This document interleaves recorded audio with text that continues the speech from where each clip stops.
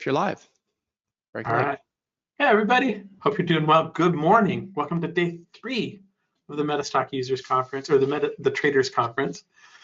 I hope you're doing well. I hope you are ready for another day of an instruction, and it's good to see you. A couple of items of business before we get started. If you're joining us from YouTube, welcome. Make sure to like and subscribe. It helps a great deal. If you have questions at any point today, we'll do our best to answer any of them, or all of them. And I think there might have been a couple we missed yesterday, but if you ask a question, we'll do our best to kind of make sure that whoever is presenting sees it, as long as we have time to answer it. Okay. If you're in GoToWebinar, there's a questions box, and David, you found that. I'll send the link to the lineup. It's just on our website in just a second. Good morning, David. That's it. Let's go ahead and get started. I'm going to start with this legal disclaimer. I'm going to say hello and thank you to all of our sponsors. We have some great sponsors, and then we're going to kick things off. So let's go fast. Today's demonstration is designed to instruct you on using MetaStock and the accompanying software plugins. It is not a recommendation to buy or sell, but rather guidelines to interpreting and using specific indicators and features within the software. The information, software, and techniques presented today should only be used by investors who are aware of the risk inherent in trading. MetaStock and its employees shall have no liability for any investment decisions based on the use of the software, any trading strategies, or any information provided in connection with the company. MetaStock and its employees do not endorse the purchase of a security, nor are they paid for the promotion of a security. No information in the presentation today should be construed as investment advice or the solicitation to buy a security. Moving on, I want to say thank you to our sponsors today. I want to say thank you, first of all, to you guys for being here. It's great to see you. We've had some really good attendance this round, and I hope you're learning something. The biggest thing I want to get out of these events, there are a lot of work to put on. There are a lot of work to put together, and I hope you'll learn some stuff. And it's been really, I find that I learned quite a few things. I've been doing these for 10, 15 years now. I find I learn something new every time. Let's also say thank you to the sponsors. A sponsor of ours is American Association of Individual Investors, a nonprofit since 1973. You've probably heard about the AAII sentiment surveys.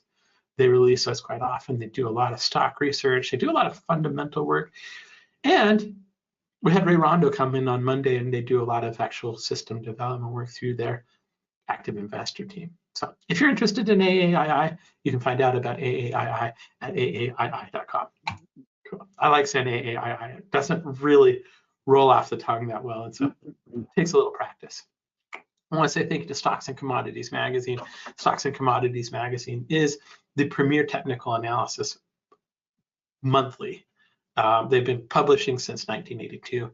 They've got 17,000 trade articles, about 1.3 million subscribers, huge supporter of the MetaStock Traders Conferences.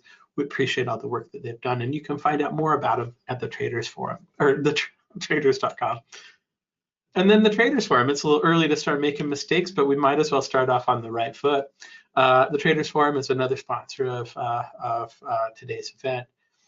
It's a great community site. You can go in there, you can chat with other traders about the market, you can learn about technical analysis. It's designed to be a community of traders helping traders. There's a lot of fun stuff that happens up there. TheTradersForum.com, you can sign up for free. Go sign up. We are, of course, MetaStock. We've been rated the best software in our price category. For all of you that have picked up a new MetaStock subscription because of this webinars this week, thank you. For all of you that have been MetaStock users for years, thank you. It's good to have everybody in here. We are proud of the fact that MetaStock has been rated #1 in its price category for 32 years in a row by the readers of Stocks and Commodities. We're going to talk about scanning and testing. Today we're going to talk about our patented forecaster, which is really cool. Pricing on MetaStock we've got 2 versions. We've got a delayed chart version and a real-time chart version, and pricing starts at $75 a month. If you buy a month, we'll give you a second and third month for free, which basically means you can try it for about $25 a month, and you'll be running it until late May. There's no commitment to keep going. We want it to be helpful for you. We, of course, we want you to keep using it, but if it's not helpful, there's no commitment. You can always cancel.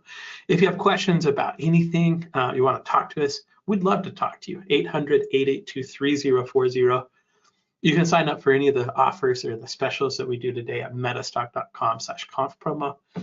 And if you have any questions, put them in the chat, or you can also chat with one of our sales teams at metastock.com/sales chat. So without all of that out of the way, let me run into our first speaker. Our first speaker is Rahul Mohindar.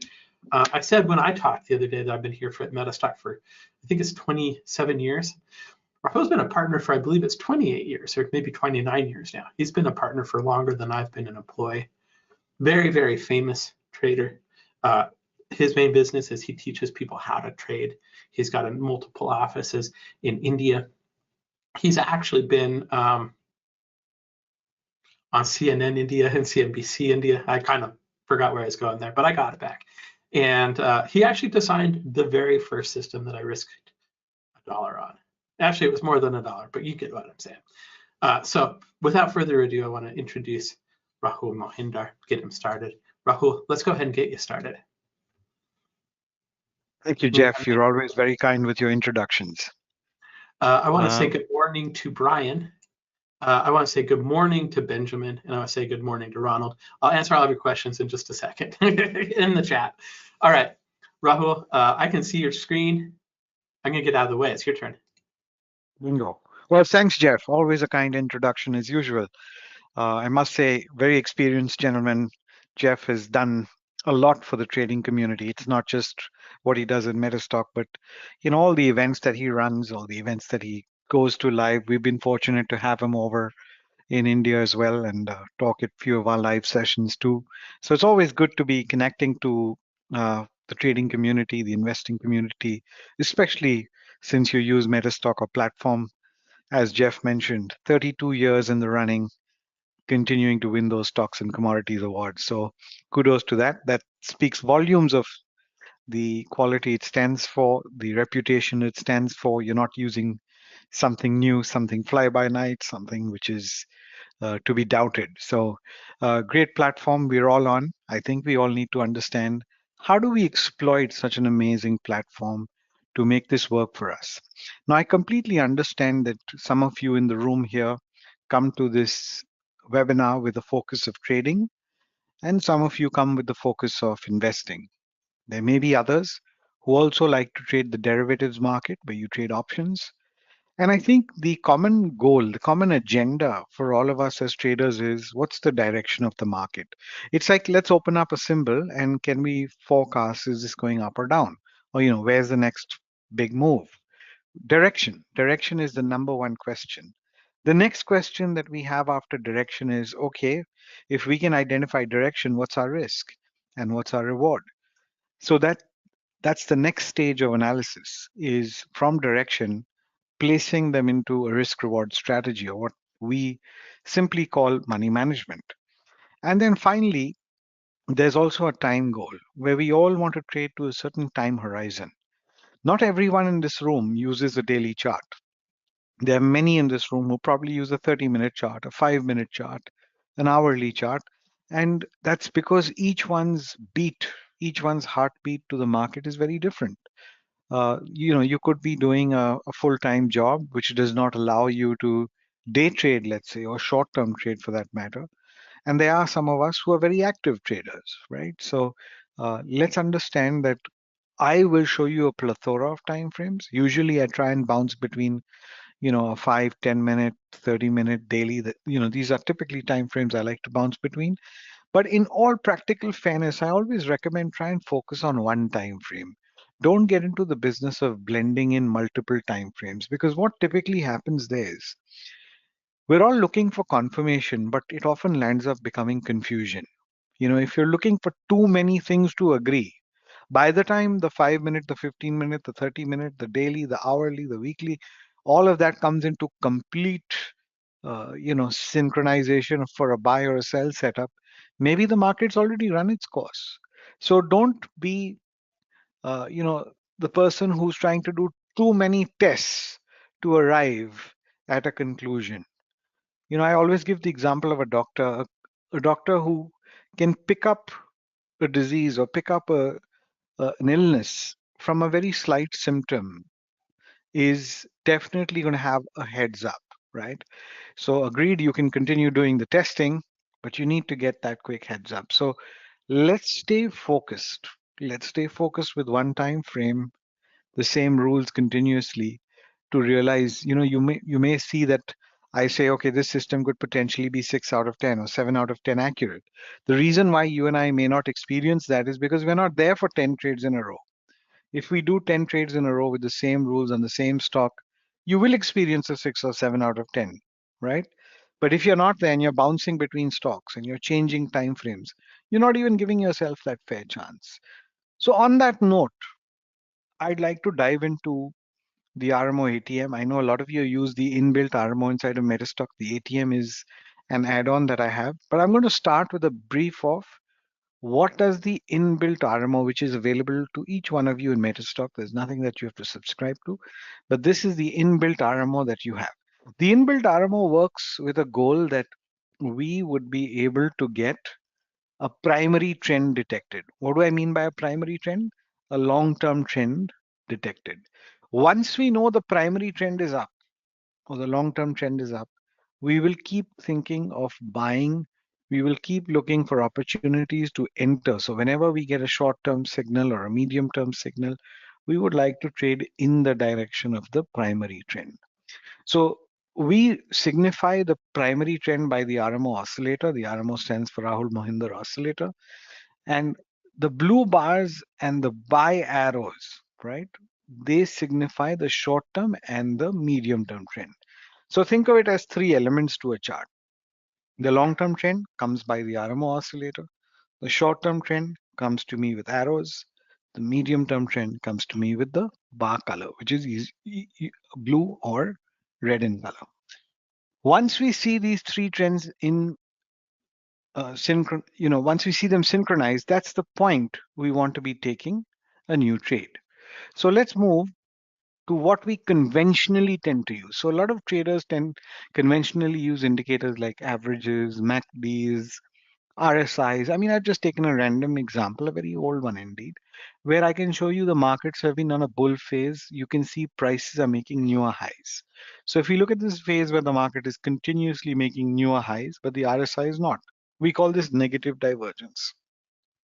The problem with divergence that I personally faced was that every time the market was in a big bull run, I always used to get worried because I'd think, oh, there's negative divergence. Similarly, the MACD or the MACD, as we call it, you have a downward crossover and you keep getting worried that, okay, within this strong uptrend, I'm still getting sell signals. So it's not about is the market overbought or oversold. What I keep telling traders and investors is let's understand that if something is overbought, it's overbought for a reason. It's probably that bullish also, right? So just because something is overbought does not equal to sell. Just because something is oversold, it does not equal to a buy. Now, I speak to you absolutely practically as a trader to a trader. I'm not someone who's into the advisory business or the broking business. I trade my own money and I practically look at these markets just like any one of you does, right? So I have an exposure to Asian markets, the American markets, traded literally any instrument, be it options, cryptos, forex. So, pretty much done a lot of asset classes. And finally, I settled down to ones which I felt most comfortable with. So let's go ahead and understand why did I build this RMO? To remove this whole, issue of using too many indicators, things, and getting worried, in the direction up. If I look at this chart again, negative divergence, negative. So this is Apple when it was having a bull rally, around the, post-COVID, post 2019. If you look at that phase, we kept making new highs. And what happened every time you made a new high, you could say, oh, there's a negative divergence, there's a negative divergence. And that would, stall you in terms of thinking positive.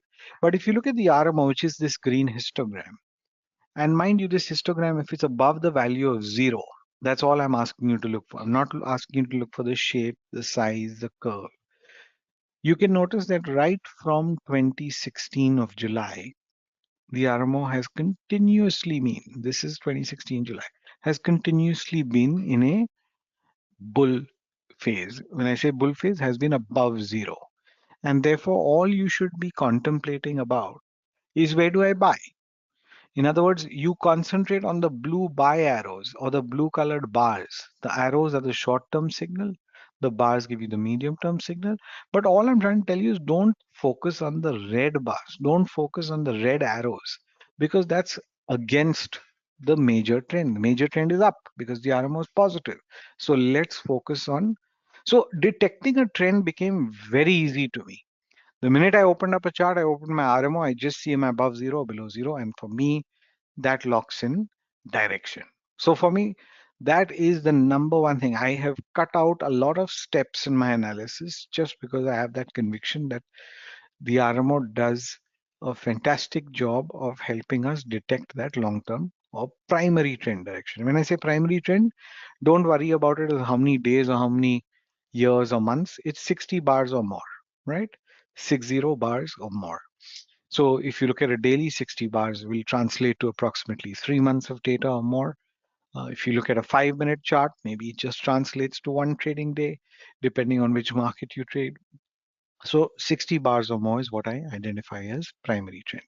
So you apply the simple template as RMO trade model, and all I'm trying to do is give you an opportunity to trade in the direction of the stronger force. So if the long-term trend is up, I'm constantly trying to tell you concentrate on the blue arrows, concentrate on the buy signals. If the RMO is negative, likewise, we will concentrate on the red bars and the sell signals. So it's equally important that we understand the RMO is not just a buy only tool. It also gives me direction on both sides. It doesn't restrict me to look at any asset class. So if you're someone who says, look, I trade ETFs, be it, crypto ETFs, be it the QQQs, or be it, any of these ETFs which are popular, you can certainly use it for ETFs. If you are trading Forex, you can use it on the euro, the pound, the yen, whatever you actively trade. So I'm not restricting you in terms of asset classes. I'm not restricting you in terms of time frame. It does work across the board. So you could be using a daily chart, a 5-minute. And just to give you a heads up, who uses an end of day or a daily chart? Someone who has many, many days in hand, right? If you're using a daily chart and trying to forecast what's going to happen tomorrow and day after tomorrow, unfortunately, I completely disagree with that logic. I see people using a daily chart and trying to forecast what's going to happen in the next day or two. I think you're really setting yourself up for failure right there. If you're looking at an hourly chart and trying to forecast what's probably going to happen in the next 10, 20 hours, you still have a better shot at it. So try and always look at a chart where you think that your right side, your vision should at least be for the next 10 to 15 bars. So a lot of us look at a weekly chart, and I've seen this practically. You're looking at a weekly time frame, but you're trading intraday. You're tracking the market live on a real-time basis. It doesn't go hand in hand. So half the problem is we're using the wrong base. So let's find out what is the base that we agree to. Like for example, my trading style personally is someone who likes to hold not just for a day, but maybe for a few days, maybe 2 days, 3 days, 5 days. But I may not be very comfortable holding for several weeks or months, right? So I use something like a 30-minute or an hourly. It just depends. So you need to find what's your feel, what's your pulse. And I think the market kind of trends in that fashion. So that works for me. So focus on the first breakout is what I always talk about in the RMO. But one of the things which we need to keep in mind is how do we make the RMO setup a lot better? Now, just to quickly take you through a cell, the first cell is obviously when you come from a positive region of the RMO and move to a negative region, right? So for me, this is going to be my first area of cell.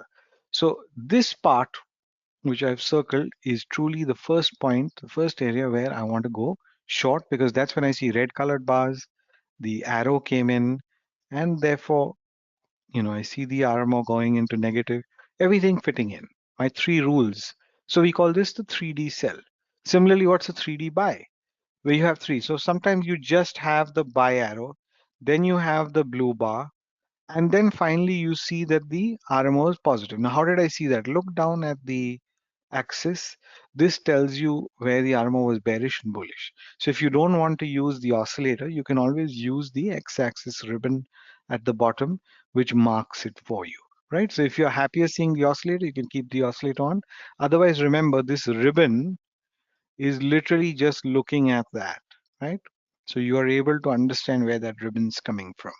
So very easy view for us to understand. Now, I always say use a rule of trigger, always buy above a high. So in other words, the point where all these three conditions get fulfilled. So let's say you got the blue bar, the buy arrow, and now you have also seen on this bar that the RMO has turned positive. If this bar high is not crossed, like you see over here, this buy has not even occurred. So the signal comes, but it does not get triggered. So in my lingo, I always say there's a difference between a signal occurrence and a trigger. So you need to trigger, in other words, cross the high. What's the simplest test of strength? You go above the high.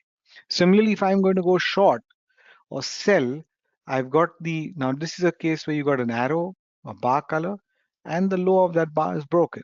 And therefore you get into a sell trade, right? So you sell below the low.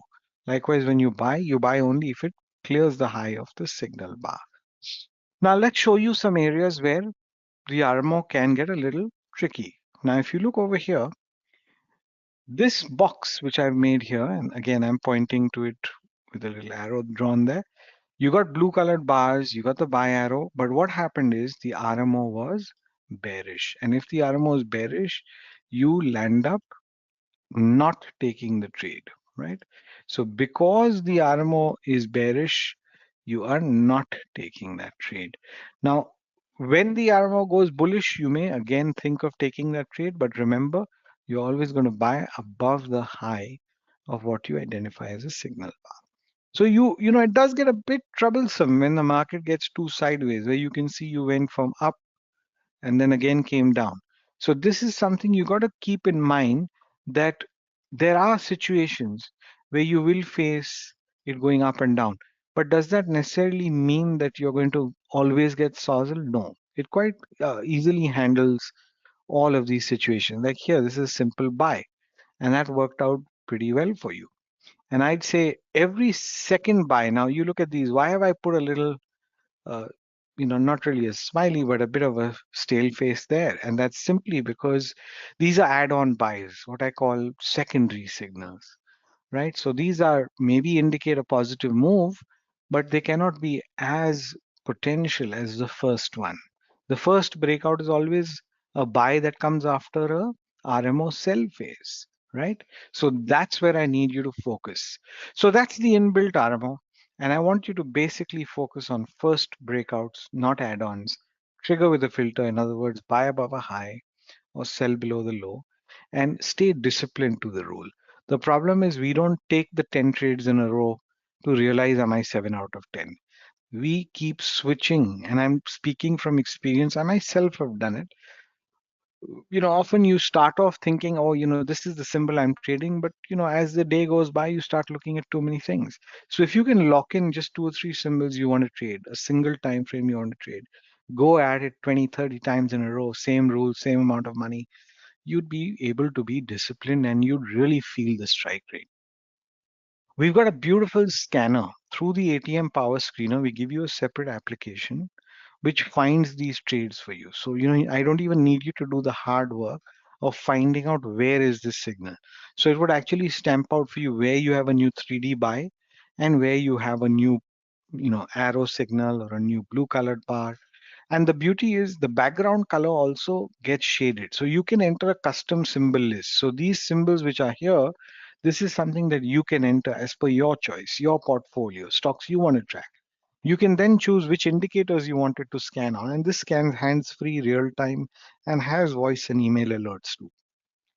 So what is the difference between what you're seeing? A 3D cell with an arrow tells you that here's a first sell. In other words, after an RMO buy phase, I'm getting a sell. Similarly, a 3D buy is where I've got all the signals in place, right? So that's a 3D buy. What's a regular 3D buy? Where I don't have an arrow. So notice this one. That means this could be an add-on. But the ones which have 2 arrows on the side of it, the beauty is that's even telling you that's potentially the first signal. So you want to focus on the 3D buys and sells with the arrows on the side, and this scanner does it for you. And you can see over here, this tells you the interval I'm using. So in this case, 120-minute, feel free to change this to whatever you trade. So if you're someone who trades the 30-minute or the daily or the weekly, you can customize it on a stock list and interval of your choice.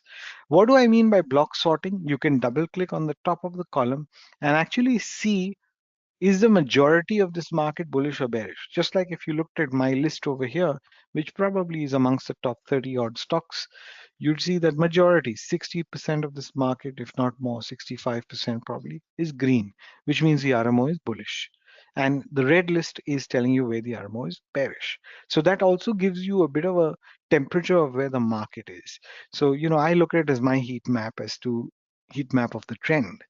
The overall trend is tilted towards a positive side when I look at the 30-minute cycle. Mind you, these are not updated prices. These are more just as an example for you. For those of you who love using explorers or scanners, traditionally MetaStock has had a beautiful explorer. It still does. And you can run through the scans as well. I'm not going to go through running scans with you. We have docketed this beautifully in the manual that we have. And we can of course train you through it as to how you use the inbuilt scanners. But once you get addicted and used to using the Power Screener application, you probably don't want to go through the manual process of running a scan. Now, whole philosophy of the ATM also is not just to be a beautiful scanner or screener. The ATM Power Screener is not just there to give you new opportunities, but we've also got a plethora of different studies which I've built for you, which work on real world cycles. What's the difference between a theoretical cycle and a real world cycle? A theoretical cycle, like you see in a book, you draw a line and you have this trend which beautifully sits on that line. But when you go into the real world, the market is crazy. It does everything but work to a particular line, right? Then we keep switching the line. Sometimes we draw the line like this, sometimes we draw the line like that, and we keep twitching and switching and adjusting. My point is, can we not have indicators that adapt to real world charts? In other words, they adjust the indicator value so that it works to that chart much better. And that's what I call the ATM Power Screener indicators. When you look at the ATM, we're really looking at the studies adapting to the chart rather than working to a fixed value. Let's show you how. I'm going to take a very tough case here where you can see the RMO goes from negative to positive a few times. So if you look over here on this chart, we've had a couple of incidents. Here it was negative, then it went positive, then it was negative, then it went positive, then it went negative. But what happened over here? This was just one simple color. It was plain, simple, red or orange. So the super filter, as I call it, this is an ATM study. The super filter, as I call it, is really dividing the market into four colors: red, orange, light blue, dark blue. Four colors. So now you can even understand the temperature of the trend. Light blue being it's probably fizzing out. Then it moves to a dark red. Dark red is the extreme form of selling. Why did I not mark this dark red? Because the low of that bar is not broken, right? So remember, whenever you see a red bar, if the low is not broken, the low is broken, then I'm like, yes, that's what I want. So what's very important for me is to make sure that I get the signal, I see the low is broken. Now, let's also keep in mind that when you see the low broken and you have the armor also negative, that works as a great positive, a great confirmation. So often this whole phase where you are seeing the RMO in a bullish, this has not gone bullish, it stays orange. So it helps you stay focused. So am I saying the super filter is superior to your inbuilt RMO? Yes, of course, because this is like a tailor-made RMO, right? So why do I call it ATM RMO? The template that you can apply here is called ATM RMO, which I also call the super filter. It filters an already solid indicator in the RMO. So in other words, it will be a much better filter than using just a standard RMO. In fact, let's show you some more up-to-date charts. This may not be real time. This is the Indian market. If you look at the last 1 year of data approximately, you'd see that right through this phase, you were in light blue and dark blue bars on the left. And the recent fall that we've seen over here was all in either red or orange bars. There was an incident where the RMO went positive. And this whole area I was saved because of these orange bars. If you went to the old template, you probably might have landed up getting into a buy, because if you recall, the inbuilt RMO does give you a blue bar fairly quick, right? But this whole thing of giving you the orange, it filtered out and said, no, don't take, this is wrong. We don't want to take that buy. It's not confirmed. And how does it do that? Because the RMO here adapted to the volatility of this chart. So I always say you're a step above when you do this. So look at more examples. Look at this chart here, which is sideways. You had, different bar colors. This is the inbuilt RMO, blue, red, blue. Why am I showing you both? Is so that you can understand there are times where the RMO flips from, below zero, above zero. And that whole phase, you get a bit foxed sometimes. You can always say, no, no, I wouldn't have bought. It didn't cross the high. But compare this to this. This is so simple. This is one color. It's simple. I'm not going to buy. It's just orange or red. I'm only looking at where do I sell. So the clarity which you land up with the ATM RMO super filter is leaps ahead. And these are real charts. Here, this is a chart. I mean, it's not real time again, but as much as, probably an hour or two ago, this is what the Euro USD was looking like. And this is a 10-minute chart, just to give you a feel. I know some of you trade Forex. I've marked 3 vertical lines. The first vertical over here was a blue bar, dark blue, the strongest form of buy. Doesn't cross the high, couldn't go long. So therefore, this whole sell trend that was in force continued, right? Then you have a phase where you had the dark blue and you could see further. Wonderful, that goes into a buy. What about this sell? Again, you have a red bar. Low not taken, could not go into a sell. What about this sell? Low taken, right? And if you look at just 3 or 4 bars later, even then the RMO slips in on the down. Beautiful drop. So imagine and this is volatility. These charts are not necessarily always trendy. You can look at these bars and say they take time. There's a lot of movement within the same price, sometimes get very monotonous.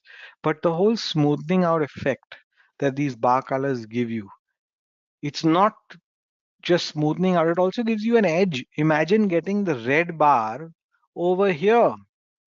You didn't have to wait for this to happen. You got the heads up right when you saw the red bar, because red is the strongest form of selling. So you may think that, okay, basically red means it's a faster signal. No, it will also be a slower signal when it has to. For example, over here, blue came first, so this was a faster signal. But here the RMO went down, but this stayed light blue. So in other words, here it slowed down. So the indicator has its capability to speed up and slow down based on how the volatility of the bars are, right? So if the market gets excessively volatile and it needs to protect you, it will add that layer of cushion. If the market is already in sleep mode and it's really looking for a breakout, it might be more sensitive, right? So the whole concept of volatility is blended in. And as you can see, a quick comparison, this is the old one. I don't need to go through this. This is much easier. It's blue right through. And therefore, let's not worry about too much of using. So dark red gives you a first-hand signal. You can get ready right away in terms of where to sell, and you can accelerate that position as you get deeper and deeper, right? So very important that we get these signals.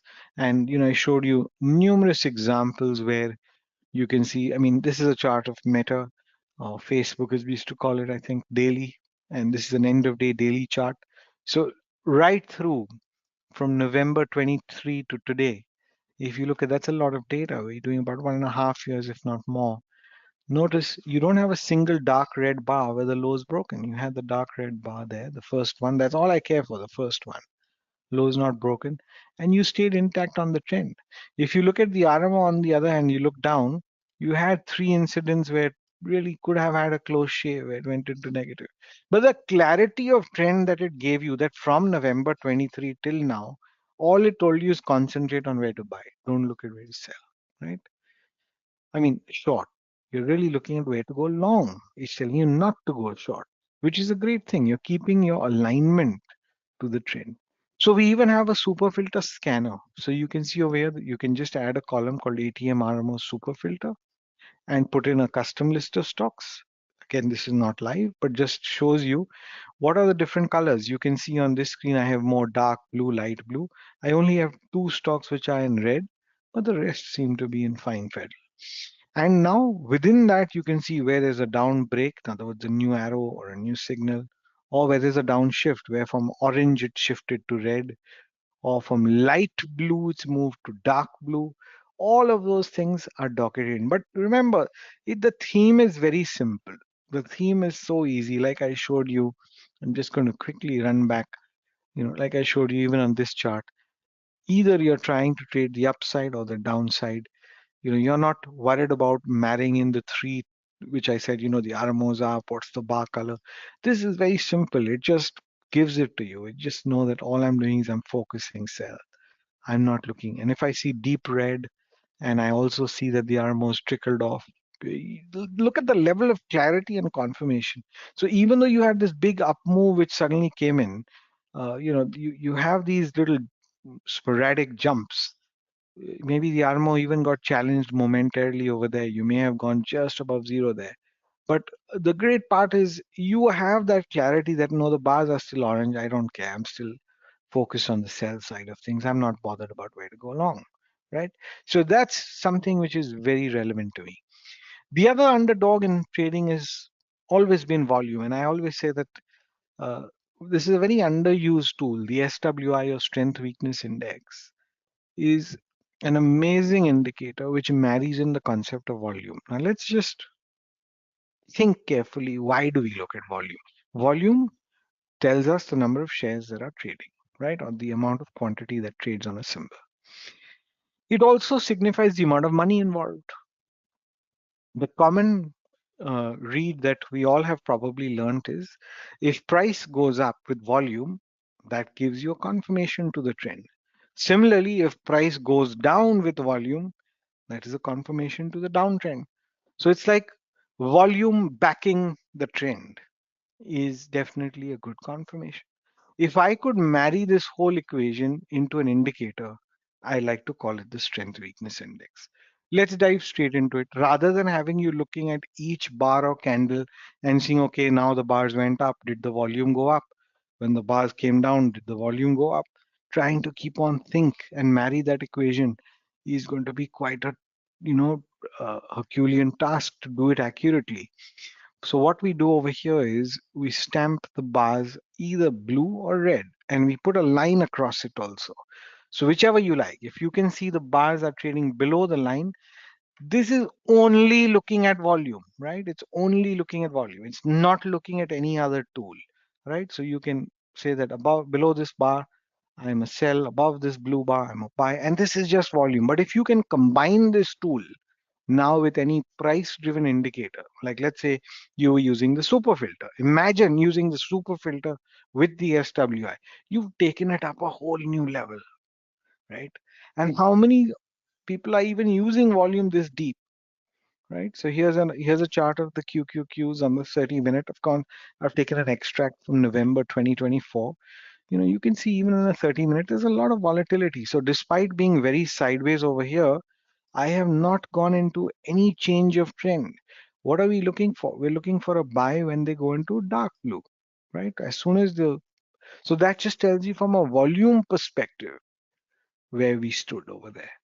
And we look at Tesla on a 30-minute. The stock's been taken a beating for the last 3 or 4 weeks. But just to understand the volume equation, we saw those highs of 420 towards the end of Jan, and that's where you saw that the whole equation changed. For me, that was absolutely the first sign where red bar got the volume break, and then after that you had the whole drop. It just showed you where the flow of volume is. Then you have this phase where you have blue, right? Notice there are a few bars which take a little blip, and this is where I tell you, look, the low is not broken. No point. The low of this red bar not broken. But when you have this red bar, the low is broken. Perfect. Right? So you need to understand just seeing a red bar is not good enough. We want to break the low. We want to break the low. Right? Now imagine having this confirmed. Now let's say over here the RMO is also negative. or you've seen that the super filter is also a red bar. And just look at the level of confidence you're going to whack in, because you are not just looking at confirmation of volume, but you're also looking at a price-driven study. Here, I'm just looking at SWI alone, and this is so easy to use. I mean, the whole goal. Why is it called ATM? Automated Trend Modules. It's to automate the analysis, automate this whole process to try and find the best fit on the chart and then give it to you. So the whole idea is you can even go into what we call expert advisor commentary, because if you're new to this and you want to have a quick read, okay, what's the I could go into Tesla and look at, okay, the SWI suggests a bearish pulse, the RMO is negative, the zone detector, which is another element which I write about in the manual also. It tells you if it's in a fairly active zone of volume or not. Because I always say try and trade where it's in an active zone. Don't try and trade an inactive, or what we call a dormant zone, right? So that's another element of volume which I have through the zone detector. I'm not going to be talking about that. But here too, I can easily look for both, SWI signals.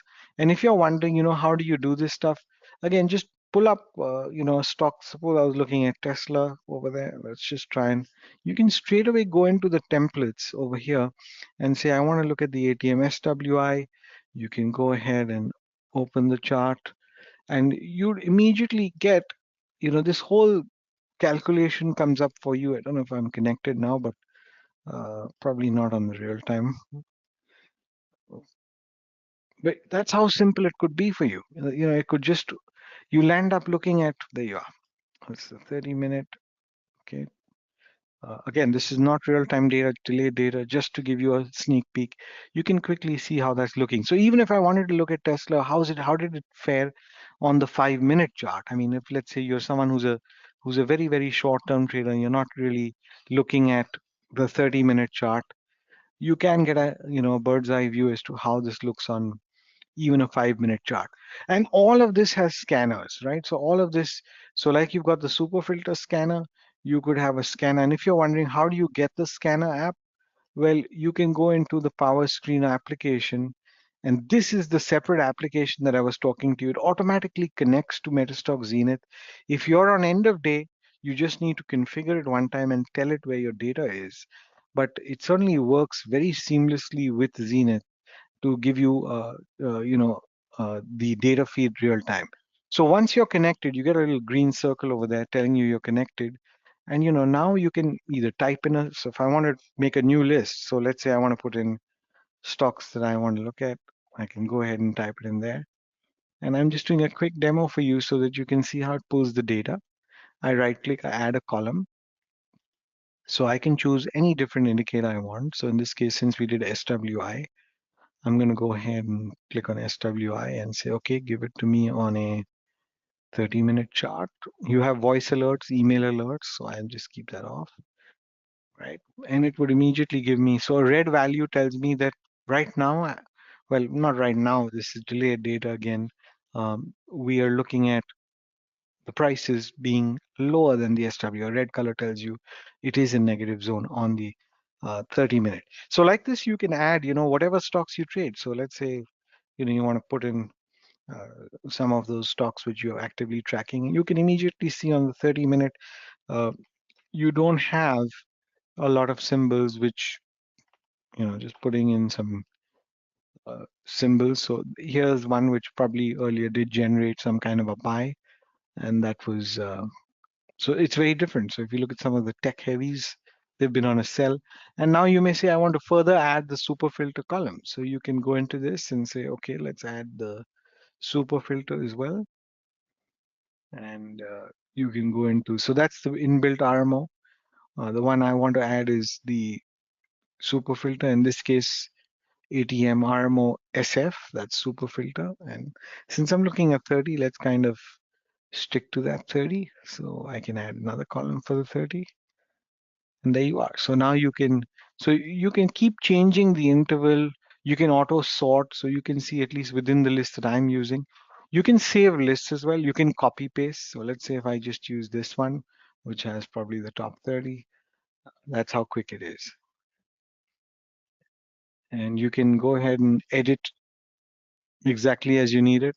So you edit columns and say instead of daily, I want to switch it to the hourly, right? You can go into the 60-minute also. You can say, I mean, so these are different volume tabs. Compute on close means you only want a signal once the bar closes. And this is important because a lot of times those who are on real-time bars, they want a signal only after the bar comes to an end, right? Not while the bar is in formation.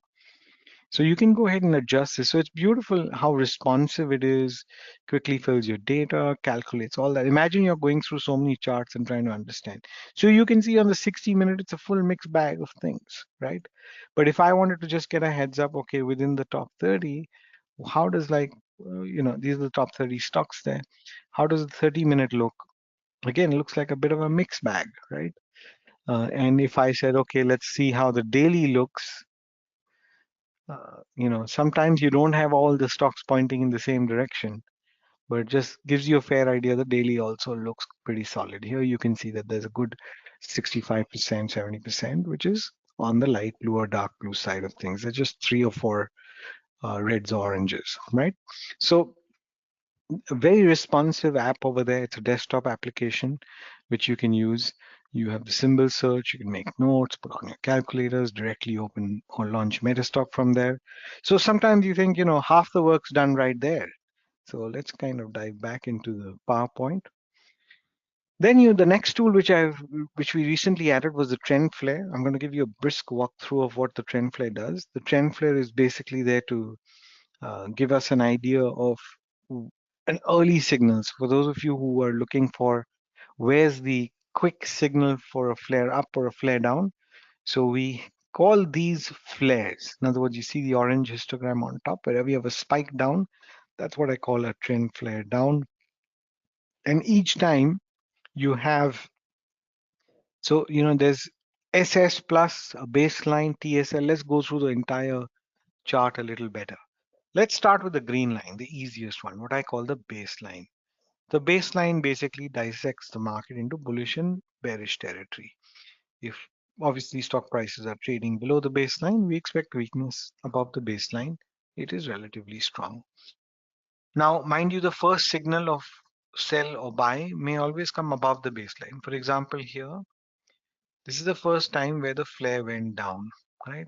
In this case, it was below the baseline. That was a very good confirmed signal. There are times where you have a trend flare up over here, but notice over here that's also marked as a diamond and the high of that is not crossed. So very important rule that when you get a diamond, so sometimes you get a flare up like this, right?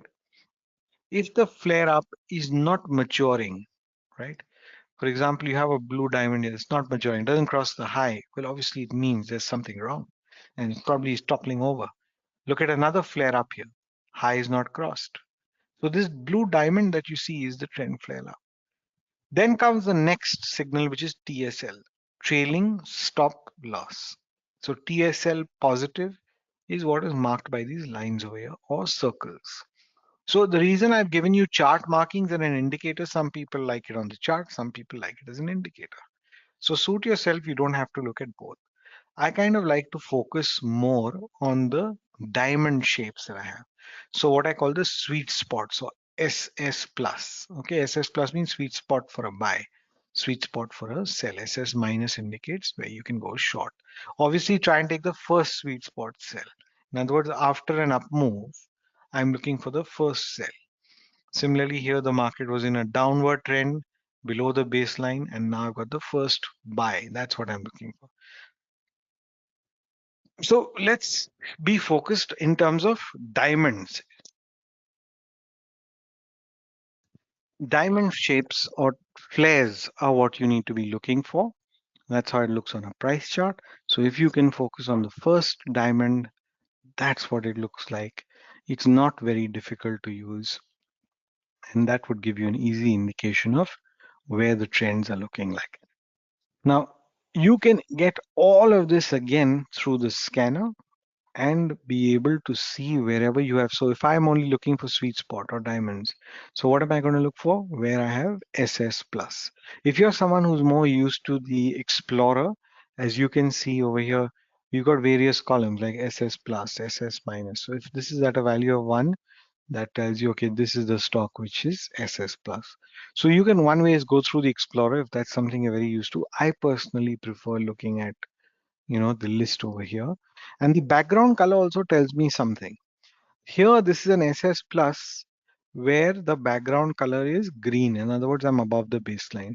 Here, this SS plus is where the background color is in a red, which means I'm below the baseline, right? So this speaks to me a little better. And therefore, I'd say the trend flare scanner, in other words, power screener, is definitely going to help you understand where exactly that market is versus the uh, versus the actual explorer, which becomes a bit more of a Herculean task. Finally, the last tool, which I'm really not going to run into too deep, but I'm going to leave you with a slide where we have support resistance levels, which are auto marked for you. This is something which I recently added within the platform. So last year, we got you the support resistance zones, and this is an automatic calculation of where support exists. Mind you, conventionally, we all look at support and resistance as the previous high and the previous low. This factors in volatility and volume. So the whole concept of where is price spending a lot of time along with volume is what generates a support or a resistance here. So it's not necessary that it's always going to be this low. Like for example, here it's used this as the support. So the purple markers are supports and the blue markers on the top are resistances. So this works as a great confirmation. I mean, just when you put it up on a chart and look at it, it really makes life easier. So imagine looking at this chart now. You can see here support held, and then you move past a resistance. This is a very important level. These two, my friends, are baselines, what I was showing you on the trend flare.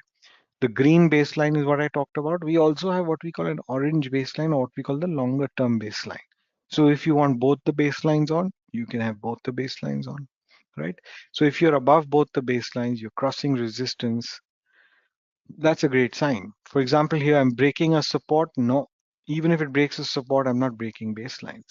So here I've broken a support, I've resisted, I've again got a support. Now, why is it not having any follow through on the downside over here? Because you really didn't puncture the baseline. So even if I wanted the green baseline punctured, the low of that is not broken. But what I can understand is definitely below this area, there's going to be some pressure. In other words, there could be some selling pressure that triggers in. All right, I'm going to leave the last 5 or 6 minutes, open it up to questions. I'd be happy to answer anything that comes across your mind. Again, this is a very quick, brief walkthrough considering the time limitations. But each one of you must remember that we are there to train you. We're there to help you through understanding the platform. We're there to help you uh, provide you that manual. There's videos which will take you through it. And remember, the theme is automated trend modules. It's not that tough. It makes trading very simple. Rather, I'd say make analysis very simple because most of us are spending so much time in analytics and getting confused. Here, the analytics are very simple and we restrict it to just 6 or 7 templates. I'm not asking you to go beyond that universe. So over to you, Jeff, and let's open it up for any questions. Yeah. One of the questions that we get a lot of is what kind of instruments does this work well? And obviously it was designed on Indian stocks. Do you also use it on US stocks? How about international stocks like Australia?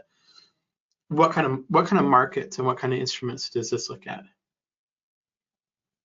Great question. Well, I know this is a doubt a lot of people have is if a system is, for example, candlesticks was developed by rice traders, in the Japanese market. Today we use it across the board. We're trading cryptocurrency using what rice traders would use. So let's not worry about the fact that it was developed for a certain market. But again, to answer that question a little better, when we build any system and when we built the RMO, we built the ATM studies. As I told you, I've traded a variety of markets, and therefore it made absolute common sense to me that we must test this on high-end equity stocks in the US markets, or very developed markets, and also look at the Asian markets.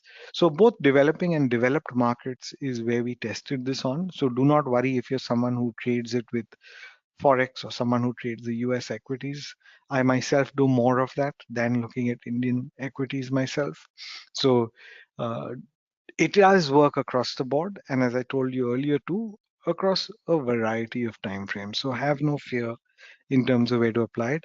Yes, the only caveat to everything is remember, just buying a platform doesn't equal to making money. You need to invest a little time in terms of understanding the utility, getting comfortable with it, do some practice trades with it, see what time frame works for you. I think that little, few weeks, if you can give yourself a gestational period, is very important. And I always tell people, if you don't be a fence sitter, try it for a month. If you're new to it and you're apprehensive, I can tell you, people who've tried it, 9 out of 10, they will be there. You will like it because it's so easy. It just takes out so much confusion. So I'd urge you to, before you come to conclusion and wonder if it'll work, put it to test in the real world. Neil wants to look at a symbol, but I'm not sure you're set up to look at a specific symbol. So what I would I say won't is, be able to get into particular stocks, but if there's a particular question you have with reference to that symbol, I'd be happy to answer it. And if you think there's something you need specific attention on, just feel free to reach out to us. support@viratechsoftware.com is our email. We'd be happy to help you through it. and we would love to pull any chart that you're interested into if you want to get a hold of our sales chat at metastock.com/sales chat. So, another question we get a lot of is, do you recommend a specific scan? Like when you're using stuff, do you want a specific price range and volume range when you're looking to do scans? Absolutely. I'm someone who fixates my list to a few symbols, and that's because I like to look at symbols which are very, very active. Now, one of my philosophies has always been, let's have a symbol list which I can go both long and short on. For example, there could be a stock which I want, suppose I'm bearish on Apple. If I can't short the stock, maybe I could buy options on it. But let's not look at symbols where I don't have the ability to short. For example, there are stocks, say, in the Indian market or the Australian market, where you can't go short on them because they're not in the derivative segment, right? There are no CFDs of them. You can't really be looking at those. So I like to look at a portfolio or a symbol list of just 10 or 12, which I can go both long and short in. Obviously, we like to look at symbol lists which are thick in volume. And when I say thick in volume, I mean, it shouldn't be something where you just have, 10 trades in 5 minutes. It should be something which is truly liquid. You should be able to get in and out quickly without too much of a spread or slippage. So try and stick to a list which is thick in volume. Also, you don't want to look at stocks which are, controlled by one entity. Sometimes you have stocks which have a very low floating stock. And if you understand what I mean, maybe the promoters or the owners of the company own over 50% of the stock. So, that always creates a controlling factor. So try and look at some of the big boys, the big names. Liquidity is what you need. That's not much of an ask. Yeah, you should be able to do it well. The other question we have, Rahul, I think it's my turn. Yogs wants to know how much it costs. So I'm gonna kind of go through the package and the offer. But before I do that, I wanted to say thank you for spending an hour with us. You did a great job, and I appreciate it. Thank you, Jeff. Always great to be here. All right, very cool. I'm gonna go ahead and eject you, and then I'm gonna go through with the offers and kind of just go through the costs of everything. Thanks again, Rahul. All right, let me go ahead and do this. Go ahead and make me the presenter real quick. And let me make sure I'm sharing the correct screen. Audience view. Yes. Okay. Let's go ahead and kind of just jump over into the slideshow. Let me turn on the camera. There's a whole lot of stuff I have to remember to do, and so it is helpful for me if I just walk through what I need to do as well. What I'm going to just kind of talk a little bit about. I want you to notice the number 4 here with add-ons, and they're very, very successful. We try and kind of make them even better, and the fact that there's a 4 at RMO ATM 4 just means this has been a very well-received, well-loved add-on. A lot of people have been using it over the years, and it's been great. Another thing I want to talk about is Rahul had kind of showed the power screener and how easy that is to set up. if you are on daily charts and have updated to the Zenith daily chart service and you use ATM, that delayed data feed is going to work automatically as part of the power screener. You'll be able to go in and see what the prices are doing. It's going to update on that delayed basis that you get out of your prices. So that's really cool. It's something that kind of is available just because they're already developed into the Zenith data feed. And that's a huge upgrade that we gave to all of our DC customers this year, is the ability to see what's going on in the market, the ability to scan during the day, and it translated over very, very nicely to the power screener. I'll just kind of talk a little bit of what's included. RMO ATM 4 has a ton of stuff in it. It's got the breakout catcher, the strength and weakness indicator, the super filter, the trend decider suite, the RMO 2, the counter trend indicator, the trend flare, the automatic support and resistance. And Rahul did a good job of showing them, but there are so many really good methodologies that are included with expert advisors, scans. It's really an add-on that you can kind of get pretty intense with, to say the least. Won't go into kind of the details on all of what these actually do, just due to time.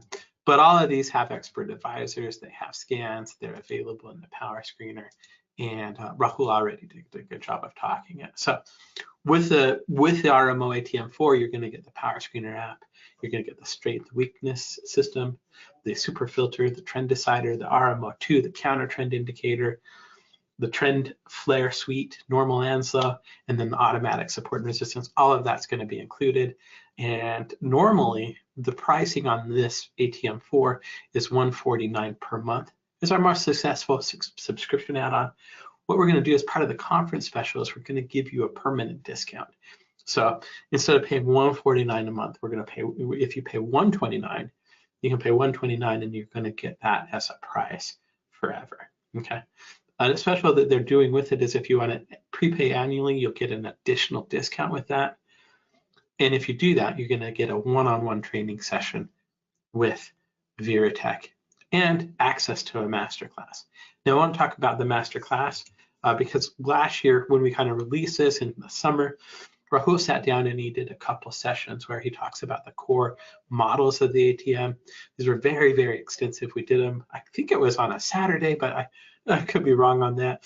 But he went through and just really outlined kind of what's in the methodologies, how to use it. So here's what he did in the first session. In the second session, we did tag detection integration, and he kind of went through really kind of how to use everything in the program, how to look at things. It was a great session. It's recorded, it's available as instant access, and the price for the class is normally $886 by itself. So what we're going to do is we're going to give you a webinar special where you can get that ATM masterclass, and you can get 3 months of the RMO ATM. Remember, that's $129 a month. So for $120, basically for $499, which would be the price almost of paying for it for 3 months, you're going to get ATM. You're going to get that masterclass with all of the instructions that's included. You're going to get that permanent lifetime discount of the $129, so you'll be paying that instead of the $149, and the 2 recorded master classes as well. So a couple of different ways you can order this. If you want to, you can give us a call at 800-882-3040.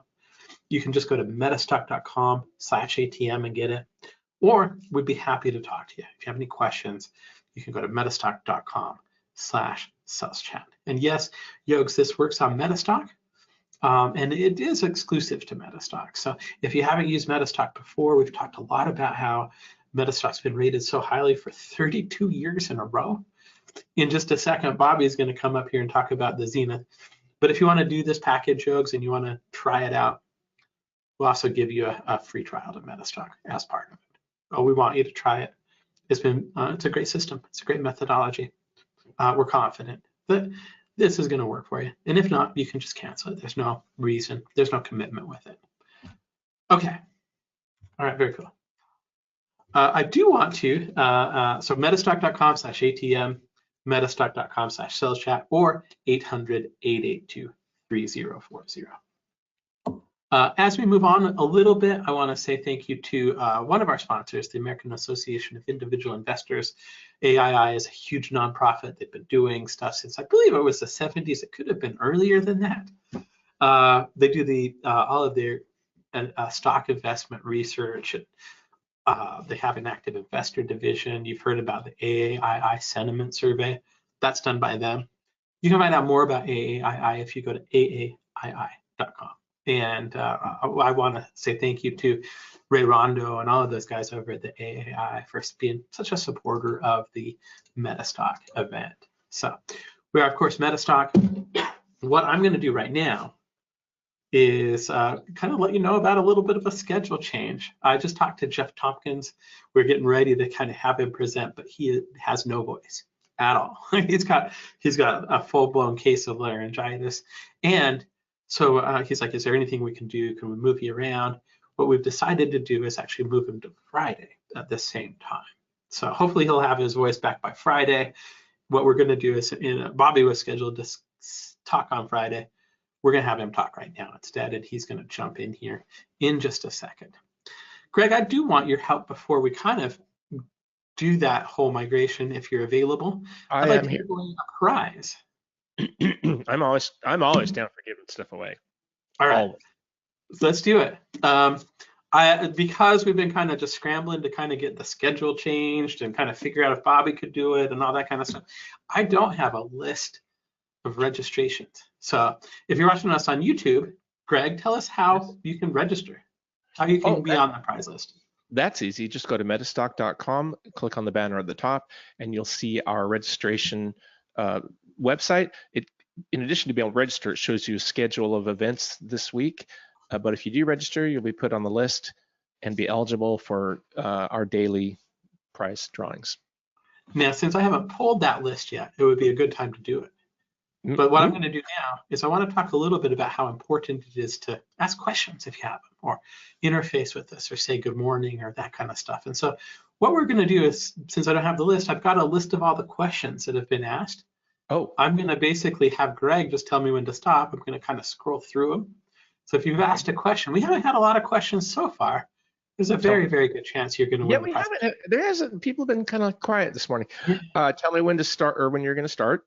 Okay, and I'll tell the prize later. Okay, I'm going to go ahead and start. Oh, stop. All right. It was Yogs. Yogs asked, how much is a package? So, Yogs, congratulations. For that question, you won a prize. Should I tell him what he won, or surprise him with it later? Should tell him what he won. I've got him right here.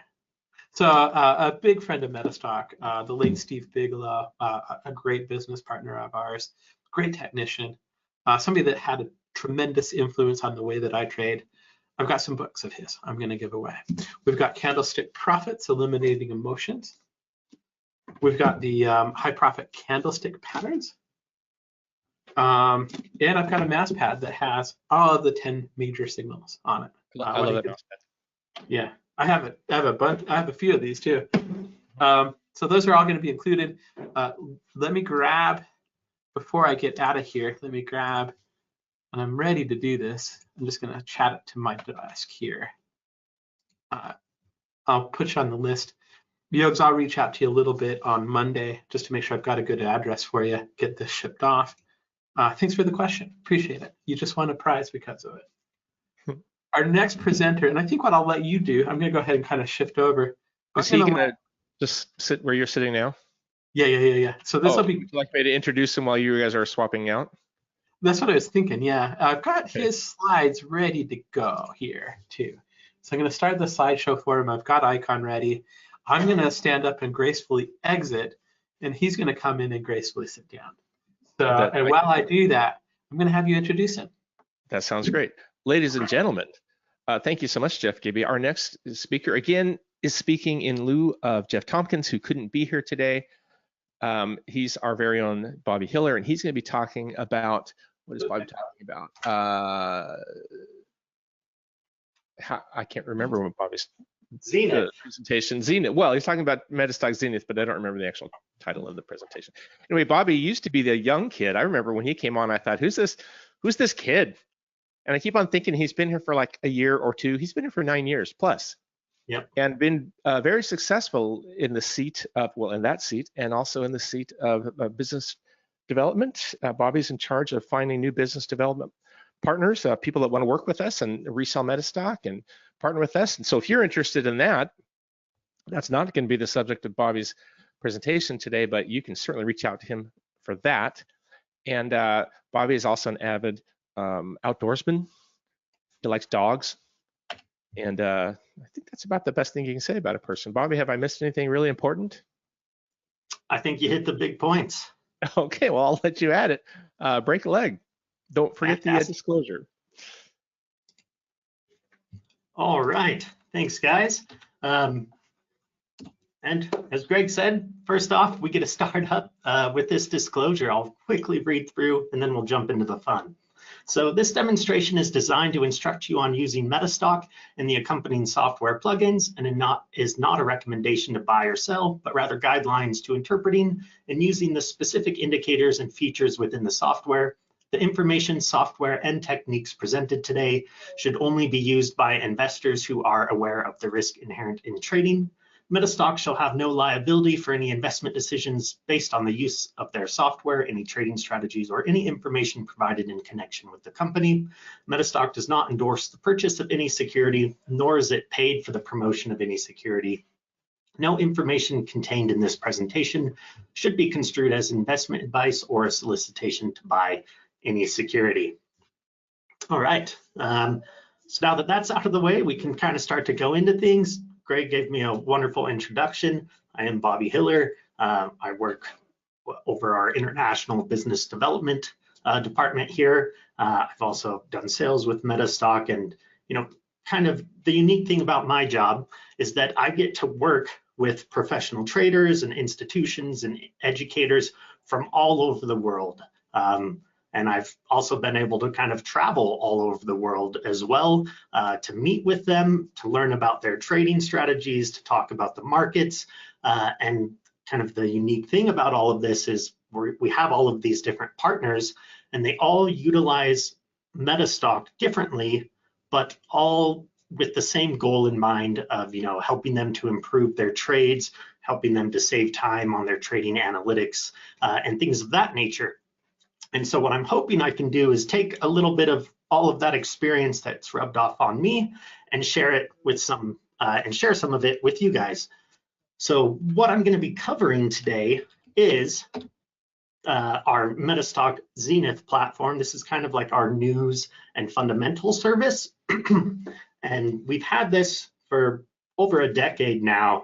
And one thing that you'll note throughout my presentation today is that there's going to be a lot of information we're going to be going through. And I don't expect you to retain everything that I'm saying or everything that I'll be showing you today. But what I'm hoping is that, there's a few things that you can kind of pick out that you might find really interesting and that you think might be beneficial for you. And if that is the case, then I recommend taking up a trial of the service just to test it out, and see if it can help you out, because I think it's very likely that it can. So I'm sure Jeff has maybe gone over some of this throughout the presentations in the last couple of days, but I always think it's fun to kind of just quickly go through the heritage of the company. So we were founded back in 1982. So we've been around for, well over 40 years now, and pioneering basically technical analysis software. A lot of people didn't even have a computer back then, and we were creating, software to help people with their analytics. We were purchased by Reuters back in 1995. I'm sure a lot of you are familiar with like Reuters, the news service, the data provider, etc. And then we released our first real-time data feed based on Reuters technology for MetaStock in 2005. And then we released the MetaStock Zenith platform, which I'm going to be showing you today, back in 2012. And we actually divested from Thomson Reuters in 2013. And so basically what happened there is the owner of the company, currently Scott Brown, he was the president at the time, he decided to purchase MetaStock back from Reuters. So it's still the same core group of people working here. The average employee has been employed for over 10 years here. So me even being at 9 years, I'm not quite up into that exact average yet. A lot of people have been here a lot longer than me. And so we're still the same core group of people, and this kind of has just allowed us to move a little bit faster. There's less red tape and things of that nature. But with that being said, we're still very closely partnered with Reuters, who's gone through a lot of name changes. It, changed into Refinitiv a couple of years back, and now they've been purchased by the London Stock Exchange Group. And we still work very closely with them to be able to offer their news and data service. And we're planning to continue to offer news and data service with them for quite some time now. So with that, this service, I actually probably need to update some of these slides now. It says powered by Refinitiv, which also kind of LSEG now that they've bought them out. But we do have pricing data for approximately over 70,000 globally listed companies. We have SKUs or symbols basically for over 300,000 different securities. There's over 40 million research items available, and we get real-time news from more than 2,600 full-time journalists across over 200 different bureaus. So a lot of data that can come in on this platform for you guys. So no matter kind of what markets that you're trading or what kind of information that you're looking for, it's very likely that you can get it inside of here. And I'm not going to be spending too much time inside of a PowerPoint today, but I just kind of like to touch on some of these things so you can know what to be looking out for during my demonstration. So we do also include FX data. We have over 150 currencies in there and all the major pairings. We do have news, as well as you're looking at equities, futures, Forex, fundamentals, economics. We have some crypto, so really all the different markets in there. It's very intuitive. It's really easy to kind of navigate around, as I'm going to show you guys. And there's all sorts of really unique things that you can do inside of here. So this kind of screen here is just an overview page of a company, and you can see kind of how much information it's displaying here. Well, one thing that you're going to notice is all of this is clickable information as well. And what we're going to do is kind of dive into the software and go through it, and I'll show you guys how some of this works and how you can really pull a lot of additional information out of this platform. I'm pretty sure Jeff got me all logged in here. Yep, all right, so here we are. This is the home page here. Oh, also, I'm gonna make sure I'm looking out for questions. As you guys just saw, someone just won a prize for asking a question. So if you have any questions today, definitely don't hesitate to ask. You may end up winning a prize too for it. And I think we're also in YouTube. Let me look over here. Okay, so this is our home screen inside of Zenith. And you can see there's all sorts of different things kind of laid out here and a lot to kind of go through. And as I said, I'm going to kind of just spend some time going through some of the information, some different types of workflows that you might utilize just to kind of share things with you guys. And if you want me to dive deeper into something or have a question about a specific topic, please type it in. I might be a little slow to look over and remember to check it, but it's easy for me to jump back in and kind of show you guys anything. So on this home page here, you can actually kind of customize this. You can customize tons of different pages inside of here. And I'm even going to show you guys kind of how to create your own custom workspaces really easily. But for now, we'll start here and show you some of the things that you can do. So currently this is set up to have some equity quick links over here, and you'll notice as I hover over things, I can kind of click in to anything I'd like. There's also these different tabs here, like this one says politics, policy, and risk. And I can jump into these stories quite easily just by clicking on them, or there's a little gear icon right here that lets me edit this. So maybe I'm more interested in industry news and I want to have like technology, media, and telecoms on my front page. Instead, I simply click on that and it's going to update this and change it over to that. And you can do that with all of these different links here. This also has like the sidebar over here letting me know kind of top equity indices and what's going on with them. But yeah, we'll kind of just go through some of these one by one, show you some of the different applications and things you can utilize. So that first screen, I had kind of been talking to you about the company overview. This is one that I like to visit frequently. Oftentimes I'll do my analysis inside of MetaStock, my technical analysis that is, and maybe I'll get a list after doing some explorations and looking at some charts of 5 to 10 securities that I might be interested in trading. And then I'll often transfer the list over here and I'll open up these companies and I'll do some further analysis inside of here. So let's pull up just a common one that probably everyone knows. We'll do Ford. So this is opening up Ford here. All I had to do was type an F in here and that's the symbol for it. So it knew immediately to give this to me as an option, but I could also like type in the name Ford and it also pops it up. So it's very intuitive. It also gives me a number of different things to click into. I just went into the overview page, but you can also open up a quote app or a financial chart or the news monitor. You can open up the options watch list for it as well. But we'll just start kind of at the overview and go from there. So I do get a summary of what the company is in case I want to, learn a little bit more about them. I can see the price performance, and this has just like a basic 5-day chart, so I can see what it's been doing in recent history. You can, however, also change this to look at higher time frame charts here, and there's more in-depth charts we might touch on a little bit later as well that I can show you guys. But this is just really nice to kind of have at a glance here. As I scroll down, you'll also notice we have news stories over here on the left-hand side. We have events. This is letting me know about like dividends and things like that have happened.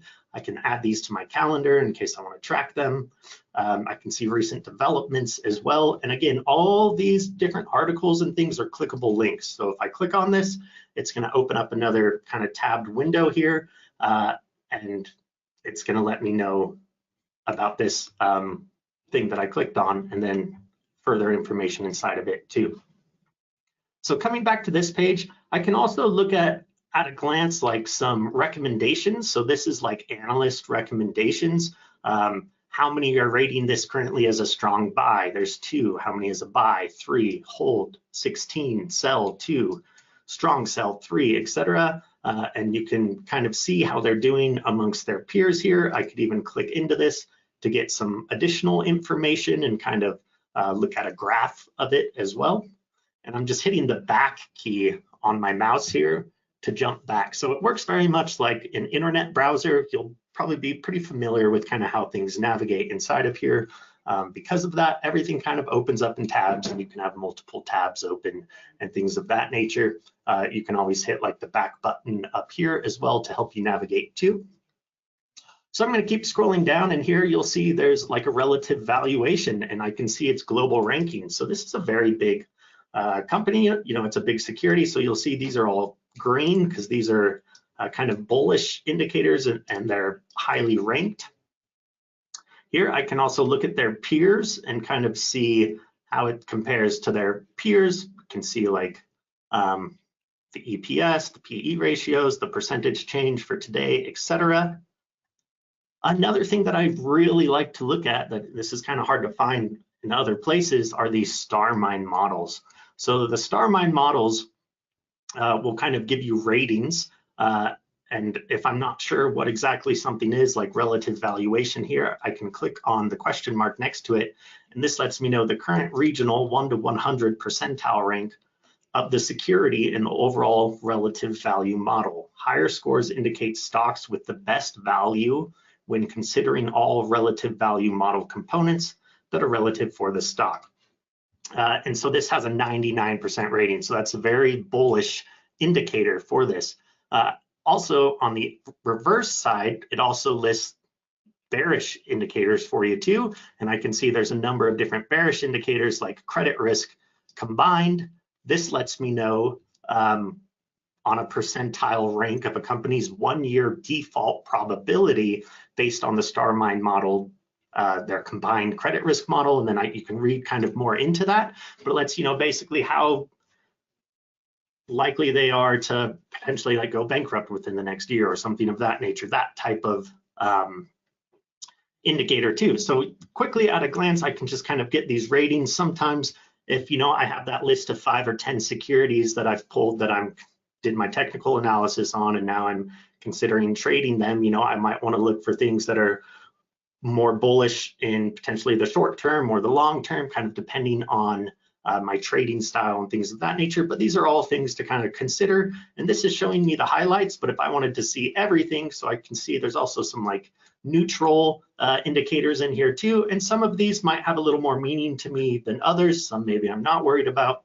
etc. But you can kind of choose, you know, what's important to you here. But that is something that I like to utilize for my comparisons as well.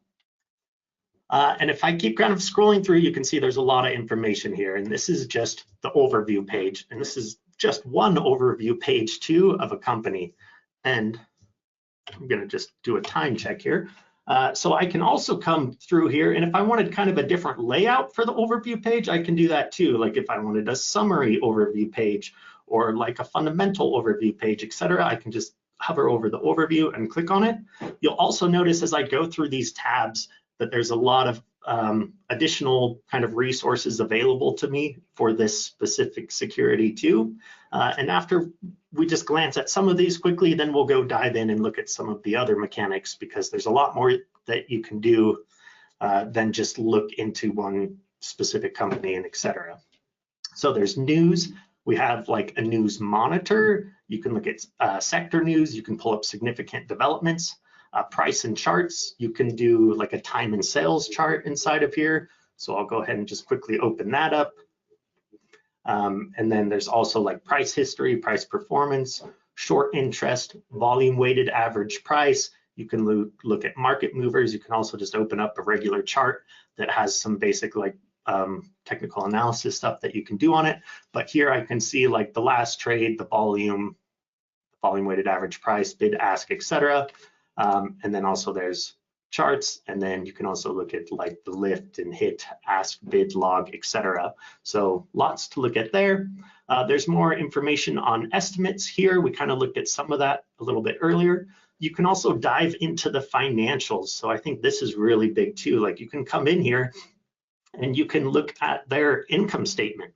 So I'm going to go ahead and click on that. And because I'm broadcasting on this work computer here, it is a little bit slower. Oftentimes, if I'm just on my personal computer or personal work laptop, everything loads a lot faster. It's all kind of based on your PC. But here I can come in and now I can see their income statement. I can see how much revenue they've made, their total, their gross profit, operating income, etc. Kind of do analysis on all of this.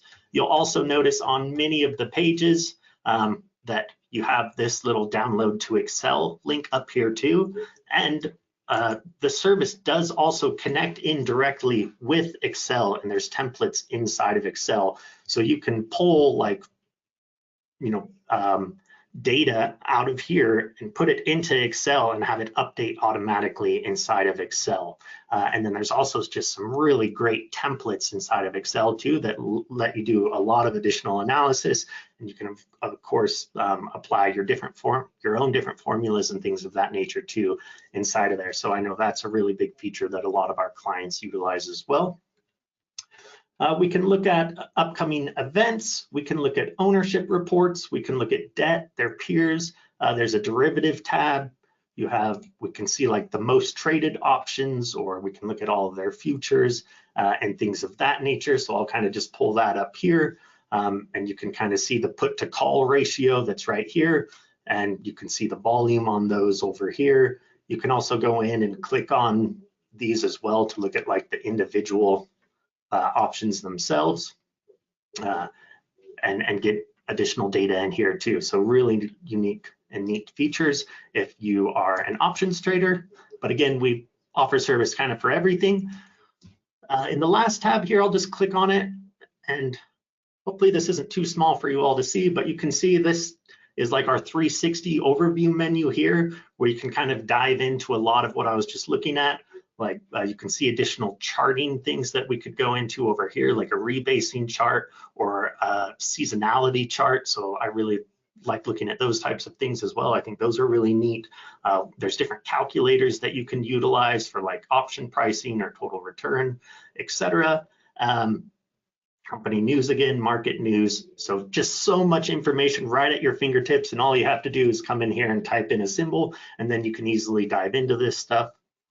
So that's one of my favorite things about this service is really being able to dive deep into an individual security and learn all of the fundamentals that go along with it, get all of the news behind what's driving it, and really look into and research everything on a higher level.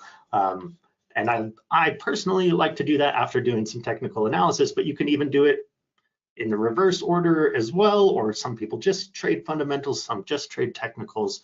Whatever kind of suits your needs, it's likely that we have the service that can help you with that. All right, so what I'm going to do is go back into the home page here. So you can see it actually says home up here, and I could just hit enter there. I can also come up here, and this has a list of like my apps inside of it as well. So I could come inside of here and then maybe look up the application that I want to open up from in here too. But for this scenario, I'll just come here and hit enter. This is going to open up the home page. I'll go ahead and close that one down. We'll open this back up. So now we're back to this home page. So from here, some other things that we can kind of dive into and look at. So let's go ahead and check out some of these different asset classes over here. So if I wanted to learn more about like equities, I can click on this equities tab here. This is going to pull up the equities overview page. And here I'm going to get, this has a list of like different countries and a lot of their major indices and things that are kind of driving the market. I can see top sector indices from here and economics today. I can add these things into my calendar. And again, I can kind of dive into each of these as well. I can also come in and like click on like news for equities up here as well, or economic events. And now this is going to pull up some economic events. And this will let me know information that's coming through. If I want to read the press release on something, I could just come over here and click on that here. I can also come in and kind of manage this. So depending on how I want my columns set up, you'll notice everything in here is very customizable. So you can really kind of match it to show you what you specifically are looking for. We can also kind of close that down over here. And if I open up this tab, now I can come in here, say I just want to look at stuff in North America. I'll turn off these other ones. Also, if I hover over this, this lets me know if it has like 1 bar, it's considered a low market impact. 2 bars is a medium market impact. 3 is high market. So maybe I turn off the not rated and the lower ones. I just want to see North America that has a high market impact here.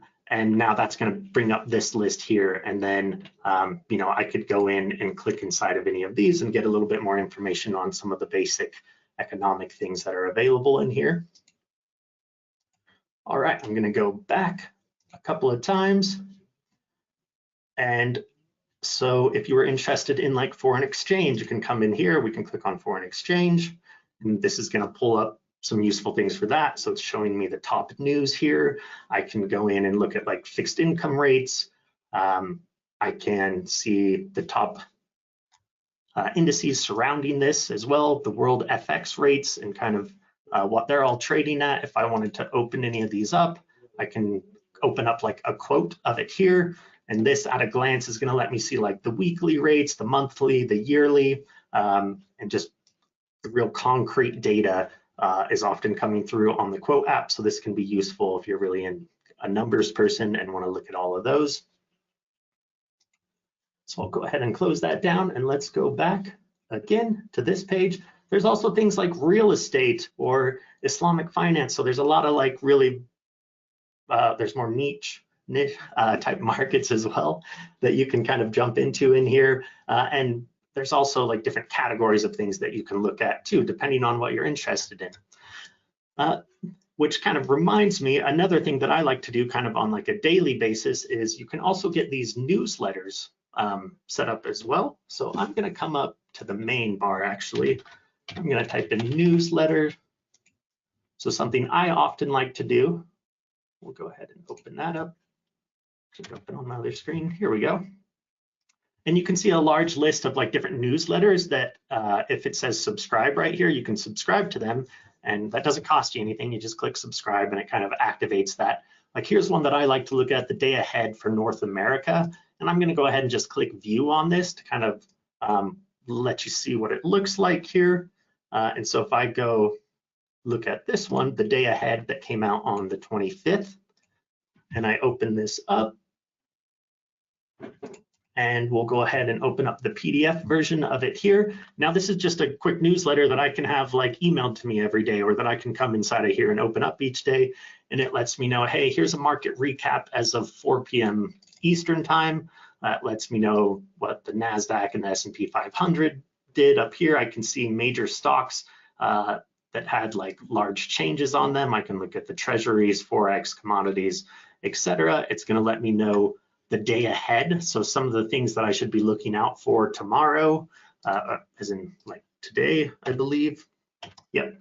And so oftentimes I'll read through this. It's just a few pages. Sometimes there's a little bit more information than other days, but normally I find, you know, it's a 5 to 10 minute read, and I can get myself fully prepared for the day ahead.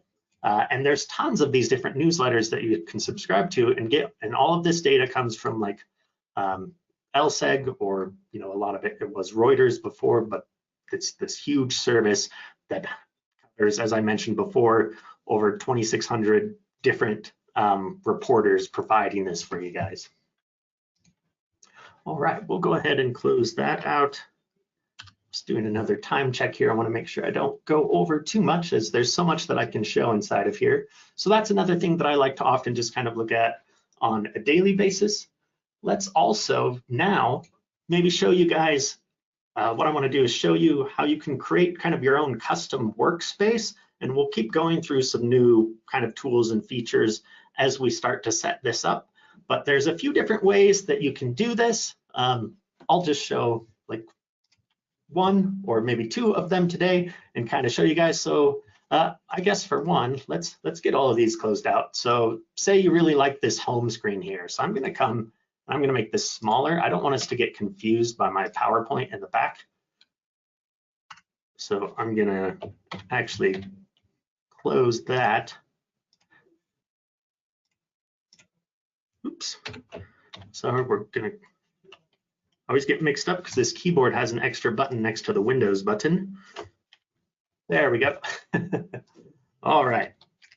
So now I will open this up, and I'll be able to change the size of this, and we won't get confused by the background image. So if maybe I just always want to have kind of my home page over here on the side. And another one of my favorite applications that I use on a regular basis is the Monitor app. Oops, so I meant to leave that one on home. Put the monitor up here. See if I can go back here. There we go. Bear with me. All right, so maybe I just keep this one off to the side for now. And now here I've opened up this Monitor application. And inside of the Monitor here, you can bring in your own lists. Oftentimes I might have like a list in MetaStock after like an exploration, and I'll often like put that inside of a spreadsheet. And then from that spreadsheet, I'll maybe put it into Zenith here as well. So you can open up your monitors. This is a demo PC, so I'm not sure if any of these are kind of pre-populated. So like here's one, it has the Dow Jones Industrial up here, and you're able to kind of open that up all the way and see all the securities that are within the Dow Jones Industrial. You can also like have crypto. You can create your own kind of headers in here too. So I could go insert header row, and this is my XYZ header that I might have, and then I can put in my own kind of securities here. So if I wanted to look at Ford and Tesla, etc., I can just kind of type them in like this, and it'll add them in. I'm actually going to make this a little bit larger to show you guys some of these demonstration things.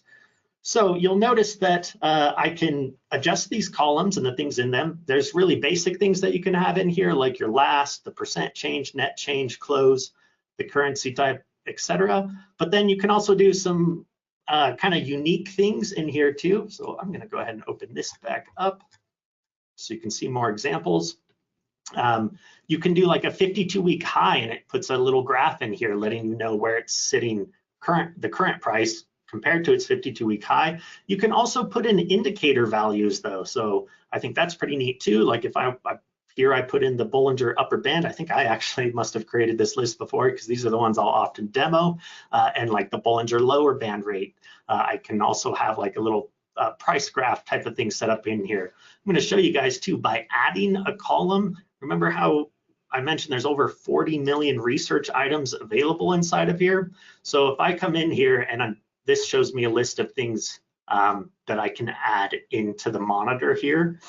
So on the left-hand side is kind of just categories. So if I wanted to look at economic indicators, I can kind of open this up, and then there's like a bunch of different things that I can pull from in here.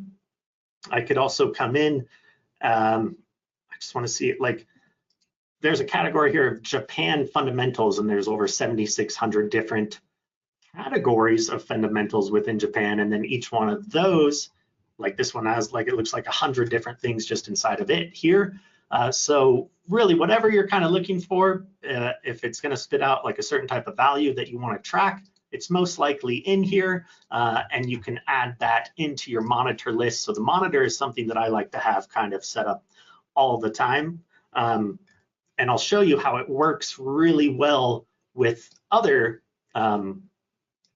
applications inside of here too. So I'm actually going to turn some of these down, and you can come in here and like adjust how many decimal points out that you want to have shown. Like if you don't really care about the currency because you know everything that you're looking at, you normally use US dollar or something, like I could delete this column or I can hide the column so I can easily pull it back up later, etc. There's different things that you can do there.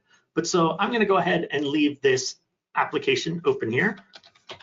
You know, maybe I also like to look at just like a basic chart when I'm kind of doing some of my analysis. So again, I'm kind of just setting up a custom workspace here and showing you guys one of the ways to do it. So I'm going to go ahead and come here and open up a chart, and let's go ahead and put forward inside of this chart just to kind of populate something. You'll notice that because I'm connecting these windows together, they now kind of stay together, and I can continue to adjust them as one, or I can come in and like right click one and I could ungroup it, and then it's kind of free to move around again wherever I'd like. Another really neat thing is that you can put it across multiple monitors, and it's going to remember where it is across multiple monitors. So I often have MetaStock charts open on one screen, and then on my other two screens, because I often work on three, I'll have like Zenith on there, my different workspaces, and like a web browser or something of that nature. But really it's fully customizable again to however you guys want it. So now we have a basic chart set up here. Another thing that Zenith is huge for is the news service. I mean, the company used to be Reuters. Everyone knows Reuters News. That's just one of the kind of agencies providing news inside of here. And this is real-time live streaming news that's coming in. So I'm going to actually demo this app just for a little bit, and then we'll put it into my workspace. And towards the end, I'm going to kind of show you how you can power them all together. And I think you're going to really like that. You'll think it's pretty neat. So inside of here, there's all sorts of different things I can do. Currently, it's set up for news on Ford because that's the last thing I was kind of looking at here. So it has Ford up here, but you can search by RIC or topic, portfolio. You can type in like your monitor list. So I have like a monitor 8 here. If you wanted to look at everything inside of a specific monitor list, you can put that up here. So this is looking at for things that include Ford and anything in the monitor 8, whatever that is, etc. You could also change these statements to like or and not. So if you're trying to look up something that talks about you know, Tesla, but you don't want to see anything regarding, I don't know, oil or something, you could put in Tesla and then not oil, etc. It allows you to do things like that. And you can keep kind of going through here and setting all of this up. And then you can apply some really neat kind of filters on here too. So I can come in here and set up my own highlights. So I'm going to look for something that's kind of already on the screen so we can see a good example of this. So I'm going to type in Fed right here, and this is set to be blue. So I'll activate that. Let's actually also put in, I think I need a bigger list here. Oops, and I just deleted my list. Okay, let's bring this back up. Let's look at oil.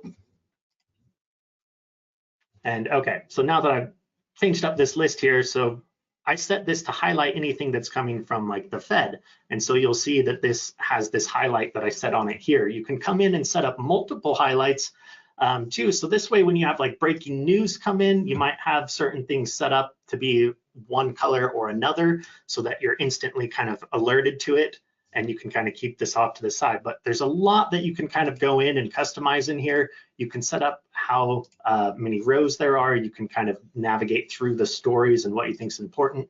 Another thing that I really like is it has over here on the right-hand side, this sentiment here. And so I can see at a glance for a lot of these stories, whether it's considered like positive market sentiment, because this one's primarily green, or like a negative, because this one's mostly red. Also, it has a minus sign and a plus sign inside of it. So that's something I can quickly look at and know and get some information out of as well. You can choose the different sources that this data is coming from as well. So most of these are coming in from Reuters, but you can change that. You can come inside of here and really start to customize everything too. So maybe you only want breaking news.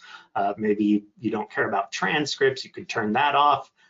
Etc. So there's a lot of different things to customize. I could do an entire hour-long demonstration just on the different news features inside of here. And again, you can also click into any of these as well, or if you want to add like a certain rig to things too, you can do that. So I'll just show you guys. I'll click on a random story here, and then it gives me some more information on it. It lets me know what's related to it. Some of these stories have like much larger kind of releases behind them that you can go in and read through too. So that's one of the news applications inside of here. There are a lot of them. So I'm going to go ahead and take this one. And what I want to do is I want to fit this over on the right-hand side here. And I'm going to stick that right there. And for time check, let's open up another quick application here, something that you guys might want to look at. We'll come inside of here, inside of the My Apps, and look at some of the things in here. So one thing that we've actually opened before that I think is quite useful is the quote app. So let's actually open up that. I'll open up this quote app here, and I'm going to make it just a little bit shorter and link that here. And I'm actually remembering another app that I really like called the Sidebar. So we'll go ahead and open that up. And I'm actually going to close that one and just have the sidebar be over here. So say these are applications that I know I use frequently. And now I've kind of created them to take up a whole screen for me. Well, it's still, there's kind of a lot going on here, but it doesn't all feel interconnected really, other than the fact that I know that I like to utilize these apps. So what you can do very easily too is you can come up to this linked icon up here, and I'm going to set this as purple. I'm going to come over to my chart. I'm going to set this as purple, the news as purple, the quote as purple, and the sidebar. So what I've done is I just linked all these together on, not just on like the visual plane where I can move them around, but now if I come inside of, let's say, my monitor app here, and I click on Disney, now my chart over here has changed to Disney. Now Disney's been added into my custom news monitor over here. Disney shows up on my quote app, and then Disney's also displaying on this sidebar. The sidebar does a few different things. It can also show you like top and bottom movers. It can give you like peers of things and etc. So it's kind of nice to have just over off to the side. So that's why I put that one in there. But now as I come and click through any of these, if I want to look at JP Morgan, I'll click on that. Again, all of these are going to update to JP Morgan. You can also put tabs inside of these different windows too.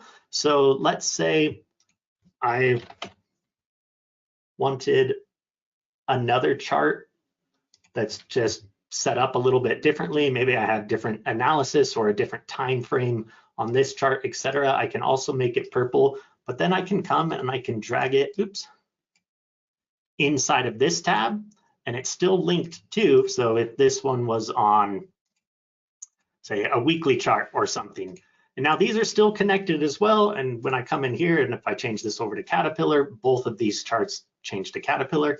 So you can have a lot of different information inside of these, and there's tons of different ways to really utilize these. But this is all saved in one workspace now, and this one specifically is called Home because that's the one that I kind of started working in. And if I wanted to kind of minimize this whole workspace and go into another one, I could very easily do that. So I'm actually just going to click Home up here, and you'll see that it minimizes it, kind of gets it out of my way. I'm back to my computer screen. I click it again, it opens up. So what I'm going to do here is I'm going to come inside of Open Workspace, and you can also come in here and find like different templates. So if I scroll over templates, if I want to look at a test template of some of the most popular apps, I can open that up, and you'll see the Home one is no longer highlighted here. And instead it's this one. It actually opened up over here on my other monitor. So let me see if I can drag it over here. So this is the one that opened up over on my other monitor. Like this one has a quote list over here, the quote app. A lot of the ones that I actually already pulled up, it has a home page and top news, company overview inside of here. And there's a lot of these different templates that you can kind of come in and utilize yourself. So if you're into like foreign exchange, you can look at like FX spot monitoring. So this one's saved over on my other screen too. So I'll just drag this over here. I can see, like you can see how this monitor list is set up completely differently over here. It has like bids and offers, major pairs, and then it's sectioned out by regions and things like that. And now if I wanted to jump in between these different workspaces, all I have to do is click the workspace up here at the top. So there's a lot of different ways to kind of utilize this. And again, you can have this across multiple monitors too, but this just gives you so many resources right at your fingertips. It's really, I often call this basically the internet of trading, because I can come into this search bar up here, type in anything that I want, and it's going to bring up all the information surrounding that in relation to, you know, the markets and trading, etc. I will take a quick peek and see if you guys have sent any questions my way while I've been going through this. Okay, I see some hellos and thank yous. Yes, we're good there on the questions. I know, again, this is a little bit of an information overload, and I'm not trying to kind of overrun you guys with too much info, but I think that you can probably agree that this is a pretty unique service, and there's a lot of really interesting information inside of here for you guys to be able to take advantage of. So what I recommend doing, if you haven't used the service already, or you know, if you're interested in kind of learning some more about it, is you can jump into like our chat room over at metastock.com/sales chat. And we can kind of answer more specific questions for you, and we can help get you set up on a trial of the service. Let me actually pull up my slideshow here to just go through this a little bit more with you guys. So we've covered a lot of this already, but again, I mean, you have access to all sorts of different markets: agriculture, commodities, equities, FX, metals, energy, you name it. It's very easy to navigate through here and discover kind of different trends and things as they appear. One thing we didn't really get to go through, but that I had mentioned, is that this also comes with a connection to Excel, and you can open up templates inside of Excel. This is showing you a little bit of that here, but you could even take like a monitored list and paste it inside of Excel, and then it will update automatically in Excel. And there's tons of different templates and things inside of here as well. It even allows you to like link some of the applications that are inside of there and do some screening of things as well. So that's something I highly recommend checking out. I know a lot of our users didn't even know that they have the ability to do that. Also, your information does move seamlessly from one PC to another. You can only be logged into one at a time, but anything that you kind of set up in one space, as long as you have your login, you can access that on any other device as well. Pricing. So the access, the information that you're getting here, this was initially created for, professionals and institutions. It was the Reuters Icon platform, and we are able to offer a retail version of it. This is only available for private retail traders, and instead of having a price of $2,000 to $3,000 a month that a lot of professionals and institutions pay for the Icon service, we offer it starting as low as just $110 a month for access to all of the things you've seen that I've gone through so far today, which we didn't even really skim the surface of it. But yeah, that'll give you live FX and global delayed other securities that come in at a 10 to 15 minute delay, but you would still have all the news live with that as well. If you wanted live pricing data on your stocks or futures, things of that nature, then our regional package is just $165 a month, and then you would add exchange fees onto that, and you can see those on our website or chat into our chat room, and they can kind of help let you know what exchange fees you might need for certain securities. But everything that you've seen me do today is on that FX package, just $110 a month to get all that data. And we are offering a trial of this where you guys can get 3 months access for the price of only 1 month. It's because we do know that there is so much information inside of there. Doing, just a free trial for like a couple of weeks or a month or something doesn't really let you absorb all the information. So we've opted to go this route and give you guys 3 full months access for the cost of just 1 month at as low as $110. So you can really kind of go in there and test all this. And note that we have a fantastic support team available here as well. So not only can we help make sure that you have everything installed and up and running okay, that a lot of that you might get from other support with other companies, but we also offer like a white glove service where we can do like a one-on-one demonstration of the software with you. So we do that with our MetaStock platform, and we can do it with the Zenith service as well, where we'll kind of just go through, help show you some of the more popular applications, show you a couple of all different workflows, answer all of your questions on a one-on-one basis, and that's at no extra cost to you guys. So that's something I recommend taking advantage of as well. We also have a ton of videos on our YouTube channel that kind of cover a lot of the different features here that can kind of help you get started with that as well. So with that, I know we have just a few minutes left, so I'm gonna let the man, our main host here, Jeff, kind of take back over, because I'm sure he might want to say a few things before the next speaker. And he's hiding out right over here. He was doing a dance earlier, so if you saw me smirking, that was why. But Jeff, thanks for having me today. Yeah, thank you. And yeah, I'm gonna let you steal the throne. All right, thanks, sir. Very good. Let's see, Yogs asks, does it only work with MetaStock? MetaStock's not required to use Zenith at all. Thanks for the question, Yogs.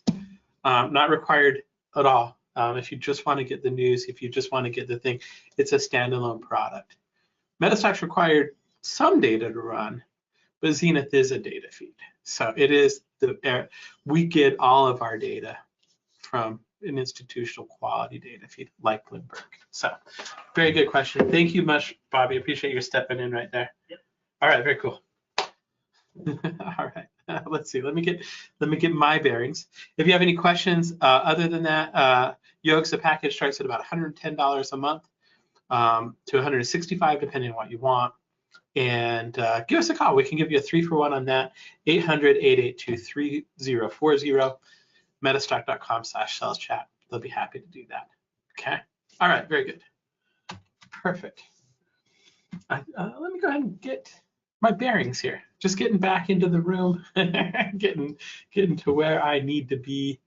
And it looks like my actual slideshow needs to be kind of reopened. So let me do that very quickly.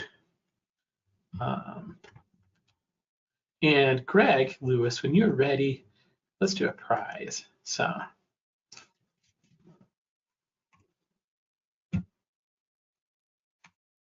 All right.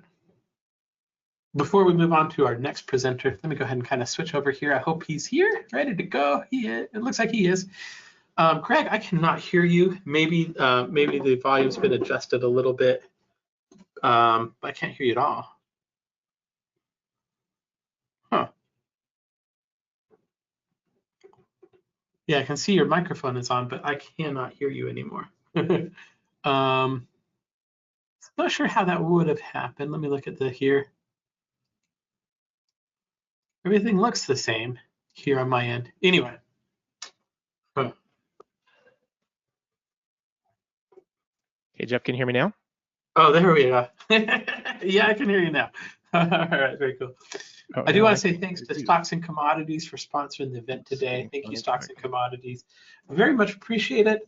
They've been a sponsor of the MetaStock events for 15, 18, I don't know.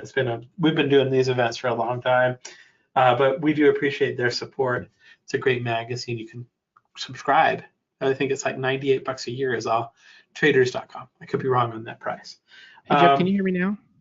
I can hear you, Greg. Okay, sorry, I didn't mean to interrupt. I just want to make sure we're all good with the AV stuff. Did you Yeah. still need my assistance, or do I just? Yeah, let's do a number. Let's do a drawing. Let's do a I think it prize. was on my end. I unplugged my mic and replugged it in, and that seemed to. And then my speakers didn't work, and I'd unplugged them and replugged them back in. So. Yeah, that's always the trick with GoToWebinars. Nothing else will go wrong for the rest of the day. The ghosts are out of the machine. They are. Okay, we are going to give away TechnoTrader their risk management, their trade management spreadsheet. It works in Google Sheets. It works in Excel. It's something they normally charge $500 for. TechnoTrader Martha came in. She spoke. It was yesterday, right? Yes, it was. Towards the end of the week, the days start to blur together. But she did a really good presentation on artificial intelligence and what she saw as the future of artificial intelligence. It was great. We're going to give away her trade management planner. It's normally $500. And Greg, I do have a list pulled and ready to go. What I need from you is any number between 1 and 8,051. One moment, please. 8,051. All right, and that number is, according to Google, random number generator 2,446. Okay. I want to let you know too. I went in and made a note of Yogs who won the last prize, the Bigelow Prize Book, and I want you to know that we officially gave a prize away outside of the United States. Finally. By the way, I noticed that the spectators are being particularly shy today. I recommend that the next drawing is based on people who ask a question during Serge Berger's. Okay, we could do that. I always kind of like to shake it up a little bit. The winner on this one did not submit a country when they registered, so I'm not sure where they're from. It is a gentleman by the name of John with the last initial of J. And he has a Yahoo address. So I'm going to go and make a note of that real quick. Put that in the thing as a surprise. Greg, I want to say thank you for the assist. Appreciate You're it. welcome. And I should say, I don't know if you heard me before, but I think we were all relieved when you stood up earlier and you actually were wearing pants and not pajamas or boxer briefs. Well, I put them up. Never mind. I usually try to wear pants at the office at least. All right. If you haven't yet, any of the specials we've talked about today, the 3-for-1s, anything like that, you can get it at metastock.com/conf-promo. I invite you, if you have questions, if you want to know anything and you haven't asked, but you want to talk to somebody, you can give us a call. If you're in the US and Canada, you can call us toll free at 800-882-3040.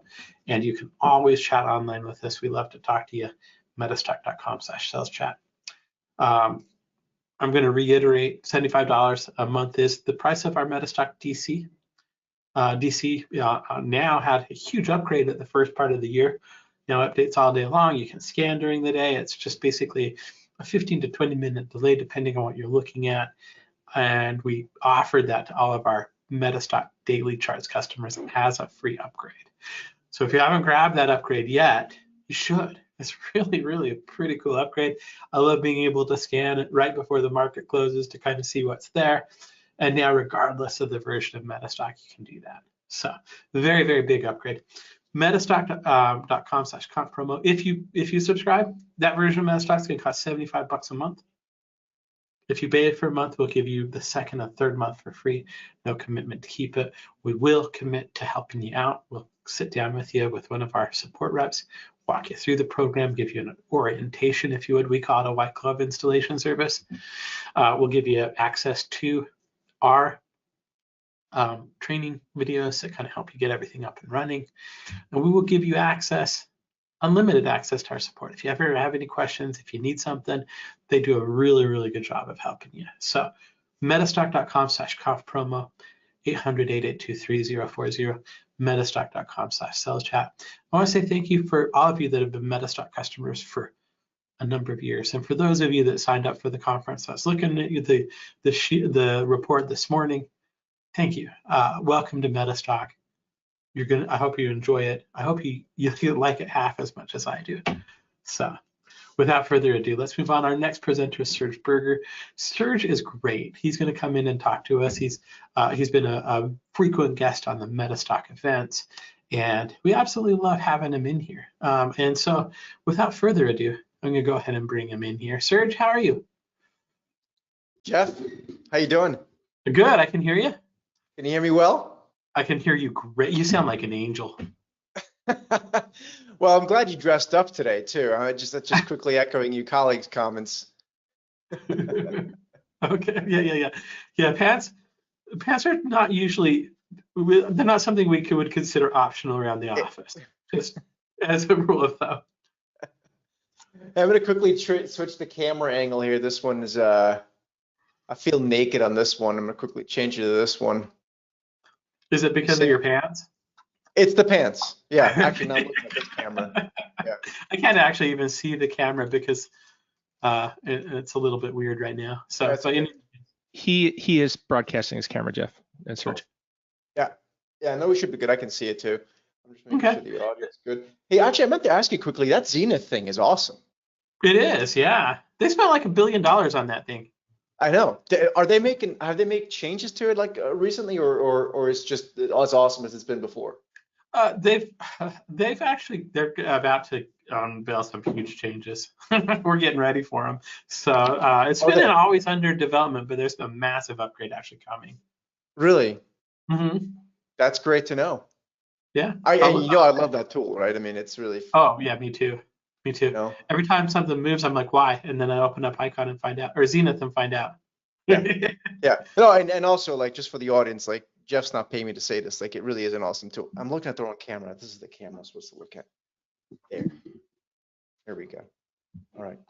Are you sharing your screen yet? No, but I can. Oh, okay. I was just wondering if there was an issue for me. I'm so infatuated with my own cameras. Okay. Here we are. See view. All right. Yeah, we should be good. Okay, I can see your screen and I can fix my camera too. All right, very good, Serge. I can see you. I can hear you. I'm gonna get out of the way. Thanks for coming and presenting for us today. Oh, thanks, Jeffrey. It's a great pleasure. Thank you. Thanks for having me, and thank you for everyone for being here. I'm gonna keep the camera on. It typically distracts me a little bit, but what the heck? Let's just keep it on. You guys hear me okay? I think we should be good, yeah? All right. Yeah, you're coming through loud and clear, Serge. Lovely, thank you. All right, well, we're on the eve of the NVIDIA earnings, and I know everyone in their charts is watching NVIDIA, so that's something that's happening today. You know, if you think about NVIDIA, I just had a meeting with a large pension fund earlier this morning, and I think one of the largest holders of NVIDIA is the Norwegian sovereign fund. I think they own 300 million shares of NVIDIA. It's just an insane amount of concentration risk out there. So just something to keep in mind as we go forward here, because the market is, underneath the surface, things have been changing quite a bit. But what is not changing And in fact, that's the whole point of what we're going to show you today. There's a lot of momentum in these markets. And when I look at the markets through a lens of what 2025 has already brought us, and I think is going to bring us more even going forward, it's just that, it's momentum. So we'll talk about that here in a second. But just quickly for just so you know who the heck am I? I'm actually in my different office today. This one, the picture of that one is getting renovated. We'll be back on that one in a few months. So I'm stuck at a Regis now. That explains this weird picture on the wall. Look, when I look at the markets, I look at the lens of where are we in the broader cycle, and in the broader cycle, we think we're towards the later end of the bull stretch, probably the secular moves, not just a cyclical move. And we've had many years of essentially low volatility trend following environments, and that's worked very well for people that just basically go long and buy dips and use a breakout methodology or something that doesn't take too much in-depth research. When you get into a market environment that is more volatile and more choppy, that's really where it becomes so important to take out the playbook for that kind of a market.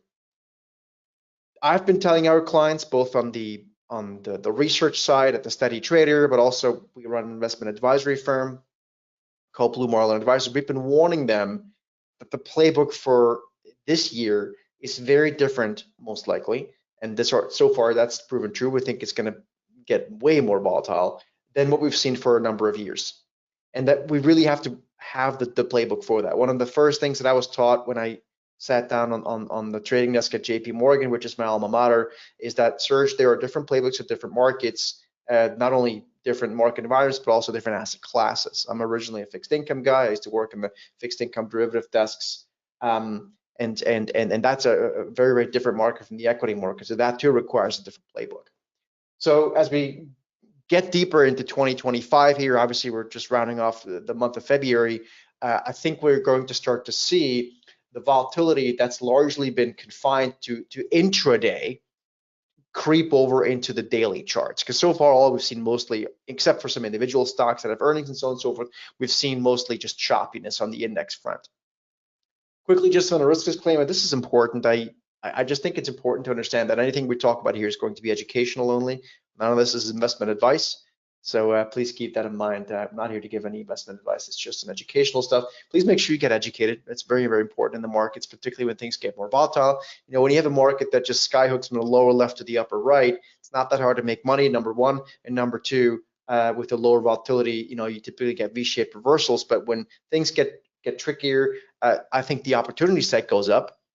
But also one needs to make sure one is educated on how all that works, and that's what we're going to show you guys today. What type of a setup? One of the major setups that we're looking for in this market. Quickly, a word on tools and indicators. As I just alluded to, same thing. Along with a process, we are going to need, you know, a more choppy, more volatile market requires a different type of maybe indicator. I'm gonna substitute the word indicator for playbook. It's an oversimplification, but it's certainly an indicator is part of a process in a different market environment. So if some of you may be sitting here right now and you're saying, you know what, yes, it is different this year so far, and maybe you know, you are seeing the need to maybe use something a bit adjusted to what you've used over the past number of years. That's exactly what we're going to address here right now. So let's talk about momentum. So what is momentum? Well, markets are constantly changing, right? And momentum is a critical part of markets. And essentially, as you'll see in just a second, momentum is when a stock, let's call it, maybe it's an ETF, maybe it's a futures contract, starts getting jolted back into motion.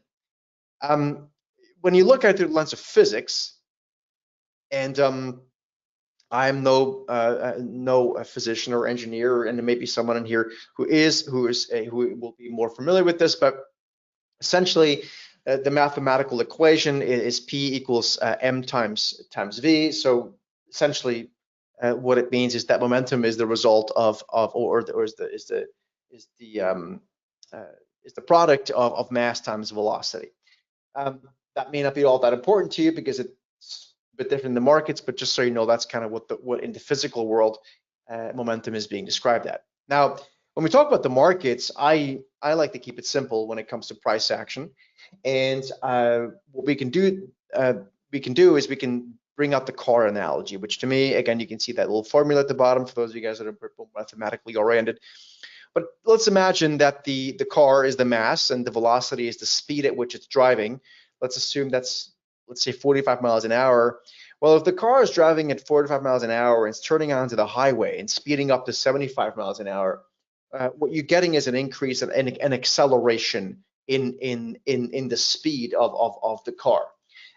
The way I look at it, and again, this is my definition, is the momentum that the stock is gaining. Right? It's not, momentum is not a constant the way I look at the markets. Momentum actually is quite fleeting. In fact, here I have it on the next slide. Momentum is temporary. It's not something that lasts forever. Not to be confused with a trend. Right? A trend is something different than momentum.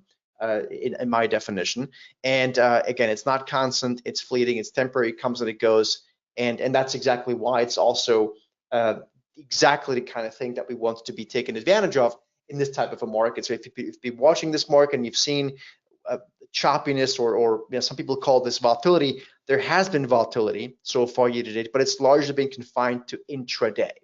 The larger part of the volatility is yet to spill over onto your daily charts, if you think about it through the lens of price action, and ultimately even into the weekly charts.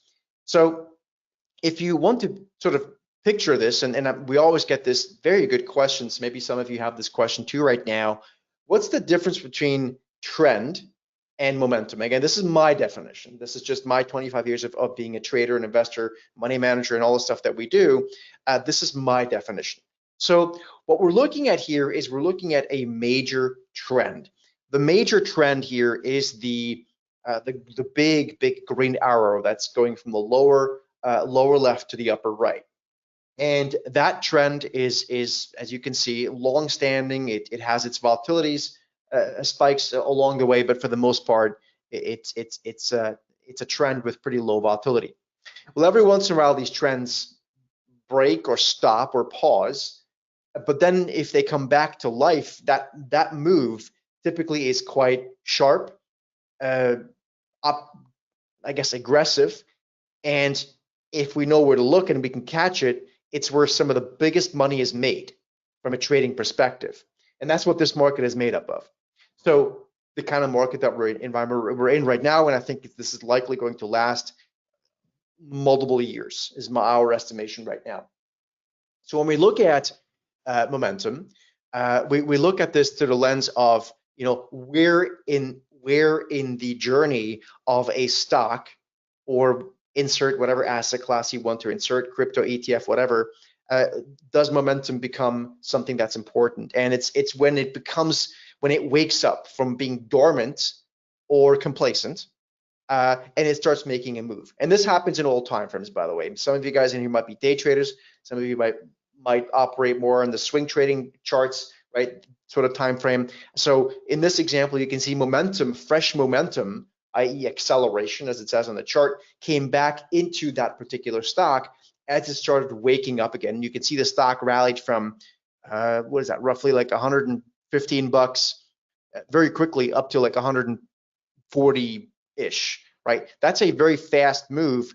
And it's if we can catch that when it's also where, as a trader, one wants to focus on. The trends are where the steadier money, the longer term money is being made, but sort of the windfalls, the things that traders look for as a trader, where I also want to use opportunistic options, in fact, directional options trades, is where the momentum comes back into the market. And this can also happen on the downside, right? You can have a complacent move to the upside, as you've seen over the past number of days. And I'll show you a few examples as well afterwards. A lot of stocks have been jolted back into mean reversion from being way overbought and just being pulled right back down as momentum came back into those stocks, but to the downside. And that's exactly the kind of market this is in. That's why I think a lot of people who are blindly buy the dip traders and hoping for V-shaped reversals to all-time highs within a few days or weeks. That's probably going to get, those people are probably going to blow up their accounts, and I certainly don't hope that for them, but that's in our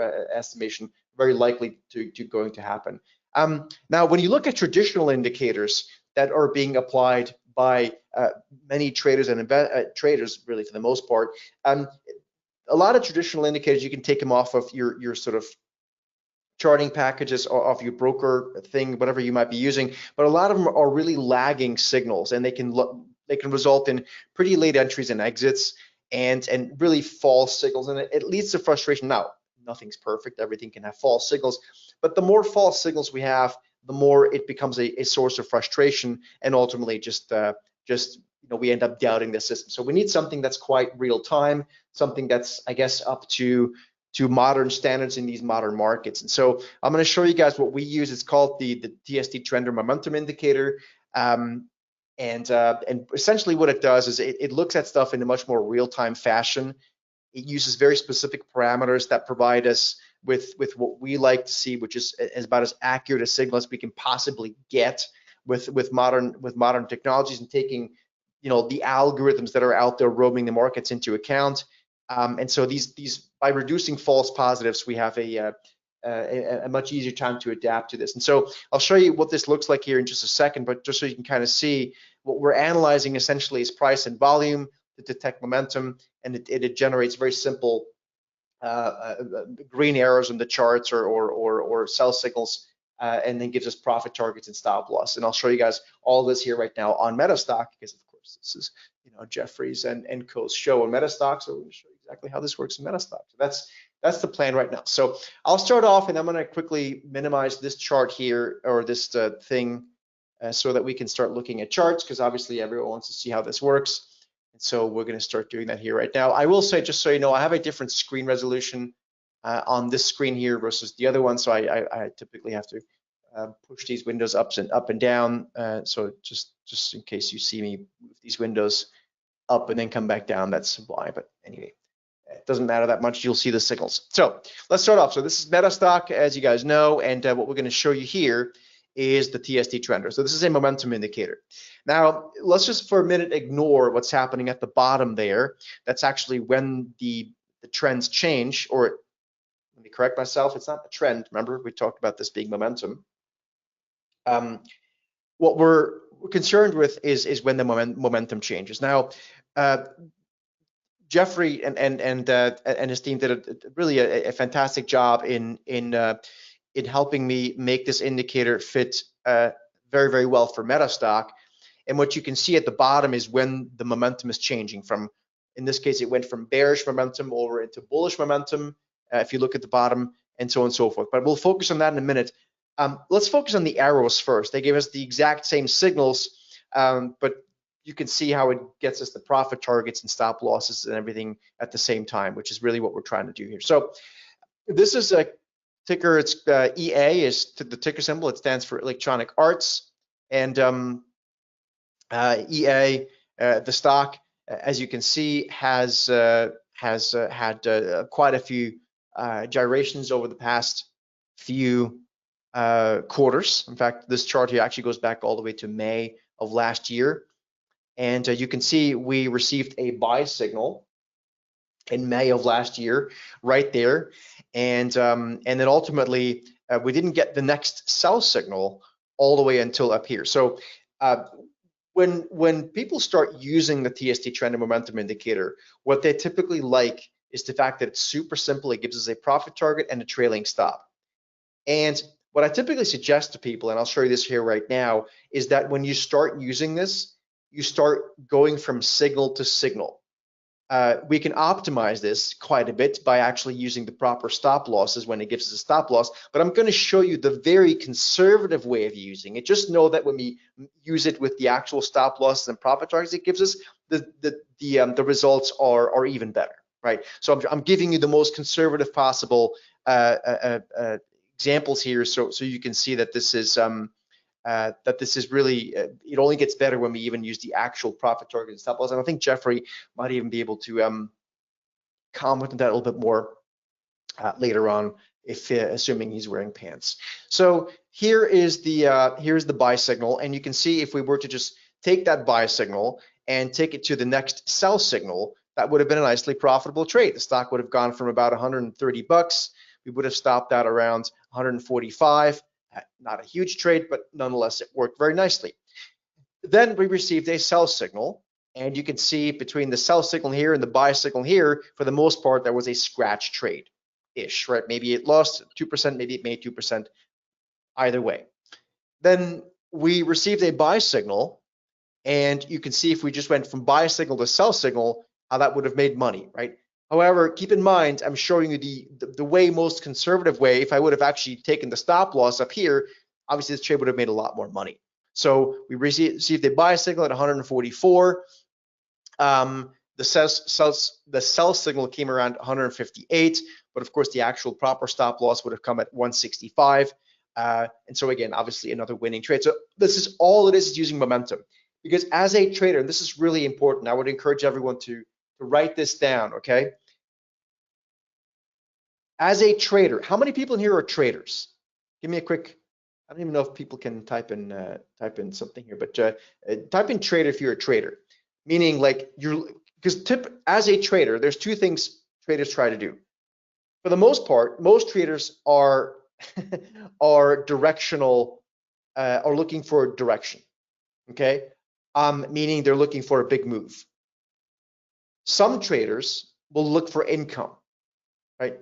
That's the other type of traders we have. They do income.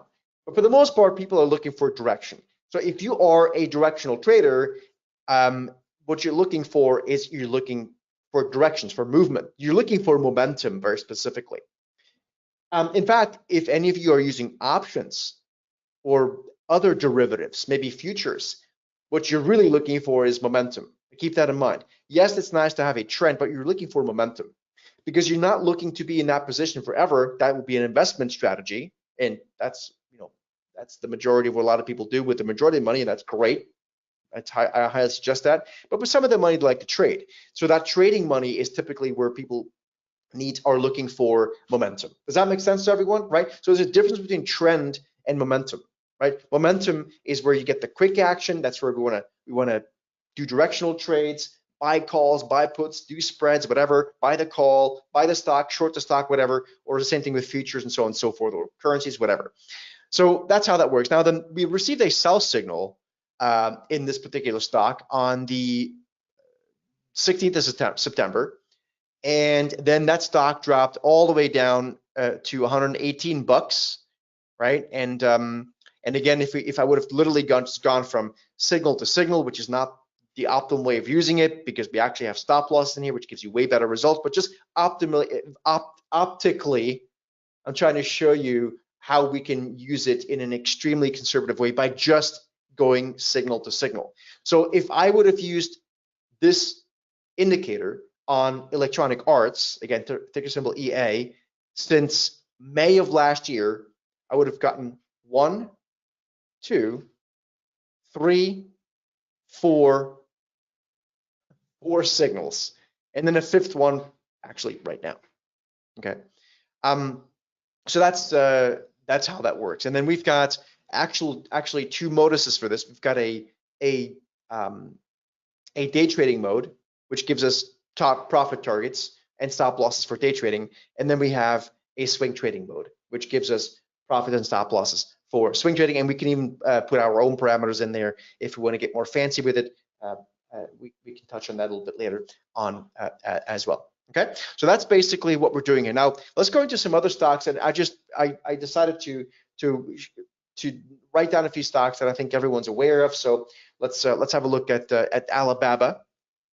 So it's going to type in BABA, and let's have a look at this chart and see what it looks like, and you can kind of see what this would have looked like over the past X months. So let's go back a few months just to kind of give you enough data. And again, what you're seeing, I have the camera in my way, so that's why I have to kind of go around. So you can see we got a buy signal on the in July, and if I would have just done buy signal to sell signal, that would have been the buy, that would have been the sell. But again, we get stopped out way earlier. In fact, when it breaks this particular line here, so the stop loss would have been at a different spot, much better, right? Just much more favorable, just so you know. And then we received a sell signal, and if all I did is hold that and bought a put at 100, I would have closed it when the stock was back at about 90 bucks. Okay, but I actually would have gotten out early if I would have followed the actual signals, closer to about 83 or so. And then we received a buy signal, and that's the most recent trade, and this trade is still valid, by the way. It's not a recommendation, just telling you what the signal has been. We received a buy signal on the 24th of January, so about a month ago, somewhere around $89, and the stock is currently trading up here at $140, right? And all along, we have a trailing stop. It very quickly reached its free profit target. Again, we've got these free profit targets defined on the charts here. So, you know, this is what we call momentum. So a lot of people confuse momentum with trend. This is not a trend. A trend is something that holds for a much longer period of time, but this is fresh. Remember we talked about before that momentum is something is where the car speeds up from 45 miles an hour and speeds up to 75. So imagine this was 45 miles an hour, and then boom, it starts speeding up to 75. At some point, the stock's going to start consolidating again, right?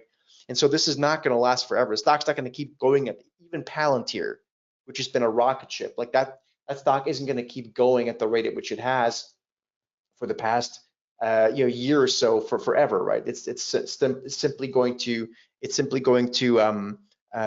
run out of steam at some point. The trend may not break. At that point, you have a new trend maybe, but the momentum might stall. How about ON? This is not. I'm just trying to find stocks here that I think everyone's aware of. Let me make sure I don't mess up the what's it called? The screen thing. So here, let's go with ON. Okay, so ON is ON Semiconductors, or ON Semiconductors. Here is the chart. Let me bring it down so that we keep the resolution. The screen resolution is what I was trying to get for. Go for. So we had a buy signal on November 26th. Now that buy signal did reach that free profit target. So what we do is we have a free profit target. And the reason we call it a free profit target is because once the profit target's reached, it's very difficult for us to lose money given the fact that we have a trailing stop. So let's say I would have bought 2 shares of this stock or 2 call options or 2 call spreads or whatever I want to do. I would have then at least gotten rid of half of it once it would have reached my free profit target. Because then when it gets stopped out, which happened in this case a few days later, I have this very, very small chance of losing money. In fact, I'll probably at least break even and likely will still make money because I took profits on the first one, okay? Now, in this case, we received a sell signal on December 4th. And again, you can see for the most part, we don't yet have a new buy signal. So I would have bought a put option around, let's call that $68 or whatever, or maybe a bit lower. The stock is currently trading at around 50. So that's $18. I could have remained in a rolling put or just be short the stock or whatever, or at least gotten out of it, right? That might have been another thing to consider doing. So that's ON Semiconductors. Gold, right? I know a lot of people follow gold, so I'll just give you this one as something to watch or as something to be aware of. Now, gold is a lower volatility asset, and you can see the latest signal, and I'll just quickly zoom in so you can see we had, let's just go through the past couple of signals. We had a sell signal that actually didn't work, and it ended up getting stopped out. But even if I would have taken this one, I would have gotten short gold at 243. I would have gotten stopped out around 245. So it's a very small price to pay. But then we got that buy. In fact, no, lower, 242. So that's actually incredible. It actually lost almost no money. Buy signal at 250. And no, 250, sorry. So that would have lost money, a few bucks. So 250, and the trade is still on, right? It hasn't stopped out yet. You can see there's no sell signal yet. So long at 250, 1-ish or whatever. We're currently around 268.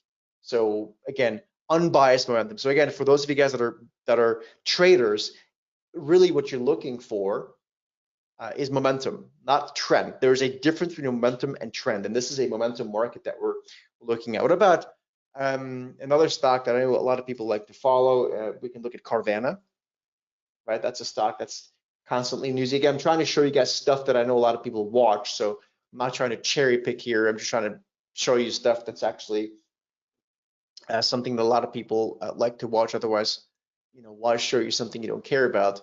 So let's look at Carvana. Here it is, bringing it down, and you can see what's been happening here. So we had a sell signal there in, what was that, September?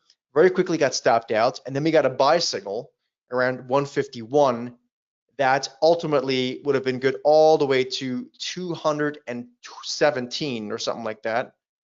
Okay, obviously it stopped out earlier. In fact, would have stopped out at closer to 257 or 251. But again, trying to show you the most conservative possible way.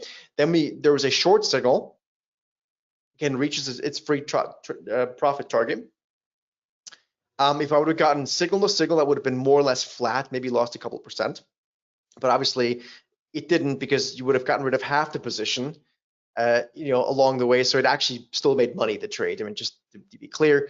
Then we had a buy signal at 240. Now, Carvana had earnings a couple of days ago. We don't hold swing trades through earnings, just so you know. Okay, so we would not be long Carvana anymore. In fact, it's actually now giving us a new sell signal, a new short signal, and that's that's the latest signal now. So just to be very clear, we would gotten out of this before earnings, in the 240, out probably closer somewhere near 280-ish. So again, if you are a trader, what you're really looking for is momentum. Unless you're an income trader, in which case you're doing spreads and things like that to create income, that's a different story. But as a directional trader, as someone who's wanting to expose themselves to the market swings, what you're looking for is momentum. There's a very big difference between momentum and trends. Okay. What about my alma mater, JP Morgan?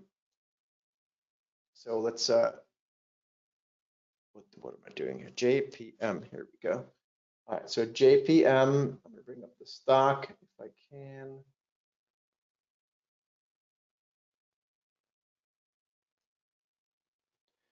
Here we are, JP Morgan.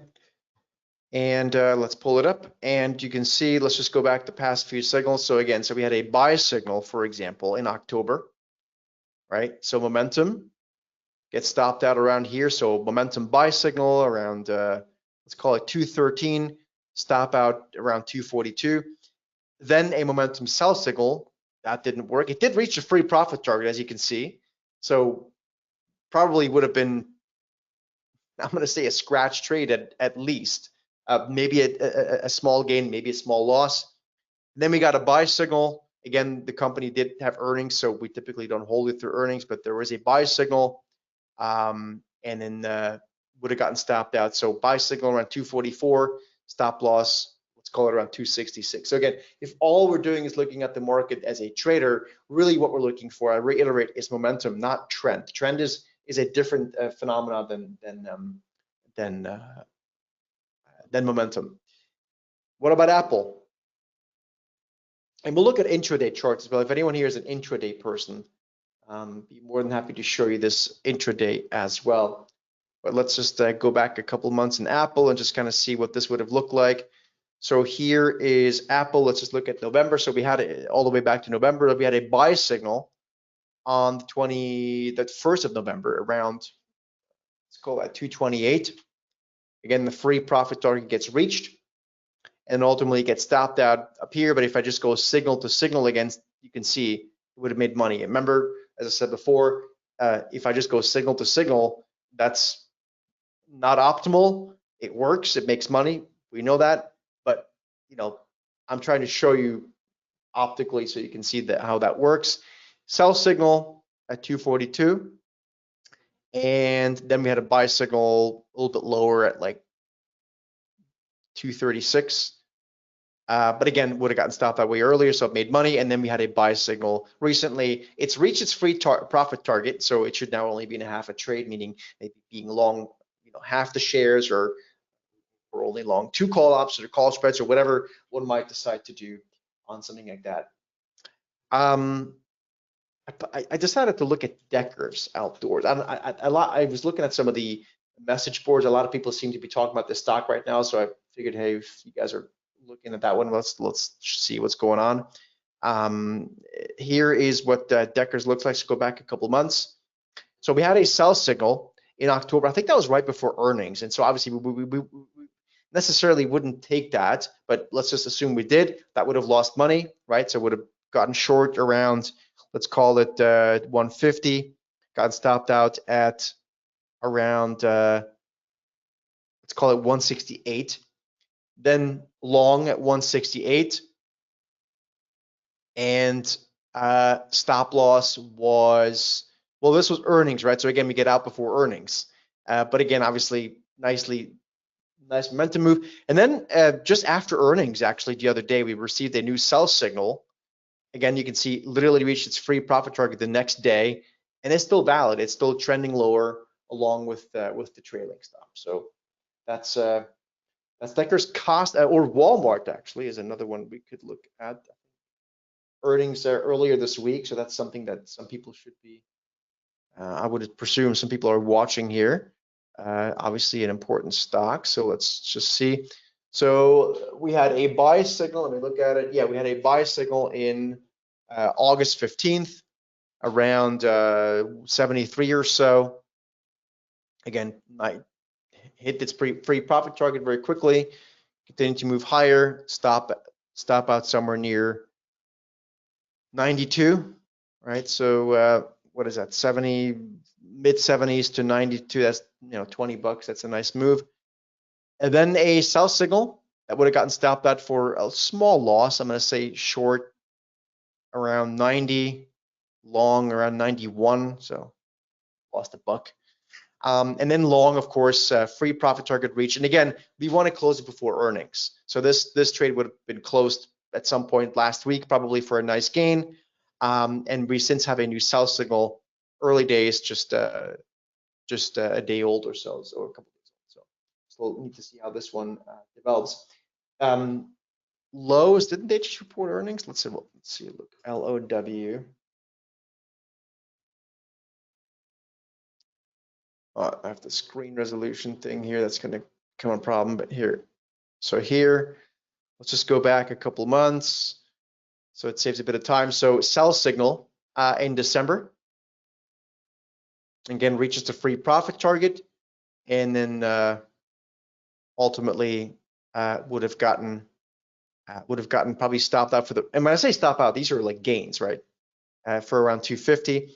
Then we had a buy signal that again literally reached the profit target the next day as well, but that one would have lost some money. So long at let's call it 265 or something, and then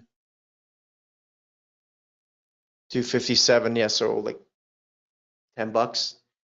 And then a sell signal worked nicely, and then we had earnings, right? So again, we wouldn't have been in this trade through earnings because, you know, these are momentum trades. You don't want to be in a momentum trade. If anyone here is an intraday person, let me know, and I'm just going to show you some intraday stuff just so you guys can see.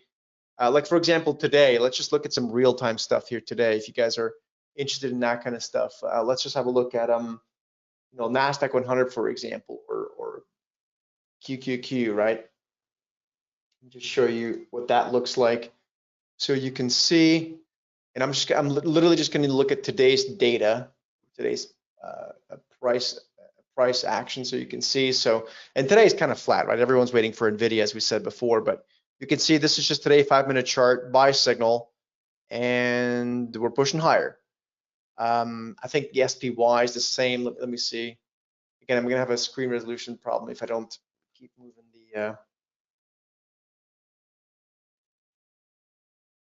the chart back and forth. Let's also look at NVIDIA. I know there's actually NVIDIA is making a decent move, and it gave us a buy signal early this morning. Here's the SPY. Also, this is a 5-minute chart right now. Again, it's a bit of a boring day, but you can see a buy signal right out of the gate, momentum, and we're moving higher and flatline. We're going to flatline into the rest of it, unless there's a major headline coming out of out of something, right? Other than that, we're gonna have to wait for NVIDIA. That's my best guess, because it is obviously an important earnings report. Speaking of NVIDIA, let's have a look at NVIDIA here intraday. Again, same thing as the Qs and the SPY. Not all that surprising. We had a buy signal, and the stock ended up moving from, what was that, 129 to as high as 133. Not going to blow anyone's socks off, but it's pre-earnings, right? So obviously, stock isn't going to move too much today until we have some news. Microsoft, let's just, since we're going through all these tech stocks, I'll show you one more. Here is Microsoft. Show you the chart if I can find it here. All right, here's Microsoft, and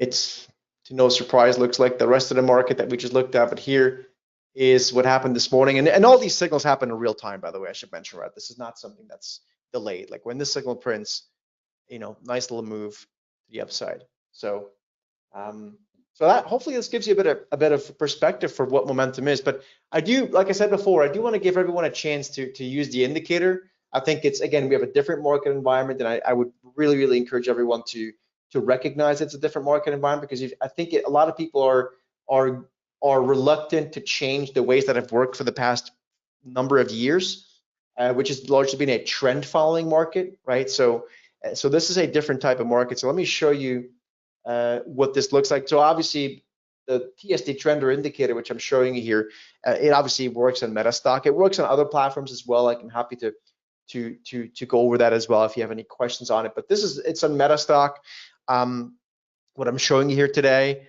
And when you look at momentum moves, it's important that we take into consideration that we need to have profit targets and stop losses. So what the indicator does, as I've been showing you here for the past 40 minutes or so, is that it gives us profit targets and stop losses predetermined. So for those of you guys that are swing traders in here on the daily charts, you get specific profit targets and stop losses based on those time frames.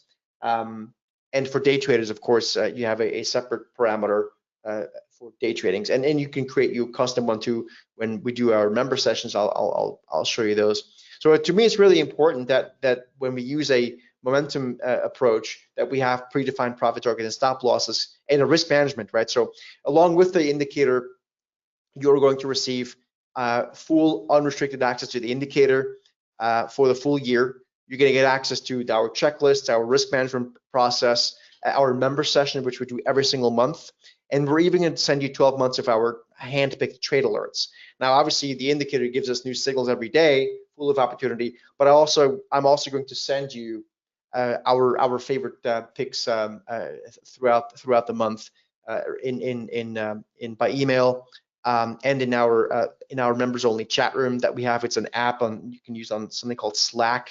So you also get access to a checklist and actually 3 bonus strategies. We call them the triple play strategy, where it's a strategy for short term, a bonus strategy for swing trading, and a bonus strategy for long term investment plans. So that's all included with the indicator. We also do a monthly member session, as I just mentioned. And I should mention, like for MetaStock here, we're just knocking 80% off the price. It's only $397, so it's a full year's access. It's an unbelievable deal. We'll never do a better deal, I can promise you that. And what you can do is you can go to metastock.com/trender. And we do member sessions, as I mentioned. We do them every month. We have a live members room, and also where we post the trades. When I say room, some people don't like chat rooms. I'm not a big chat room person, but it's an area on an app where we post trades, so you can follow them in real time, and also chat with other clients as well in a separate chat in a separate room, so you don't lose track of all the opportunities we send out for you to look at. But it's important for us that you understand the process. It's a very simple process. But because, again, we're in a more dynamic environment, I personally have some very lofty goals this year with this indicator alone, with this process. I think I haven't done this much trading that I've done since December for probably the past 10 years. because we haven't been in a trader's market for a long time. This is, I think we're now entering an official trader's market. I think we have entered a trader's market. And again, I think people who are just going to be the blind dip buyers are going to be in a sea of hurt potentially this year. So that's why I'm saying, more volatile markets, more dynamic markets like we're seeing here are going to have to be treated differently. And that's why we use the momentum indicator, the trender. You can, by the way, you can also use PayPal if you want with this. When you go to that link, you can use the credit cards, of course. And I think PayPal even allows you to finance that. Just PayPal, that's not us, but I think that's how that works. If you want to call, I think MetaStock's phone number, it's right there on the screen. Yeah, it is. It's 800-882-3040. It obviously, Jeff, correct me if there's a different number, but that's the one we had. Yeah, there you go. That seems to be the proper one. Thanks for putting that in.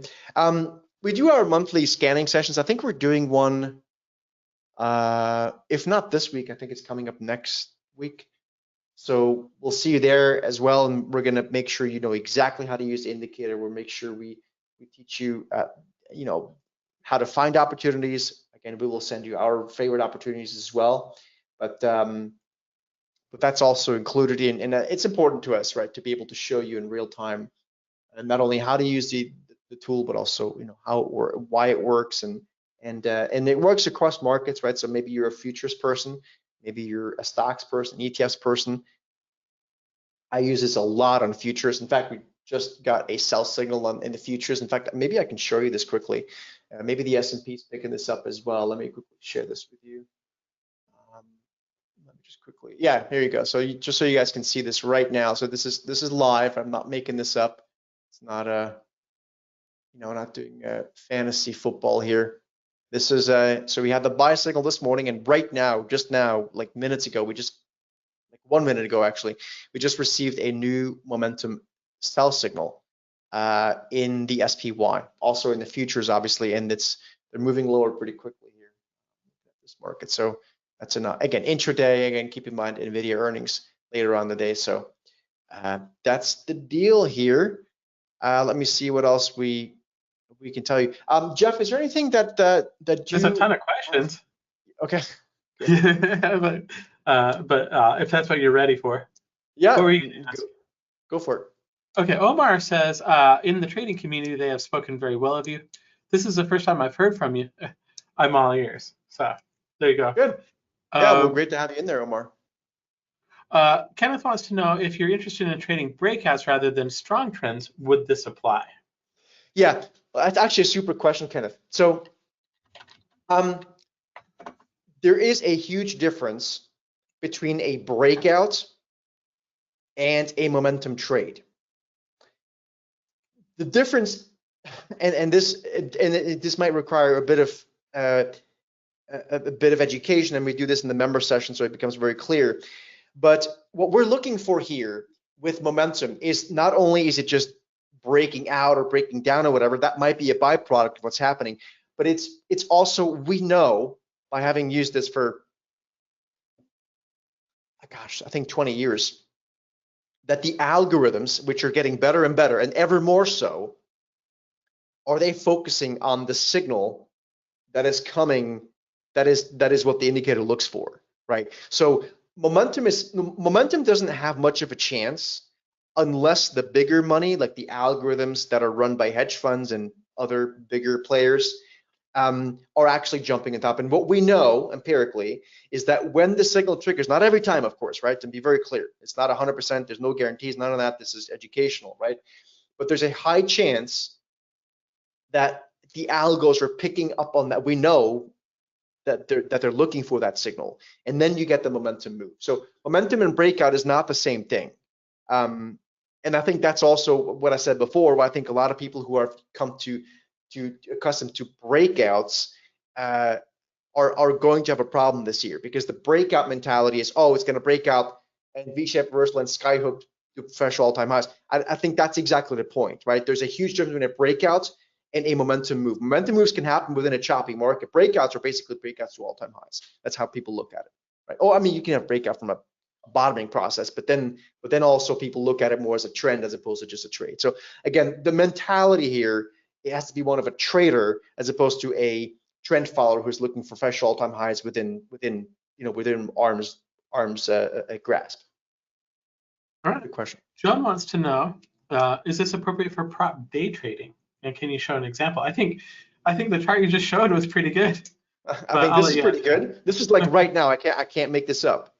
This is right now. This is and again, mind you, the market is boring as hell today, right? And that's because we've got NVIDIA earnings, and half the world owns 90% of the portfolio in NVIDIA, which is, by the way, just know at some point that's going to become a huge problem. I've got a podcast on that coming up, but this is right now. We got a buy signal this morning. Now we have a sell signal. You tell me if that would have made money. Kenneth says the moving averages on this chart do a good job of indicating trend. No, momentum. You measuring momentum? Yeah, that's what it is. It's momentum. These lines on the chart, they serve two functions. They serve, the number one function is it's giving us signals, helping us with the signals, and number two, it's helping us with stop losses. Okay. Oh, cool. Yeah. Good question. It's not trend. It's momentum. There's a big difference.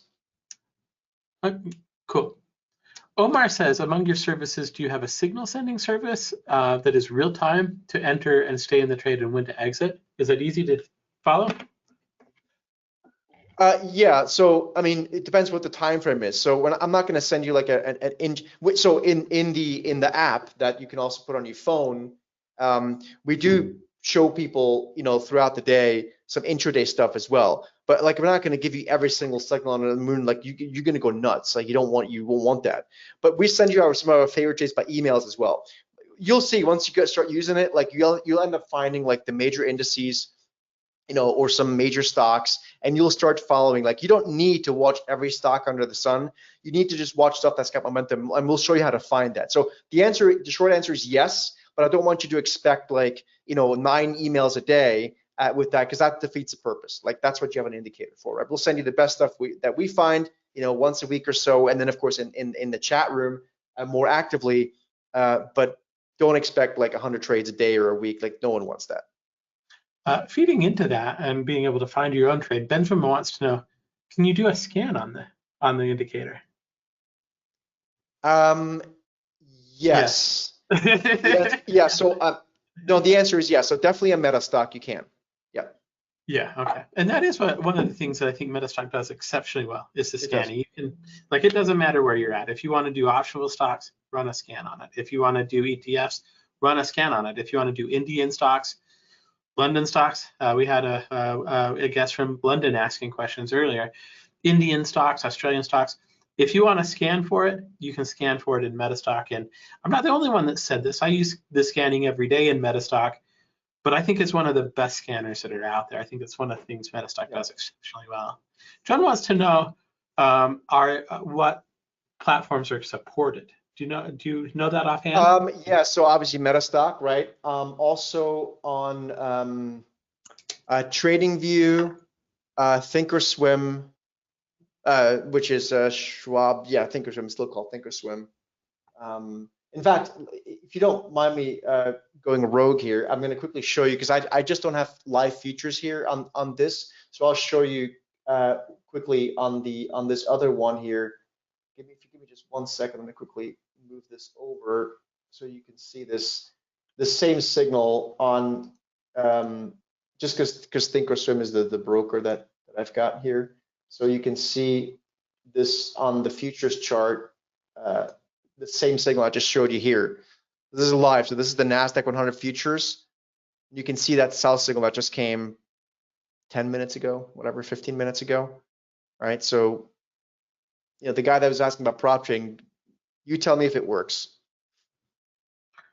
John also wants to know what kind of instructional videos. We actually recorded 2 with when we launched a product that are available instantly on the website. And I know that there's actually tutorials that are available as part of the 2%. Club. And we do the live sessions too, right? So we're doing one whenever it is next week, I think, or something like that. So I love how much is just included at $400. 12 months of alerts, 12 months of access, 12 months of everything that could be included. So Pat wants to know, does this indicator work for stocks, or does it also work for indexes, FX? You can apply this to anything. Sure. I mean, I can't do much more than go to the actual live charts of futures to prove the point, right? Yeah. So, and we've been doing this, by the way, for the past 50 minutes, showing you different asset classes. I mean, it's a good, fair question, right? Obviously.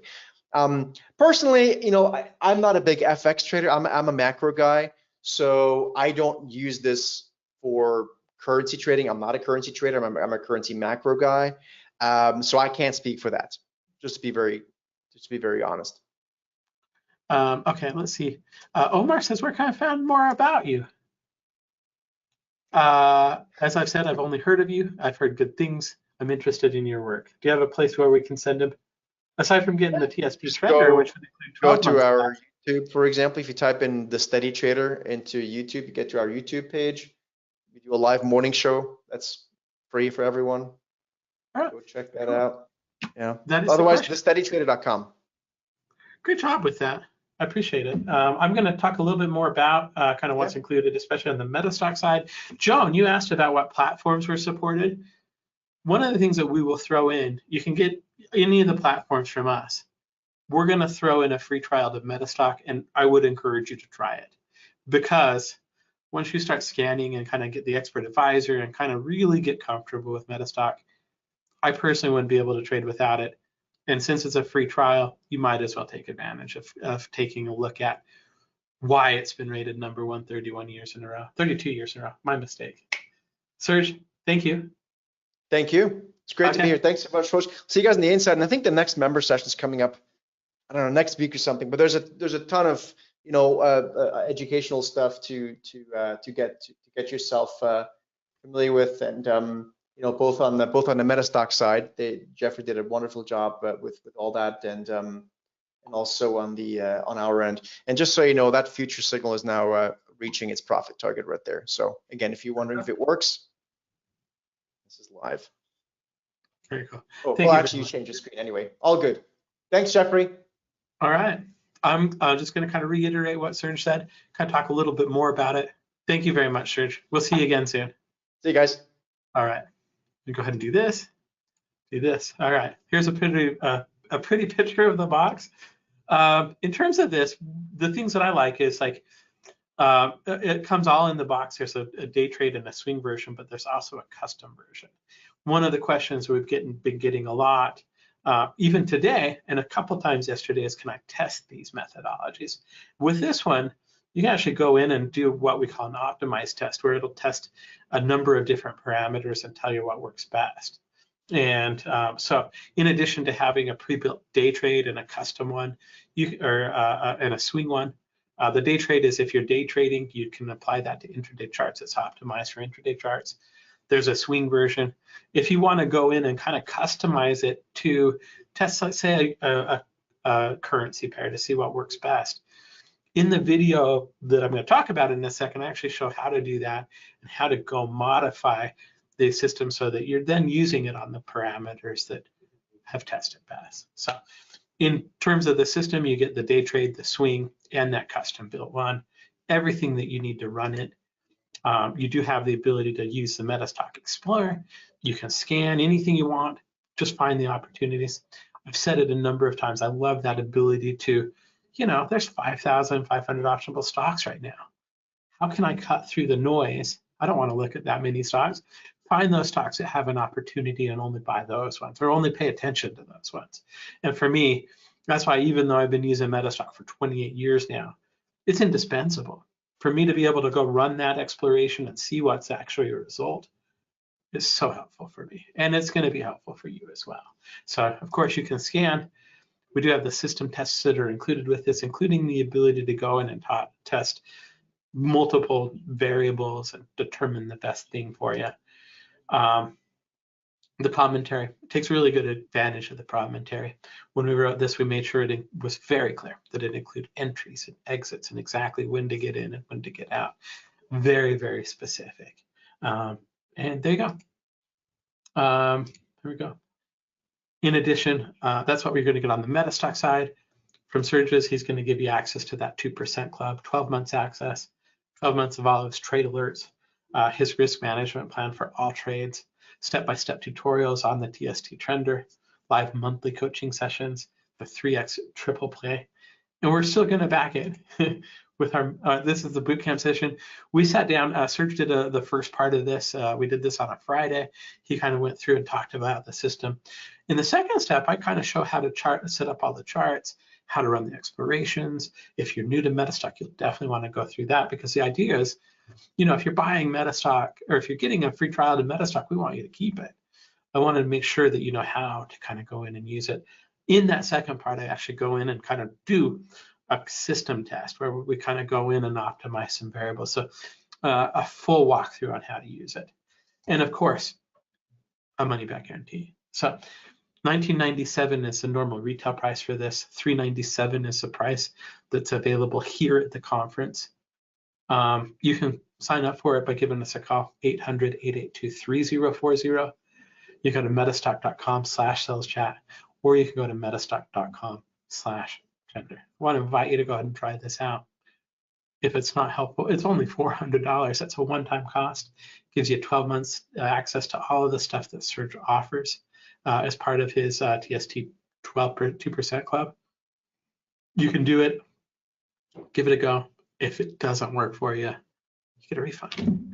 And John, when you try it, because I think you're going to, make sure you take advantage of the MetaStock trial. There is, again, a reason that MetaStock's been rated #1 for 32 years in a row.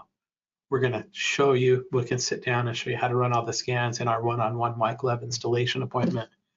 We're going to give you unlimited access to that support and that support desk. Give it a go. All right, cool. You're welcome. Thank you. Let's go ahead and kind of transition a little bit. Oh, I didn't mean to do that. Let's see. I want to talk a little bit about the Traders Forum, a sponsor of today's event. You can go up there, you can join it for free, thetradersforum.com, live market chat. You can find out, you can chat with other traders. We do a lot of lessons up there on technical analysis. It's a community of traders who've been kind of working on it for a bit over a year right now, and I'd invite you to go check it out, thetradersforum.com. We are, of course, MetaStock. I'm going to leave it on this screen for a little bit. Our next presenter is Scott Brown, and we're going to do a little bit of a prize giveaway. And so I'm going to ask Scott to kind of unmute his microphone, and I'm going to have him help me with it. Scott, can you do that? You want to play? I can't hear you. I mean, I can hear you through the wall. All right.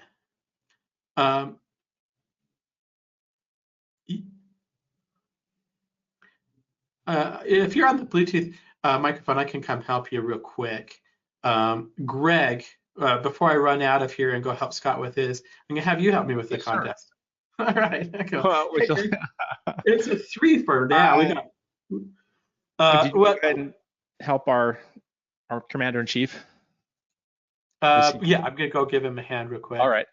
Yeah, I can go ahead and discuss. It looks like Kelly's in there helping him, so we've got all hands. There's a lot going on right now.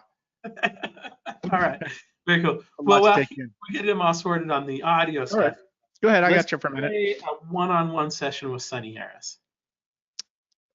Okay, today's. No, what you had said earlier is let's do it for chats again, because you wanted to encourage people to ask questions and stuff like that. So I'm going to close my eyes and throw a dart at chat for the last hour. Actually, nobody on YouTube asked any questions, so nobody on YouTube is eligible for this prize. Darn. How about? Okay, I've got one. Okay. It is Benjamin P. All right, let me see if I can find him real quick. Benjamin asked about, is there a scanner with this syndicate? All right, let me see. Let me copy his email address to the clipboard. Let me send it to my other computer, and we will go ahead and do that. I thought I heard Scott very briefly there. No. No. All right, let me run in there. Okay. While he's doing that, I'd like to go ahead and tell everybody that our next speaker, as soon as we can get him up and running, is our very own Scott Brown. He is the president and founder not the founder of MetaStock. He currently owns MetaStock. We divested from Thomson Reuters through Scott's assistance about 10 years ago, and so now he is the owner of MetaStock. And there next to Scott in the picture, you can see our CEO, Kelly Clemens, so it's a big family affair today. And Jeffrey, who's right next door in our studio, is coming over to help too. So it's a lot of cooks in the kitchen right now. Hope we can get them up and running soon. While they're getting up and running, I can tell you that if you are interested in being eligible for the prizes that we do between most of our presentations, just go to our homepage, metastock.com. There's a banner right there on the top. If you click on that, that will take you to our Traders Conference page, and there you can see a schedule of all of the presenters over our 6-day period. This is a 6-day period from February 24th to March 1st. And then you can go to the bottom and go ahead and give us your information, and then you'll be eligible to, you'll be in our list of people who are eligible to win prizes. That's so weird. Well, I can just use this. Watch this. I can hear, now I can hear them, but they can't hear me. So I can just do it from the computer. Also, if you are okay, there we go. Greg, can you hear us now? I can hear, yes. Thank you. You know, I just wanted to see, Greg, if these guys knew how to work under pressure. That's I'm really the good only reason I'm great at this, Scott. I do this really well.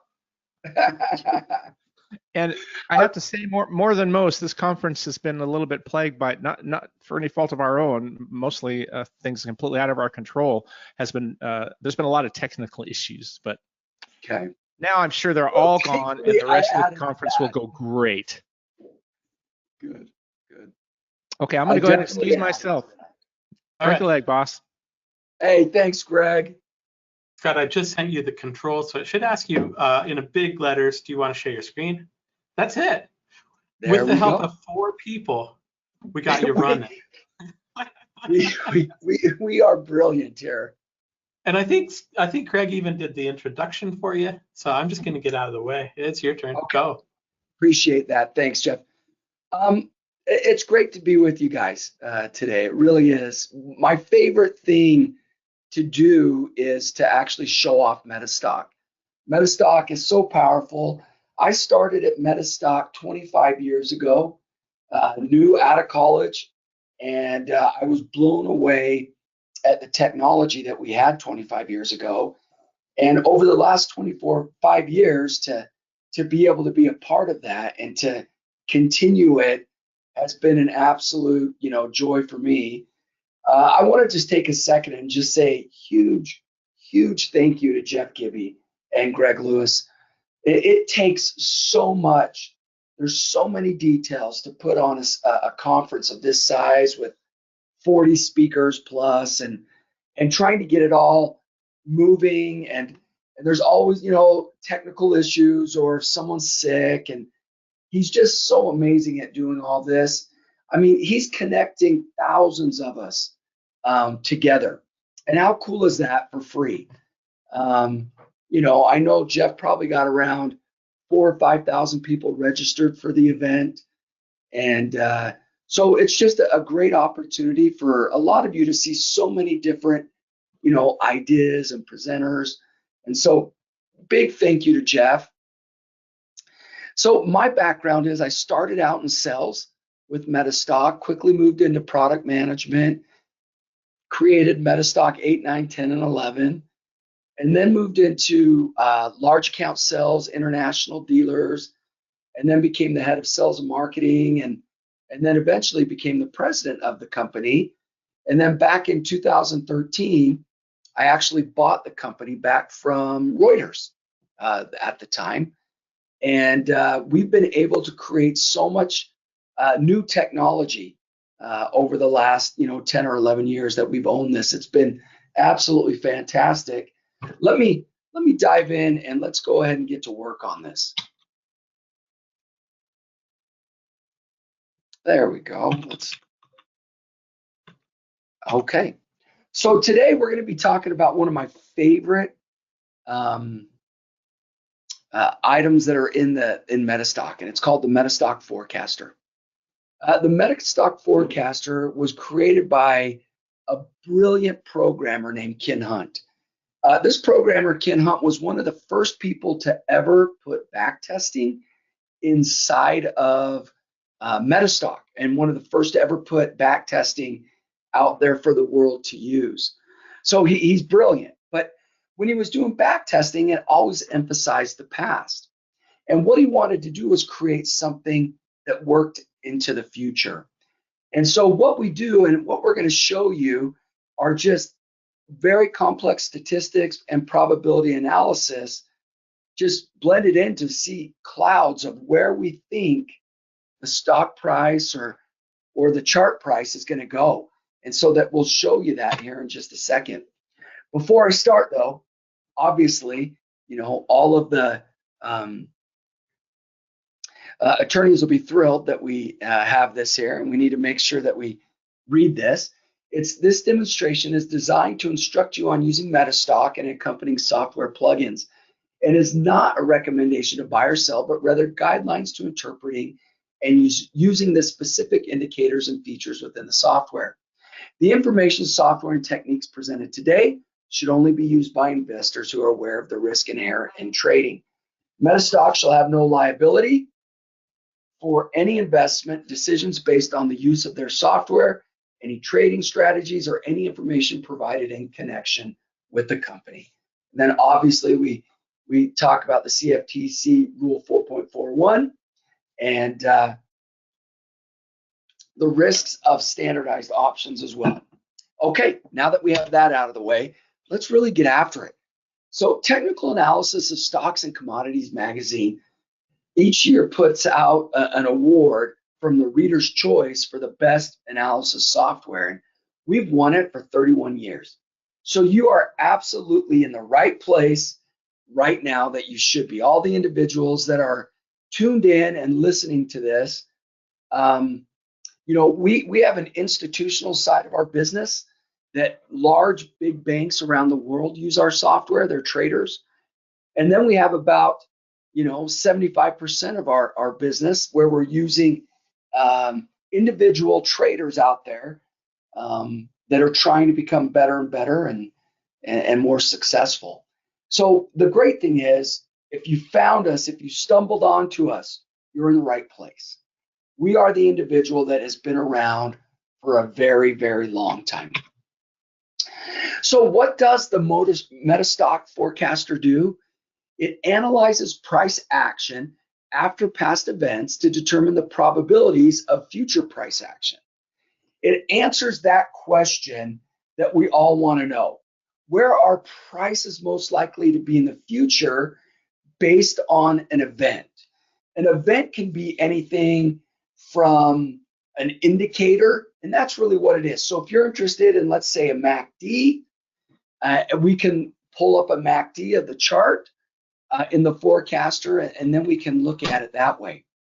So MetaStock Forecaster, there's some other really cool things it does, and I can't wait to show you. How many times I've presented MetaStock, I'm sure over 1,000 times. And what's so cool about when I get to present MetaStock is that there's always someone in the crowd that'll ask, hey, does this draw a triple top pattern? Does this draw a cup and handle? Does this, all those types of things? Well, the MetaStock Forecaster now, it allows you to draw your own patterns. Come on, right? How cool is that? You can just take your mouse, draw it, and it will create all the formula language behind it. I can't wait to show you that. I really can't. It's an amazing piece of technology. It'll copy patterns directly from the chart and put it in the forecaster. It'll rank those recognized events or indicators right there in the forecaster. And we have a bunch of new event recognizers too that we can look at. So right here, you can see a list of just available event recognizers. And as you look at them, you're just like, oh, those look like, indicators. And that's really what they are. We're just calling them events. So right here is a chart of Rio Tinto, okay? And what we did is we actually put on the moving average 50 cross down, and it generated a triangle. This triangle actually is the spot where the moving average 50 cross down occurred. So if I was to click on that triangle, it'll actually draw a cloud out for me. That cloud, the brighter the color, the greater odds of the probability scale that the price will go through that. And we can look at this cloud on a 30, 90, or 180 days, okay? Another thing we can do inside the software is we can look at, the specific right here cloud that we're looking at. But the problem is this is a static image. It always stays the same. What if we were to get new bars of data? Wouldn't you want it to adjust? Similar to like an AI type of, formula there, that as that new data comes in, it's evolving, right? It's showing you right here that in Adobe, CCI overbought performance in the next 30 days, 60 days, 90 days, or 180 days. What is the probability map based on? And this one changes every day. And you can do this with daily data, or you can do this with real-time data. Okay, you could look at a 5-minute chart, 10-minute, 60-minute, whatever you want, right? So it's very helpful for a user. Now, let me be very clear. It's not always correct, okay? We're not here to tell you that, oh, you found the holy grail of trading, but what we are is another tool, and this forecaster can absolutely help you in your trading. Right here is that Adobe Systems, and as you can see, that cloud is dragged out into the future. And then you can see where the price movement went after we hit on that cloud and drew a cloud. The price actually followed it, pretty closely right there. So how do we get into the forecaster? I'll show you here. It's inside the software. We have 67 event scans in the Explorer. And new rakings, draw your own patterns. You know what? I am going to just go into the software. Let's do that. So right here, you're going to be able to see a screen of MetaStock 19. This is the latest version. If you don't have this version, you've got to jump on board. This version right here is the biggest upgrade that MetaStock has had in the last 25 years. Okay. So again, if you're a user of MetaStock, you need to upgrade right now to get this. Our charting, we built a whole new charting component inside the software, and it's just brilliant. It looks so good, and it's quite amazing.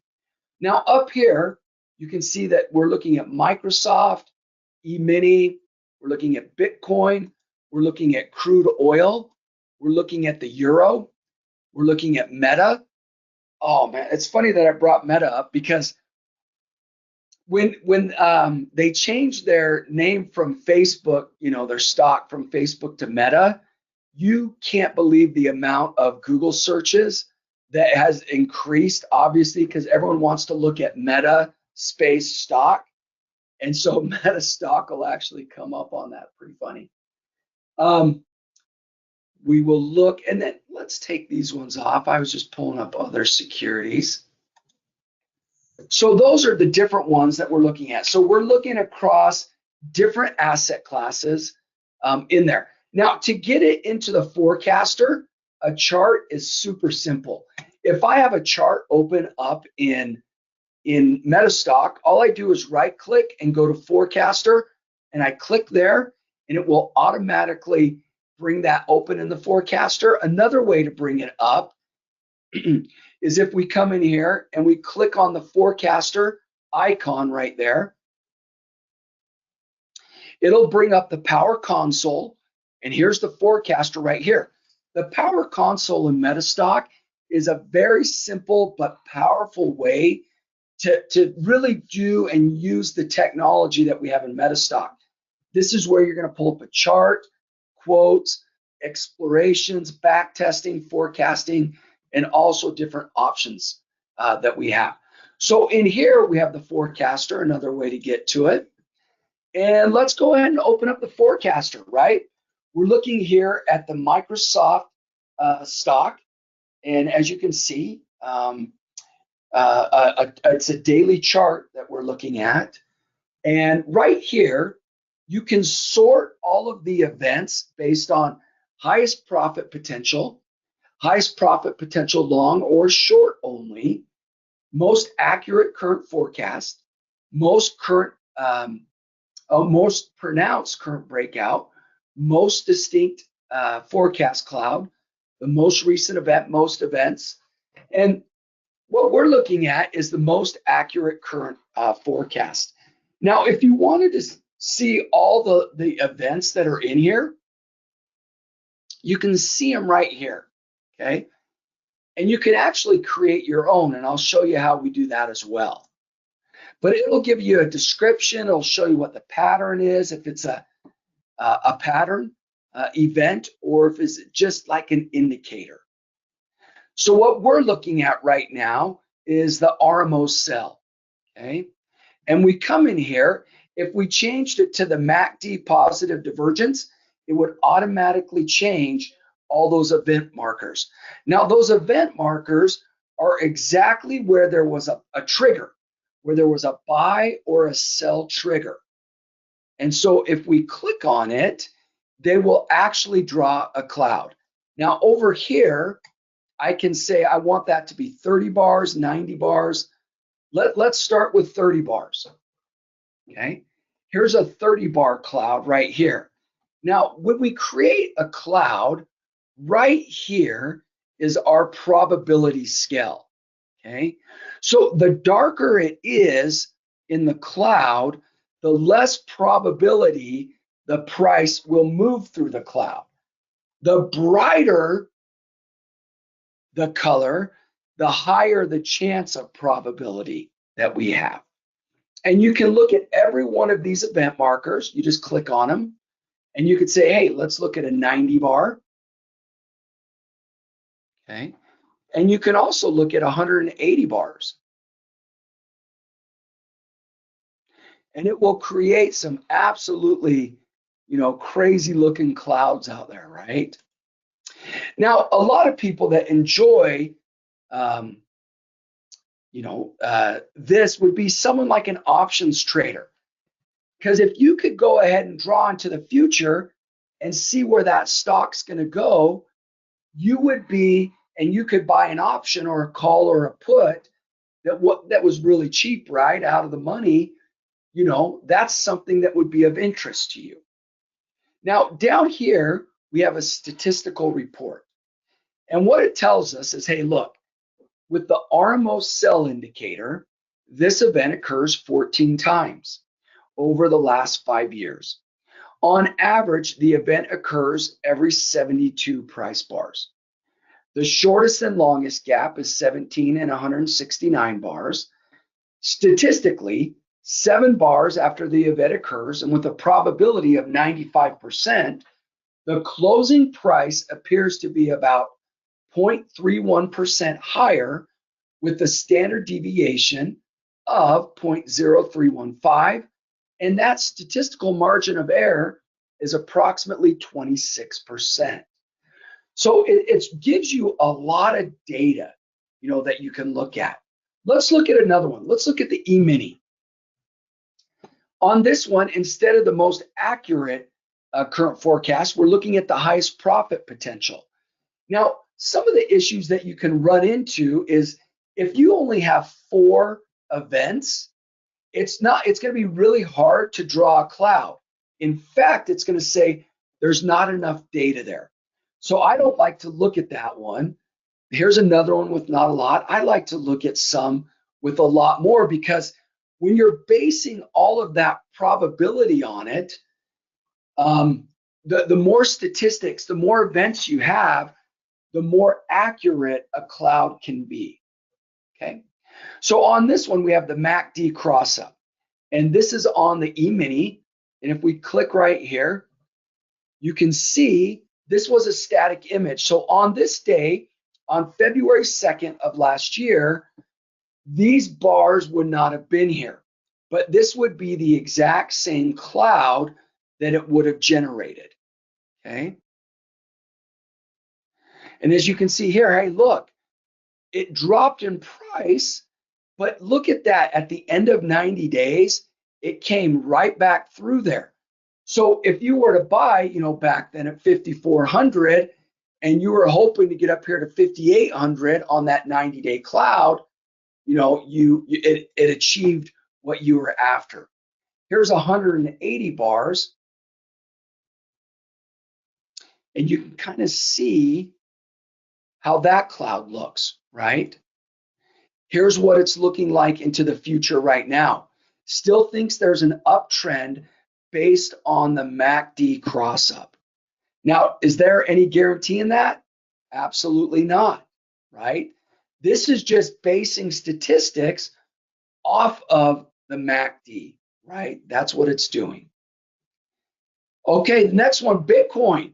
Everyone's always excited, you know, crypto, people get a little bit crazy with it. And so we're just going to look at Bitcoin here. And I'm looking at the most events, and I actually created my own event called Scott's Bitcoin Pattern.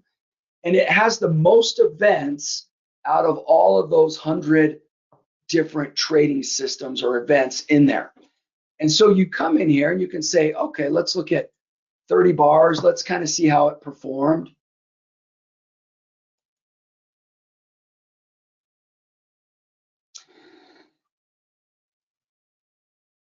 And you can kind of look at these and say, okay, so this brings up my first point here. As you remember, after the election, boy, crypto just shot through the roof, right? And when you're looking at statistics over the last 5 years, there hasn't been too many times it just jumped in, 2-3 days. And so that pattern can really be tough to pick up when it just shoots straight up or shoots straight down, as you can tell right there. And then it'll find its footing again. And then you come in here and you can see how that looks, right?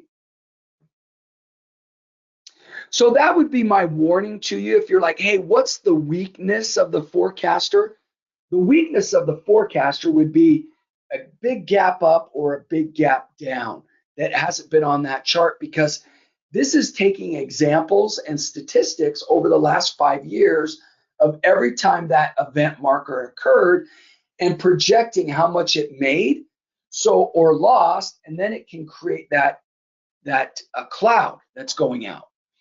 Now, right here is that forecast cloud. Remember, there are 2 different tabs up here. And what this first tab is it just shows you the cloud. The second tab, it's not a static image. Every time you bring in new data, it'll actually recreate this cloud. Maybe it'll adjust it slightly, maybe it stays the same, or maybe it'll adjust for it to go down. Here's crude oil. Let's take a look at that. All over the place, right? That can be a tough one as well to try and track. But let's look at these last 3 trades. There's one, it did pretty well there. Did pretty well there as well. And then here's a downturn. Let's see how it did there. It didn't pick up on that current downtrend. Now let's look at the euro, okay? This one, what we're looking at is the most distinct forecast cloud, and we're looking at the moving average 50 cross up, okay? So you can come in here and say, okay, well, let's see how this looks. Let's kind of see. What I like to do is see if it's, in a pattern, because if it's in a continuing pattern, boy, I'm telling you, these event markers and clouds can do a really good job at seeing where that trend's going to go. Some of these are spot on and some aren't.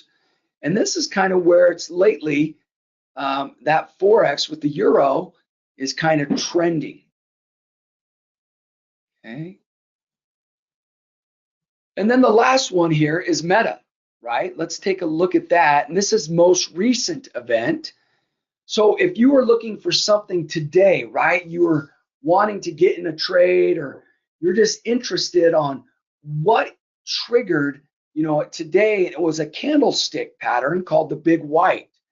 You can come in here, click on that, and it'll show you what it thinks it's going to do. And what we want to do is just kind of see if those last few have been accurate.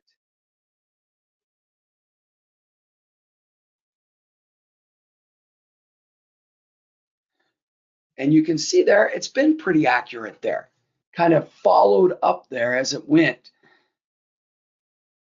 Okay, so let's say that you get really interested in this, and you like what the MACD cross up right here. I'm going to show you something really cool inside of MetaStock. If you go back to our Power Console and you go to the Explorer, we actually have 67 different forecast explorations that are already built in for you. And we've already, we select the MACD cross up, and we're going to come down here and we're going to select the S&P 500. Okay, and we're actually going to explore that. So what this is doing is taking that event marker, the MACD cross up that we were looking at, and what it's doing is it's going to scan the market, all 500 of those securities, and let me know if there's an opportunity right now based on the MACD cross up. Okay, so as that goes through that, let me give you an idea here. So here's the MACD cross up right here. And this is the specific event that we're scanning on in MetaStock. Because one of the hardest things to do when you trade is find an opportunity, right? And the hard part can be is, okay, I like this, but a big decision always is, when do I get in? And then a massive decision is, okay, now that I'm in, how do I, when should I get out? And this is right here inside of it. Look at the exploration. And as it's going through here, it's going slow. I ran it earlier today, so there's only one that's there. And what we can do, let's just cancel that. And it will bring up the specific, it was CAG. So we can come in here and say, okay, let's look at a chart. And I'm going to show you how to bring up a chart in MetaStock. So we pull that up. And my internet is slow here today. And then I'll right click on this and I'll go to Forecaster. And it will automatically bring this up. And then we want to look at the MACD cross up. So let's go ahead and we can find that. Let's do this. We're going to sort them by recognizer name. That'll be a lot easier. And then we can just come down here to MACD cross up. Go ahead and click on that. And as you can see, there's tons of these that are finding the opportunities there. And it dropped pretty hard. But then, man, look at that. It's had a nice rebound there. And you kind of look at that, and it caught that. But it says, hey, we still don't think it's recovered. It may be go down here, but there's also a chance.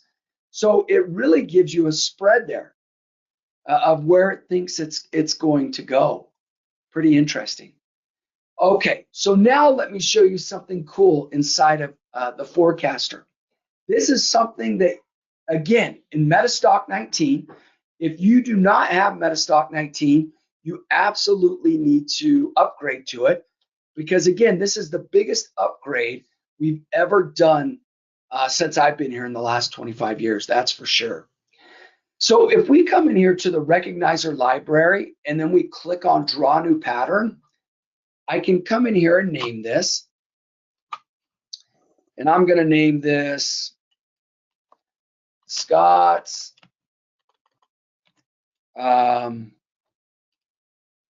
double top.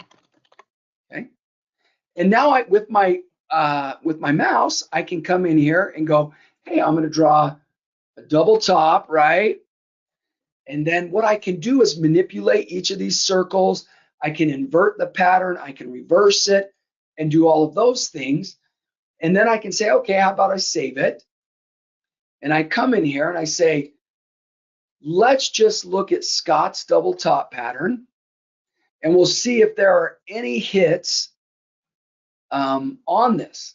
And so we're going to rescan the selected analysis on ConAgra, and nothing pulls up, right? There were 0 events occurred based on that, and that's fine. Now, here's something else that is amazing that you're going to love. How many times do you get into a trade and you say, these 4 or 5 bars are exactly the trade setup I love?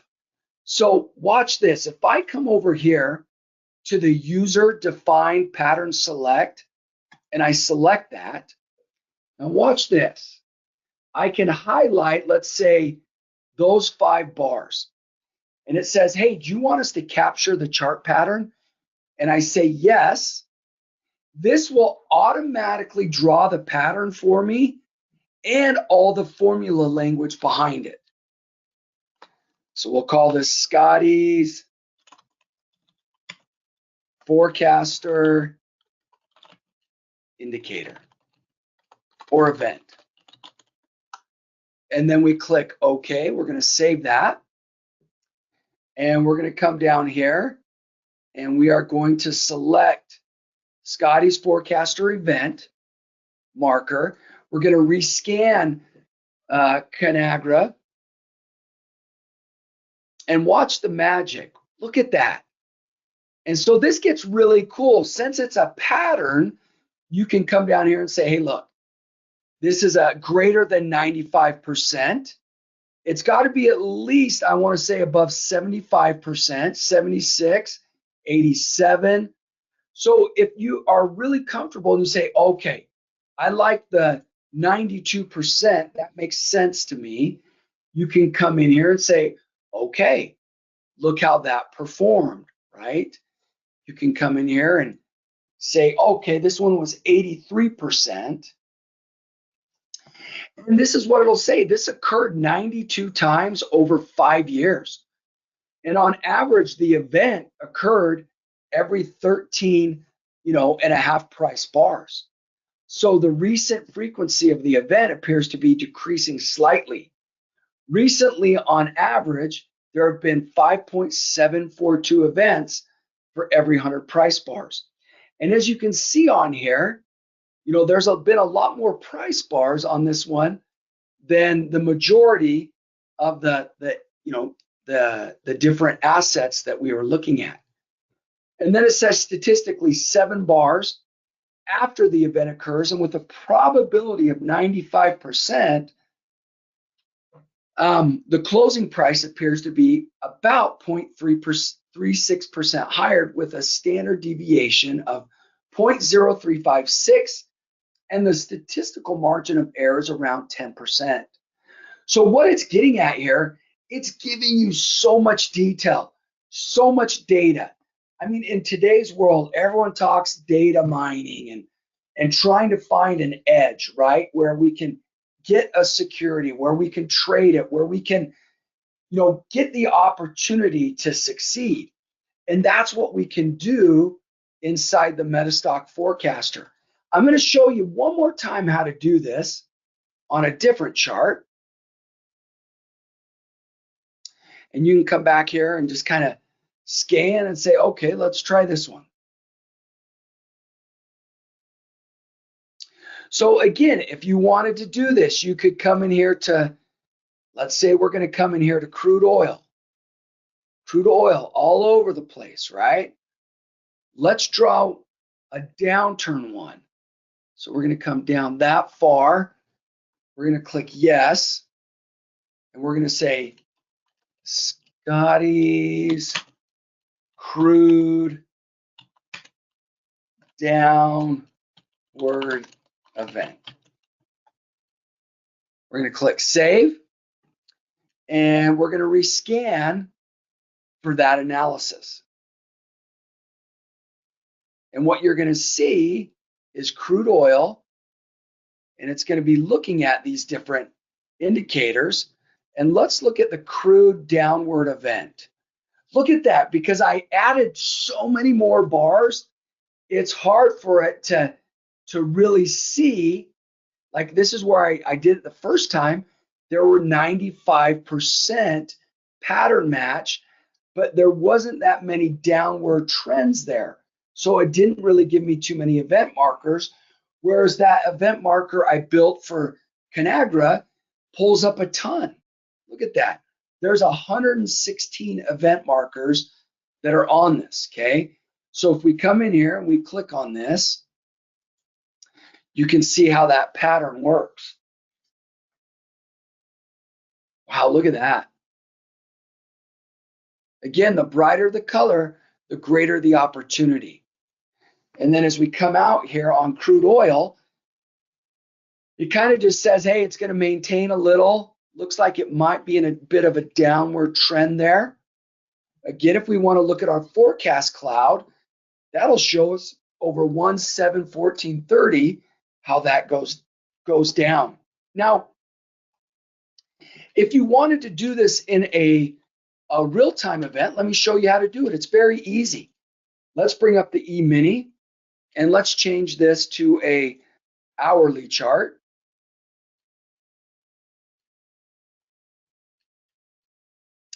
And what we're going to do is we're going to bring up the forecaster.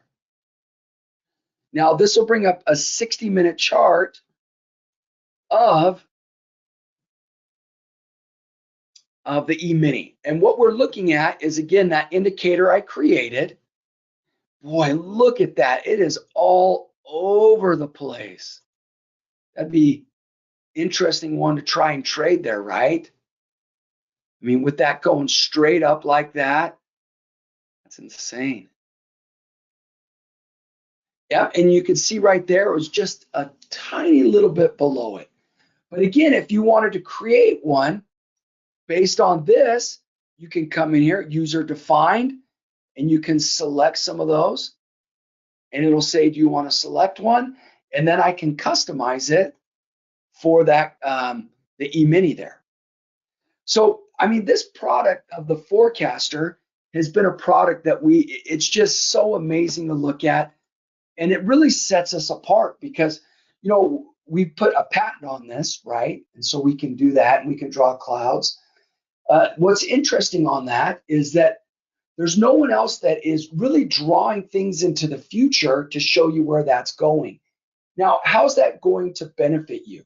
The way that that is going to benefit you is you're going to be able to see maybe potentially where that price is going to go to. So if you're, let's say again, an options trader, you know, and you could find a cheap out of the money call or put, I mean, it's a great idea, right?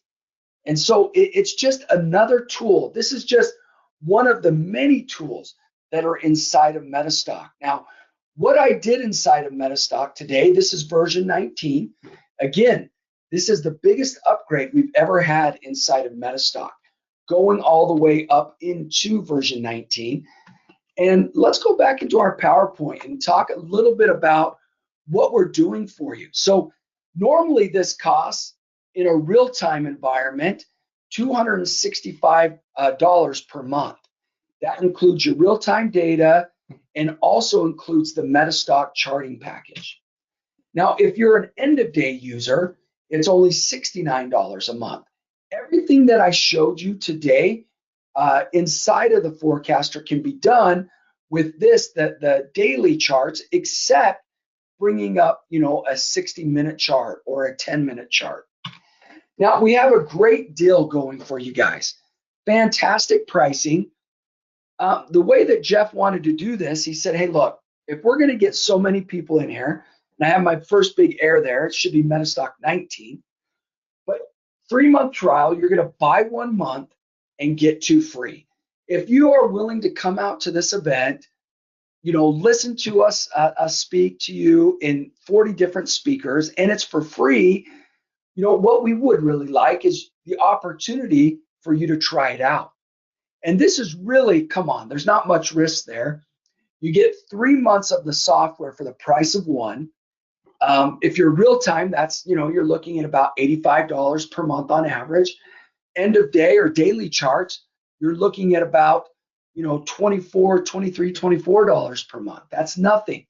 How can I sign up? You can call us at 1-800-882-3040. Again, 800-882-3040, or you can chat with us right there. And then we also have a landing page at metastock.com/CONF promo. So again, chat with us, call us, or order directly online through the landing page. I've been here 25 years, and I've given all I've had to MetaStock. When I've seen our latest version of MetaStock 19 and where we're going with the forecaster, the quote center, the options analysis, the scanning capability, the back testing, I continually get confidence about the direction where we're moving. For 31 straight years, we were voted the #1 trading software out there by Stocks and Commodities magazine, the readers. And you should be able to try this out. If you haven't tested MetaStock out, you want to find out what the big time traders are using, and that's MetaStock. We have users that trade, hundreds or thousands of dollars, or hundreds of thousands of dollars, millions, and even the billions. Okay. Greg Morris, great friend of mine, used MetaStock, to trade his billions of dollars, that he was using in his funds. It's an incredible tool. You need to use this to put the odds in your favor. All of these 40 speakers that we're currently having on this conference, all of them use MetaStock. They put MetaStock, their add-ons or their trading ideas, inside of MetaStock. So that's the type of product that you have here, that you have access to, where people are using it as this big tool that, we have all the things from scanning to back testing to forecasting. Well, they want to put their trading ideas in there to help with their traders that they have that are following them. The Traders Forum is sponsoring the conference today, and I would highly recommend signing up for that. Jeff will put that up on the board here in a minute. You can just scan that QR code, make it really easy, right? We actually took that Traders Forum after Steve Bigelow passed away. And what we're doing is rebuilding that. So if you want to be a part of something big, that is something that's going to be amazing. And Jeff's spearheading that event as well. So anyway, that's all I have. I know we have a few minutes left. Jeff, were there any questions or comments, anything we need to go over? We did have a question. I answered it, but the question was, what time frame does this work on for the forecaster? Oh, great. Sure. And, so, and as you saw, we did it in a daily chart, and we also did it in the real-time environment as well. Yep. Cool. That was the only question that we had. Okay. If you'd like, we can have you give away another prize. Do you like giving away prizes? And people can hear me now. Yes. Well, actually, yeah, that's right. We see, I don't remember technical issues. We just work through them. We do. Because you see these on every single speaker. Oh, yeah. It's part of the fun, actually. It's part of the fun. You never know what you're going to get. It's like a box of chocolates. Yeah, that's exactly right. And everyone, just remember, be kind, right? Jeff is crushing it, and you can't imagine the amount of work it takes to put these together. And, just huge hats off to him. Big thank yous. I know I'm speaking for everyone, Jeff. The speakers, the people that are tuning in, you absolutely crushed it, as always. It's all the great speakers and all the great participation, and we couldn't do it without everybody. So yeah, that's true. But someone's got to put it together.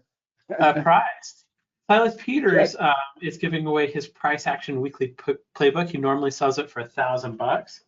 Oh wow! With it, you get weekly price action alerts, top trade ideas of the week from him, research in the market that he does, all that kind of stuff. It's all included, and we're going to give one away. Now, Let's what do I it. usually got, just give me a number between 1 and 8,051. So we had 8,000 people register for this. That's amazing. You know what we're gonna do, Jeff? Yeah, go ahead. 8,051. Oh, shoot. Let's see. That just happened. That just happened. Dave K. in the USA just won that prize. Ooh, let's go, Dave. A free $1,000 playbook. Let's go. Very cool. $9.97, but not to get picky. Or $9.97. That's my bad. Scott, thanks. You did a great job. Appreciate it. Thank you, sir. Thank you, Jeff. Have a great day. You too. Kick me out. Get out of here.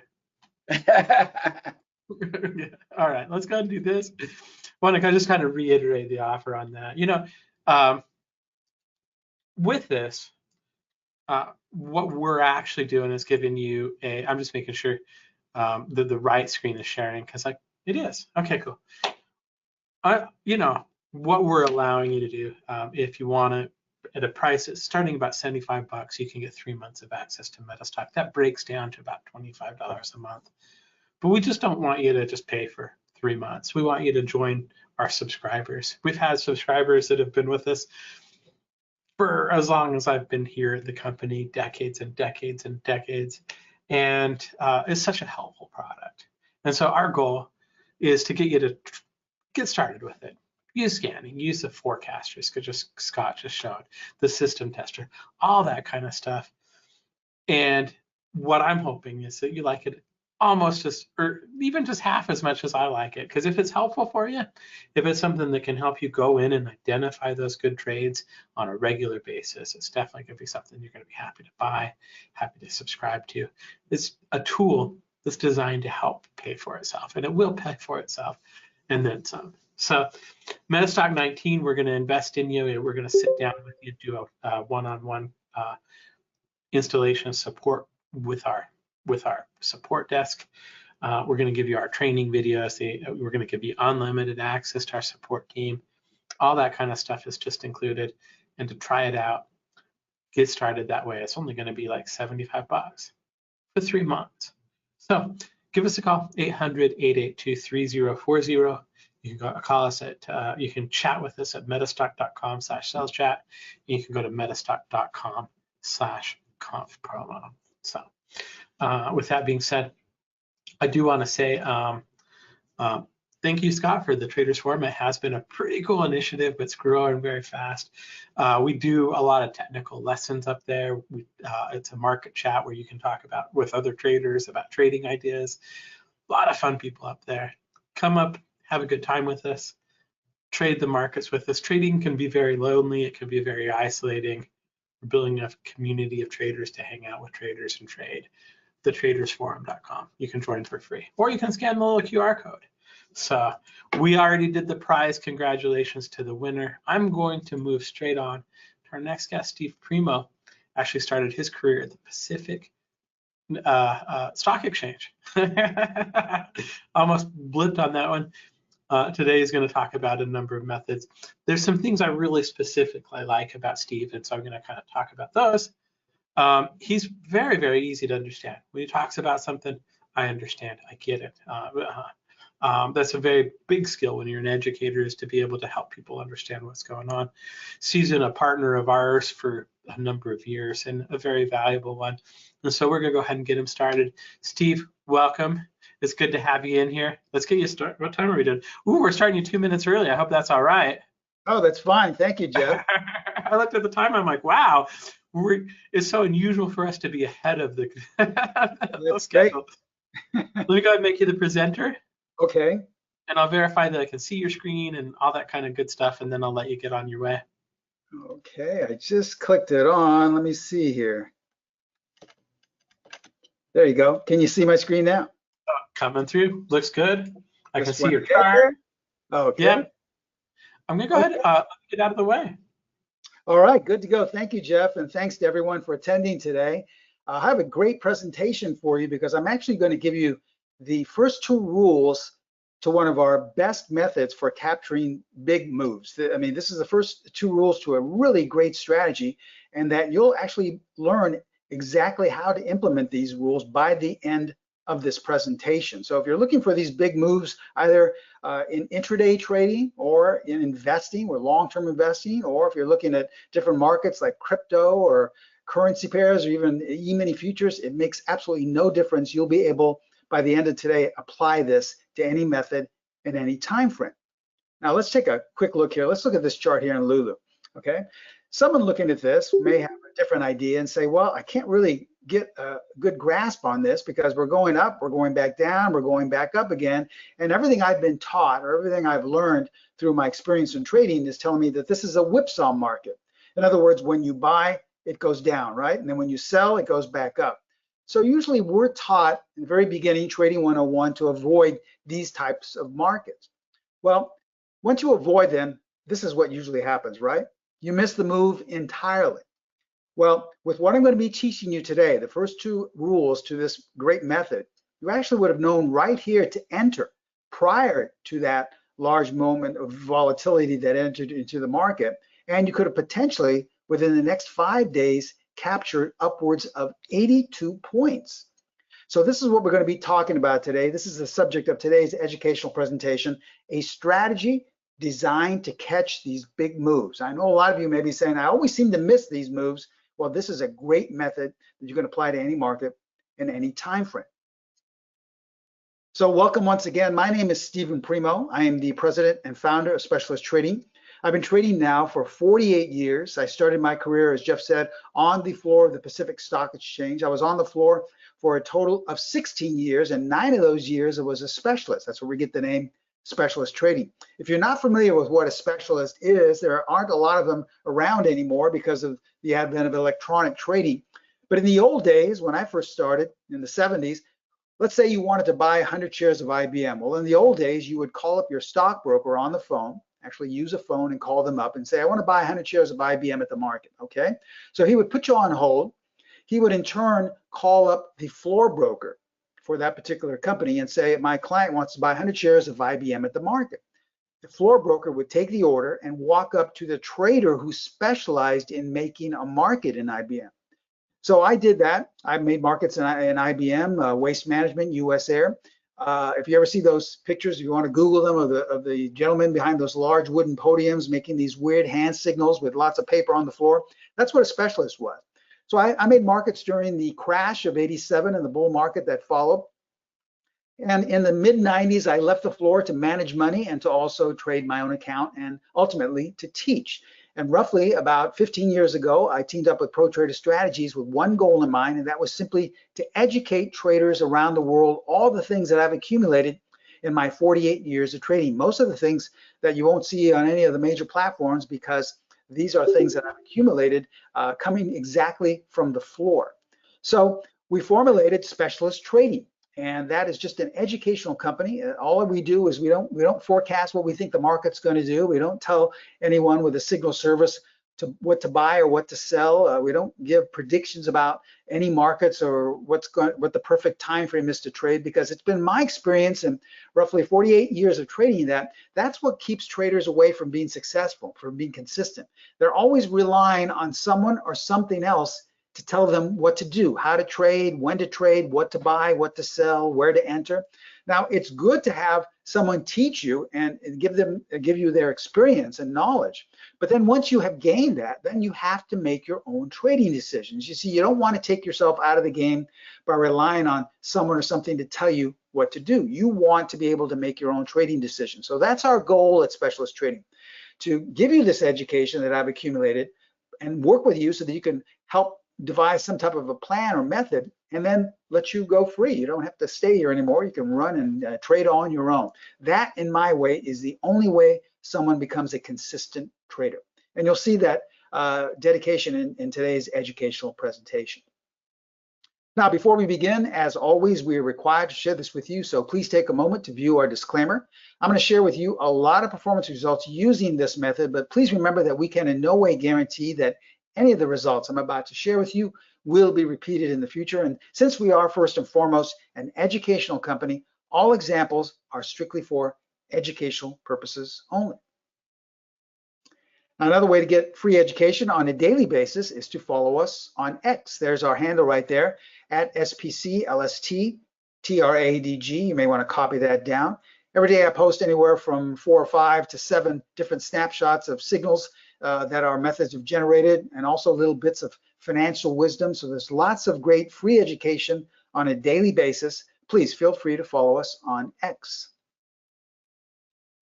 Okay, with that stated, let's begin today's educational presentation. And what we're going to be talking about today is what we call Strategy 3A. So let me give you and share with you some of the highlights of this particular method. First of all, it's what we call a continuation strategy. I know a lot of you don't know what that means, but don't worry. A continuation method is one that doesn't look to buy at the bottom or sell short at the top. What it does is it looks for a trend to be established. A move already is taking place. And where most people say, okay, well, the move has already gone up too much. I don't want to buy here. It's too high, or I don't want to go short here. It's too low. This method actually can tell if there's a little bit more room left in the move. So it's called a continuation strategy because it's saying that the move is going to continue in that direction. Now it does this by applying a unique Bollinger Band setting. Now usually we reserve the rules to this setting for the members around the world who have purchased Strategy 3A. But guess what? We're going to share with you what this setting is in just a few moments. You'll be able to apply it yourself. Now, it's designed to trade any market, any time frame, in any direction. And the reason why we focus on that is because when I first started teaching this method about a decade or so ago, we really just had it formatted for the E-minis because the E-minis had the most volatility in them. And this is, after all, a volatility catching method. But with increased volatility in all the markets, a lot of our students said, hey, Steve, I can use this for stocks, I can use it for crypto, I can use it for E-mini futures as well as currency pairs. So even though towards the end you may see our promo or a graphic that says E-mini futures on it, it actually can be applied to any market, any time frame, in any direction. So there's absolutely no need to change or alter the rules simply because you're changing a different market or a different time frame. Now, with all of our strategies, not only Strategy 3A, but we have upwards of a dozen different methods and techniques that we share at Specialist Trading and teach you. We always tell our students to paper trade first. Now, even though you're going to get the first 2 entry rules of this particular method today, you can actually start trading it as early as today. If you have any idea about where you'd like to sell or place a stop, sure, you can start trading it as early as today. But we wouldn't suggest that because most students jump in way too quickly. And then when they say, hey, Steve, this isn't working for me, I'd like a refund, or I'd like another strategy, I ask to see their work, and almost all the time they've entered the rules incorrectly. In other words, they're jumping in, not really focusing on what the proper structure is. So please, paper trade this method first. I believe this is being recorded. You can watch the video over and over again to get a clear method as to how to implement the process. Our edge here, with all of our methods, not only Strategy 3A, but with all of our different strategies, is consistency. Now, I know a lot of students think that consistency means that, well, you have a multitude of winners, right? And you just have a lot of winners. That's actually not what consistency means. Consistency actually is an awareness that you will have losses from time to time. But a consistent method is one that's able to recoup those losses, oftentimes on the very next setup. So many systems or methods promise the world, and every once in a while they will hit this home run where you make tons or thousands of dollars. But most of the time, those type of methods also will give it right back. That's not consistency. That's more of a roller coaster, almost a gambling mentality, where you hit the jackpot and then 2 days later you're giving it all back, right? A consistent method is a 2-step forward, 1-step back approach, where you have a couple of good trades, maybe a small loss, and then you resume your winning process. Okay, that's what we're looking for, and Strategy 3A is a very consistent method. Okay, so let's talk about Bollinger Bands. Now, we know that most of you have traded with or continue to trade with Bollinger Bands, but for those of you who are not familiar with us, just give you a little refresher course, okay? Bollinger Bands are actually 3 different lines plotted. They're an indicator, and a great indicator, by the way, with 3 different lines plotted on your chart. Now, The middle line is just a moving average. In fact, it's a 20-period simple moving average. But then you have a line or a band on top of it, and you have a line or a band below it. These are the upper and the lower bands, okay? Now, the distance they are from that middle 20-period moving average is called the deviation, and they're usually set to a +2 or a -2 for the lower band. Now, don't ask me to go into the inner workings of the Bollinger Bands. I'm not qualified to go and explain it, but this is really all you need to know because this is the standard format setting, okay? You have a 20-period simple moving average in the middle, the upper band and the lower band, and their distance from that is the deviation of 2, +2 for the higher band, -2 for the lower band, okay? And if you look at this generic chart, this is what it would look like if you plotted the Bollinger Bands. Here, this middle red line is just a 20-period simple moving average. And here is the upper band in blue and the lower band. Okay, that's the standard format, the default usually on all platforms. Okay, I know they have it on MetaStock. It's usually set at 2 or -2. What we're going to do is alter that. Now, here are the proprietary settings. And once again, they're usually reserved for the members who have purchased Strategy 3A. We have this strategy being traded by students who purchased it in over 115 countries and in every state in the United States. Well, I'm going to give you the proprietary setting right now.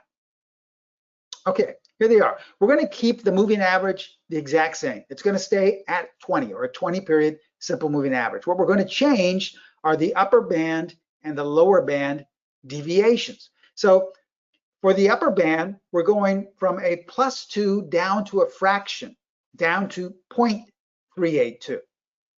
And for the lower band, we're going from a -2 to a fraction of -0.382. I know a lot of you would say, oh, so this is a Fibonacci strategy. Well, trust me, I've experimented with so many different settings, so many different numbers, whether they're Fibonacci or not, and these just seem to get the best results for my experience having traded this Strategy 3A. Now, if you feel comfortable trading with another setting and you feel you can get just as good results going through the process, well, by all means, go ahead. Remember, our job as a mentor is to provide you with high probability techniques and methods. If you'd like to alter it to meet your needs, well, that's great. But trust me, I have tested this for the past decade or so, and this setting seems to be the best to get the type of results you're looking for, okay? So let's look at those standard settings again. This is a generic chart with the standard Bollinger Bands, and once we apply the proprietary setting, this is what it looks like. And you see how it's a lot more smoother. It kind of looks like a river, right? Now, this is what's going to help us determine our entry points using this strategy. Now, I know a lot of you may say, well, Steve, isn't this just a moving average envelope? Or maybe aren't they the Keltner channels? Well, trust me, I've experimented with those indicators as well, and they don't get the same results as using these proprietary settings on the Bollinger Bands. So feel free to experiment. Once again, if you'd like to go with Bollinger Band, different settings for the deviation, or if you'd like to go with moving average envelopes or with Keltner channels, that's fine. But you'll most likely do the same thing I've done, and a number of my students have, is come back to these settings because you just seem to get the best results with this, okay? All right, so now you have the proprietary setting. Let's look at the entry rules. These are for buys, okay? Now, we're not gonna take the time, and we know we have limited time here. I'm not gonna go over the sell rules because they're the exact same thing. We're just turning them upside down. But you'll get a great idea once we go through them, and you'll fully understand the process after we see a number of slides here, okay? All right, so let's go through it step by step. Step one, obviously, we wanna plot the proprietary Bollinger Band setting on your chart. Now, I know a lot of people say, well, Steve, that goes without asking. I mean, why do you even have to say that? Well, because, you know, remember when we first started teaching this method decades ago, we only applied it to E-mini futures. But what we're really saying is that have it on any chart you want to trade. If you want to trade daily bars of stocks, monthly bars, weekly bars, if you want to trade 4-hour currency pair charts, it makes no difference. But plot the proprietary Bollinger Band setting on whatever chart you're interested in, whatever time frame. So let's go back to the first chart we looked at, that chart of Lulu coming into this year, just about 3 months ago, 2 or 3 months ago. Remember, we looked at it and we said, well, this is a range market. We should stay out of this. We're going to get in whipsaw, right? We're going to buy and it goes down. We're going to sell and it goes back up. Well, first thing we want to do, though, is apply the Bollinger Band setting, okay? See, they have it there already pre-formatted for it. Now, let's go to step number 2. We want to identify 5 consecutive price bars that either close on or above that highest Bollinger Band, okay? We want to look for 5 consecutive price bars that either close on or above the highest Bollinger Band. So what does that look like? Well, as we look here, we see we have, okay, 1, 2, 3, 4, well, we have 5 right here. We have 1, 2 below, no, we have 1, 2, 3. This one closed on, so that's 3, 4, 5. So there we have it, 5 right there. Now we had 5 back here, but you're going to see in just a second how this just didn't make it with the next step. Step 3, we're going to enter to buy when price trades. Now you notice I have trades underlined. I didn't say when price closes, but only when price trades 1 tick above bar number 5. Now obviously 1 tick is 1 penny. If the high of bar number 5 was 50, 1 tick would be 50.01. Okay, if you were looking at currency pairs, it would be 1 pip. Basically 1 tick just means a unit of measurement. All right, so we want to enter to buy when price trades. Doesn't have to close there, it just has to trade 1 tick above bar number 5. All right, so we look back at the chart. We have 5 bars here, 1, 2, 3, 4, 5. So we want to enter when it trades 1 tick above, which would be right here. All right, so let's see what happened on the very next day. Well, it traded there and we entered. So now we are long. And look what happened. 82 points in 1 week. Now, this was all done without looking at interest rates, without looking at earnings, without looking at some announcement that obviously was made, some fundamental news that came out, was not looking at support and resistance, was not looking at overbought, oversold, was not looking at range markets or whipsaw markets, just market behavior. You see, trading is really simple, but it's the trader who makes it more difficult than it has to be. When you simplify the process, you get 1 step closer to being a consistent trader. That's why we don't follow the news, or none of our methods are based on fundamental news, earnings, announcements. They're not based on anything that has to do with economic indicators like jobless claims, things of that nature. Now, someone would say, "Well, Steve, I was always taught that those are the things you have to look at." Well, guess what? When I first started trading 48 years ago, I was taught this exact same thing. And for my first nearly 2 years of trading, I couldn't make a dime. So there was no consistency in really using those things for me. I was lucky enough to have some mentors. These were actual specialists themselves who have been trading for decades on the trading floor, who saw how much I was struggling. And they told me the same thing. They said, "Steve, your trading is far too complicated. You have like 20, 30 indicators on your screen. You're following every bit of fundamental news, the earnings, the interest rates, the economic news. You're following all these gurus." We didn't have chat rooms or trading rooms at the time, but we had newsletters. I subscribed to all of them. And guess what? I mean, my trading was barely breaking even. They said, "You will be much more consistent if you let go of all that and just focus on the chart in front of you." And they taught me a few simple principles, and that turned my trading around. So to this day, I've stopped looking at news. I haven't looked at news in over 4 decades. And if I'm still trading, if I'm still here, I'm living proof that you really don't need it. Now, if you feel that you can't cut the umbilical cord and you want to follow news, you want to look at interest rates, you want to look at overbought, oversold indicators, things of that nature, by all means, go ahead. We're not here to tell you how not to trade. Our job as a mentor is just to provide you with things that have high levels of consistency. And as you can just see here, strategy 3A is extremely consistent. It's also extremely simple. Now, I know a lot of you are saying like, "Wow, that's great, Steve, but where would I exit? Where would I place my stop?" Well, listen, I can't give away all of the rules for free. It wouldn't be fair to our students around the world in over 115 countries that have purchased strategy 3A that I give away this for free. You know, they would be upset with me. But I have given you the entry rule, so you know exactly where to enter now. Now, if you have a profit that maybe you decide to place your own risk and you make double what your risk is, that's a fine way to trade. You can trade that way as well. But everything is included in the course. All right, so let's give you some more strategy 3A examples. Now, you understand the process. You understand the countdown, what you're looking for, how to construct the proprietary setting for the Bollinger Bands. Let's look at some more recent examples and see how you could have taken advantage of these in the last couple of months, some in the last couple of weeks, some in the last couple of hours that I'll show you at the end of today's presentation.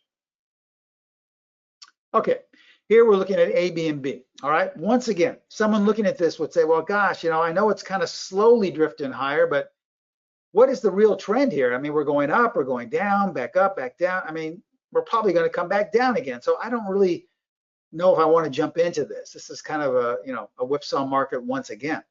But what's the first thing we teach our students? If you're trading strategy 3A, you apply the Bollinger Band. So you plot the proprietary setting of the Bollinger Band. All right, so we're looking for 5 closes either below or above, 5 consecutive closes either below the Bollinger Band, the lowest Bollinger Band, or above the highest Bollinger Band. All right, so we have 1, 2, 3 here, but then we go back up, so the trade is negated. Once we close within the realm of the Bollinger Bands, this setup is negated, so we have to count down, we have to start up another countdown.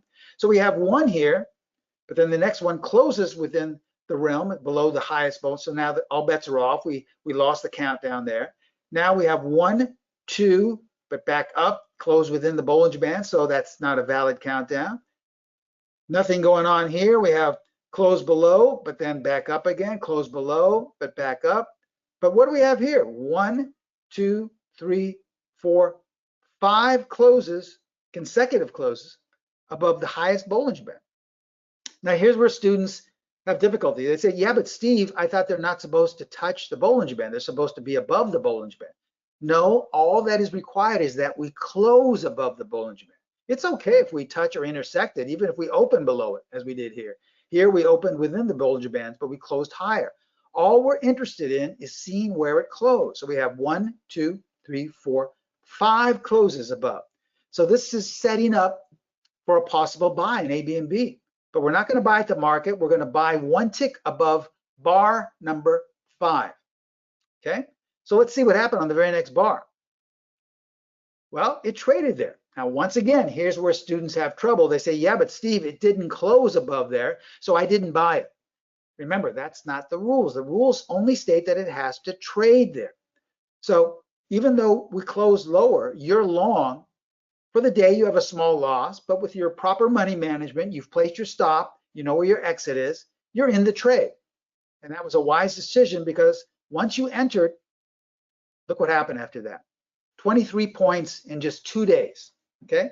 Once again, obviously some announcement came out here what caused it to gap up about 10 or 15 points, but it's not like the owner of Airbnb called me up and said, hey, Steve, I'm the CEO of Airbnb. Listen, I'd like you to tell all your students to buy this because tomorrow the price is probably going to gap up. No one told us. So how did we know to buy it just a day or two in advance?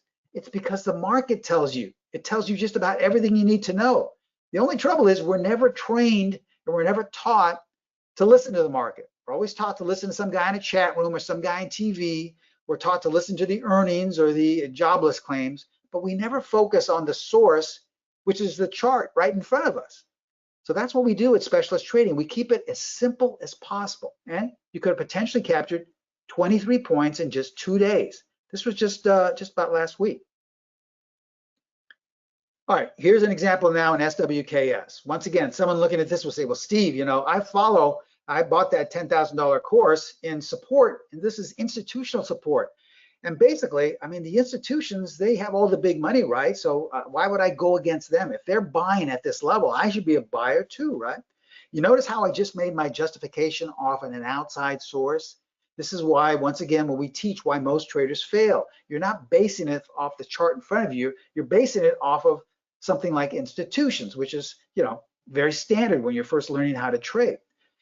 I can just give my personal 2 cents. Once again, this is just my personal opinion from my own personal experience. When I was a specialist on the trading floor, I used to trade with the institutions. In fact, they used to enter orders within my book to buy 1 million or 2 million shares of Waste Management, to sell 2 million shares of IBM, and they would place the orders in my book. And so this was supposedly where people thought, wow, this is major, major support. In my own personal experience, the institutions had the worst track record of any other trader or brokerage firm I traded with. They were almost always wrong. So I would never put my faith in what the institutions are doing. It's up to you if you want to, but I've traded with them personally. What I would do is put my faith in what the market's telling me. And the best way to get a grasp of that is to apply the Bollinger Bands, okay? I'm just starting here. We have 1, 2, 3, nope, can't count down because we closed below. Start again, 1, 2, 3, 4. Okay, we have 5 closes. There's our 5th bar, so we're gonna buy if we trade above there. But this is one good thing to remember. If you never buy it there and price continues to go lower, once price closes back in the Bollinger Band realm, the setting is off. In other words, if we started to go back up and trade it above bar number 5, you wouldn't be in the trade because you want it to be above the highest Bollinger Band. You don't want it to close below. So this count is off. We're going to negate that setup. But what do we have here? We have 1, 2, 3, 4, 5 closes below the lowest Bollinger Band. So this is setting up for a sell to go short. Now, I know a lot of traders don't like to go short. They feel uncomfortable. That's fine. Let's say you were long SWKS. Well, you could use this as an exiting strategy, right? You don't necessarily have to go short. Now, if you were more advanced and you wanted to, you could buy puts. You could buy some spread strategy, option strategy with a downward bias, or you could short the stock. It's entirely up to you. Remember, our job as a mentor is not to trade for you. Our job is to teach you how to trade so you can do it and make your own decisions. So right here, we have 5 consecutive closes below the lowest Bollinger Band. Here's bar number 5. Now, if this is going to be a valid trade, we will sell short or exit our position once we trade 1 tick below.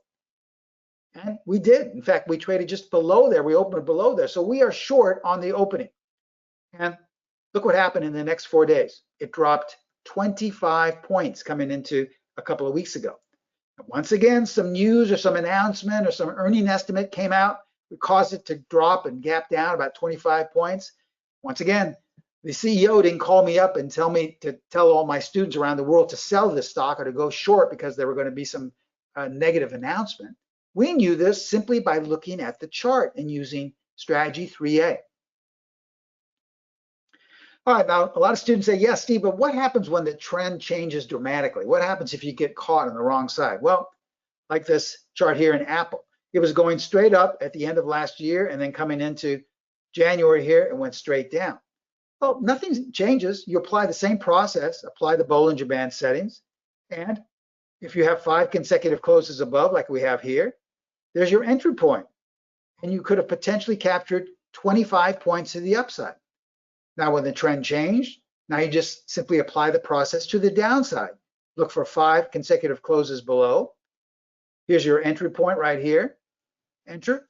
And now potentially you could have captured 20 points to the downside. Now, a lot of our beginning students say, well, yeah, Steve, sure, I could have made 25 points if I bought here and sold here at the top and captured 20 points if I sold short here and covered here at the low. But that's almost impossible. Well, remember, I didn't say you were making 45 points. I said you could have potentially captured. Let's say you only took half of that. Instead of 25 points here and 20 points here, instead of 45 points altogether, okay, so you made 22 points. Would you be happy with that?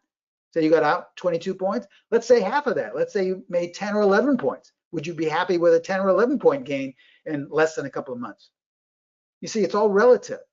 And what matters is that you are being consistent. That's what we're trying to instill in you. All right, let's take a look at BROS. We're looking at a daily bar chart. We have 1, 2, 3, 4, 5 closes above. Bar number 5 is right here. So let's see what happened on the next bar. Well, we didn't enter yet. Now, a lot of our students make the mistake. They say, well, Steve, you said that we have to trade 1 tick above bar number 5, and we didn't trade there on the next bar, so I guess the trade is negated, right? No, it's only negated if we continue moving forward and we don't trade there, but we close below the highest Bollinger Band. Now, we didn't close there. We're still within this realm here, so the setup is still good. Let's see what happened on the next bar. Well, we still haven't traded above bar number 5. Did we close below the highest Bollinger Band? No. So the setup is still good. So you may have to wait a couple of days, but ultimately you did enter on the third day. This was your entry point, beginning or mid-January, I should say, and you could have potentially captured 30 points. Now look how it captured this volatility before it finally concluded with a large gap up to the upside. This was just a couple of weeks ago. Okay, let's look at EA, all right? We're looking at a chart of only about roughly 6 or 7 bars. Someone could say, how can we have any idea what this is going to do? There's not enough information. Well, now that we have the information, it's been going lower, right? So we say to ourselves, wow, that was a pretty big sell-off. But I have this overbought, oversold indicator. It's telling me it's tremendously oversold. So I want to be a buyer here, okay? Well, what is the strategy 3A telling you, the strategy 3A proprietary setting? Well, it may be a bottom, but what do we have here? 1, 2, 3, 4, 5 consecutive closes. And we're setting up that we're going to go even lower. So we want to see it trade 1 tick below bar number 5. So let's track it bar by bar. Well, the next bar we did, we gapped lower. So what happened to being oversold, I should say? It's still oversold. And it continued to be oversold for the next month. Coming into mid-January, end of January, it fell 38 points. So that is the beauty of strategy 3A. It has an uncanny ability to tell you if there's more room left in the movement. Now, I know a lot of you would say, well, gosh, that thing fell out of bed, and that super tool I purchased for $10,000 said it was oversold here. Well, I don't think so. Now, let's looking back in hindsight. A lot of traders say, well, how could I have taken advantage of this, Steve? Here's a weekly chart of EAT, an entirely different time frame. Well, looking back in hindsight, we would have applied the same process, even though it's a weekly chart. Look for 5 consecutive closes, 1, 2, 3, 4. We have 5 closes here, but then we close below. So this count is off, so we're not going to take that. But now we have 5 consecutive closes above. So we would have used the same process, 1, 2, 3, 4, 5, entered here. The next week we didn't trade there, but we didn't close below, so we're still valid. We enter here, and we could have potentially captured 115 points coming into this month. Now this is looking at a weekly time frame. So if you're a swing trader or like to trade moderately longer time frames, you can still apply the exact same rules. Nothing changes because we are changing time frames. Here's a weekly chart of BIIB, Biogen, all right? Someone looking back in hindsight would say, gosh, Steve, I was long this stock and I literally got killed holding this all this time. How would I have known to get out of it? Well, the same process applies. What do we have? We have 1, 2, 3, 4, 5 closes above. We never traded above. And then we went back down below the highest Bollinger Band. So this countdown is off. But we start over again. Now to the downside. 1, 2, 3, 4, 5 closes below. We enter here. This is a weekly time frame. And you would have, if you were long, you could have used this to exit your position back in August. So as far back as August, you would have saved yourself roughly about 75 points. Now, if you were more aggressive, you could have purchased some puts or some type of spread strategy with a downward bias and taken advantage of that 75 points to the downside.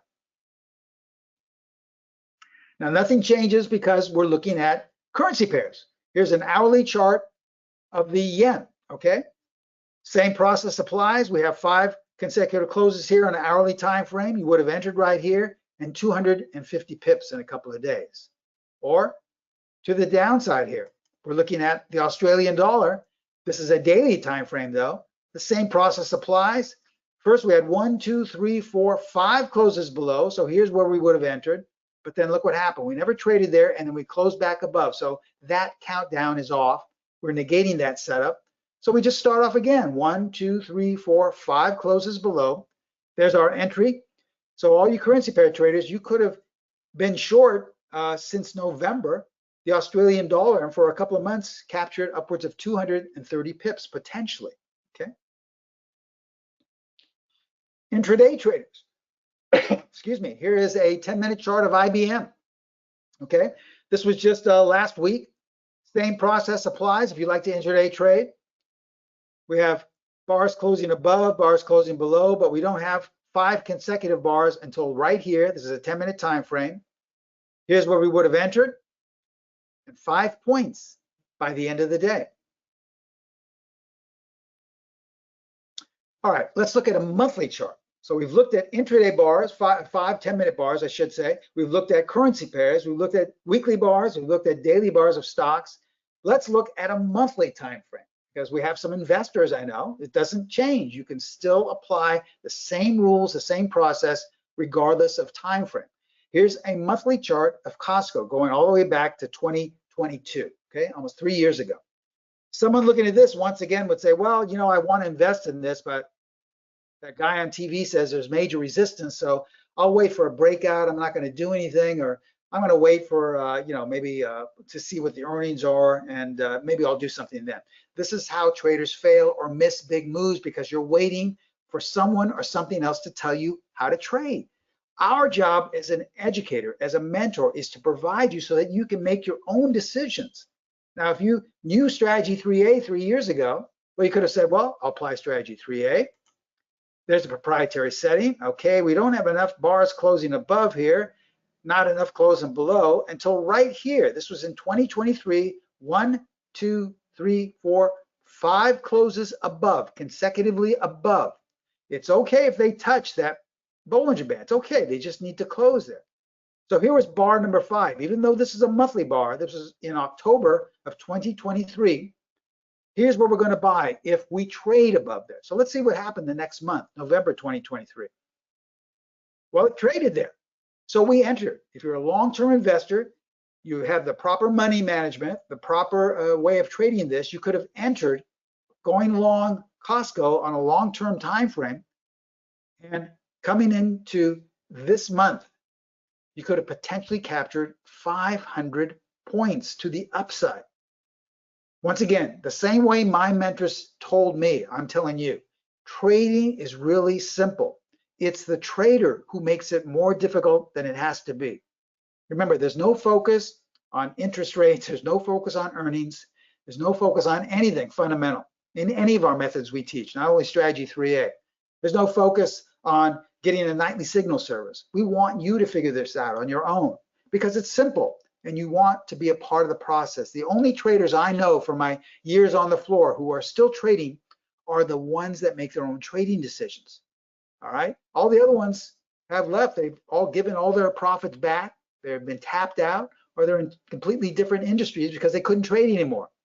But the ones that are still trading, myself included, are the ones that don't rely on an outside source. They only make their own trading decisions. Now, obviously, you need to rely on an outside source like a mentor, teacher, to teach you things. Granted, that's why you're here today. You have some great speakers that are going to give you great information. But once you get that information and find a plan that works for you, you've got to be in charge of that, not someone or something else. So that's what we're trying to say.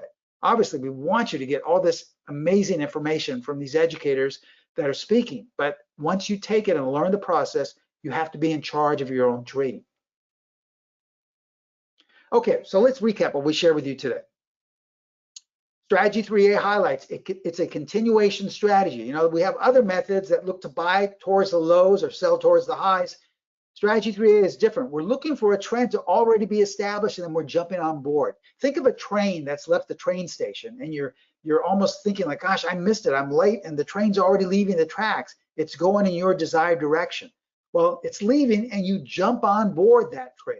That's what a continuation strategy is. Now, it does this by applying a unique Bollinger Band setting, which you learned today. Remember, we're going from the standard deviation of +2 and -2 down to fractions, plus 0.382 and -0.382, okay?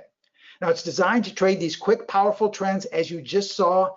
Now, originally, when I first started teaching this a decade or so ago, it was just for the E-mini futures, because that's where most of the volatility was. And once you have these big moves intraday, wow, it worked amazing. But with the increased volatility in all markets now, our students have told us that they apply it to stocks, futures, currency pairs, crypto. It makes no difference. ETFs, it's a great method for all markets, any time frame, in any direction. Now, you have the entry rules. You know the entry rules, the 5-bar count. You have the settings for the proprietary Bollinger Bands, but please paper trade first. I know you could start trading this right now. Maybe some of you have already started, but I can almost guarantee that most of you will lose because you'll jump in too quickly, you won't practice, and you'll say, well, this doesn't work. And then I'll notice that you're using the wrong rules. You didn't implement it correctly. You didn't go through the process correctly. So please, paper trade, if you have to watch this video, watch it over and over again until you get a full, clear understanding of the process. Our edge with not only strategy 3A, but with all of our methods of specialist trading is consistency. Remember, consistency is a 2-step forward, 1-step back approach, meaning that you will have losses from time to time. That's okay. But a consistent method is one that's able to recoup those losses, often on the very next setup. Remember, you don't want any type of trading plan or a system or a strategy where it has these huge gains and then gives them all back. I know from firsthand experience, because that's the way I used to trade when I first started trading. When I was on the floor, I'd have these phenomenal trades where I'd make thousands and thousands of dollars in a relatively short amount of time. And then guess what? The next week or so, I'd give it all back. That's not a consistent method. Consistent method is one that's able to recoup the losses often on the very next setup. Remember, a 2-step forward, 1-step back approach is what you should be looking for in any strategy that you trade. So as we come to the close here, I want you to ask yourself and ask yourself honestly, do you think this strategy can help your trading going into 2025? We just started the year. We're only 2 months, not even 2 full months into the year. And I can almost guarantee you that most of you are nowhere near where you made your promises and hopes and dreams that you wanted to start off with in January, right? We all make these big goals and dreams of where we want to be by the end of the year, maybe have that extra income coming in, or maybe we want to go on that dream vacation with our significant other, or maybe we want to just buy that car that we've been waiting to get. And most of you by this time are saying you almost know for certain you'll never get there because it's just too difficult. How would you like this method going forward? Do you think it could help you? Well, because we think it actually can, and because of our association with MetaStock, we have a great attendee discount for all of you. This is a very special offer for all of you attending this presentation today. We're going to offer you strategy 3A. This is what we feel is our fastest way to become a consistent trader. And as you see here in the graphic, okay, it's an E-mini strategy 3A, but trust me, it can be applied to any market in any time frame. It's our premier continuation method with unique Bollinger Band setting, okay? Now this includes the exact entries, exits, and stops. I just taught you the basic benchmark entry.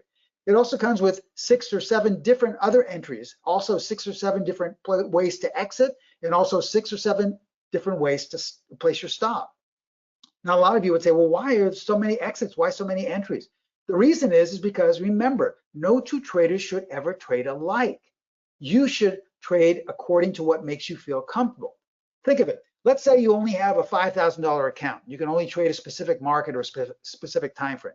You're not going to be trading the exact same way as someone who has a $250,000 account that has a lot more risk parameters and can hold on to risk differently, right? So obviously you're going to have different stop placements. Obviously you're going to have different stop placements. You have different risk parameters. Now let's say you're the type of trader, regardless of your account size, that likes to squeeze as much bang for your buck in the profit zone. Let's say you have another trader that says, no, I'm the kind of trader that wants to get in and out quickly. I want to quickly take my profit and move on to the next one, okay? 2 different traders, one is not better than the other. Well, we have ways for each one.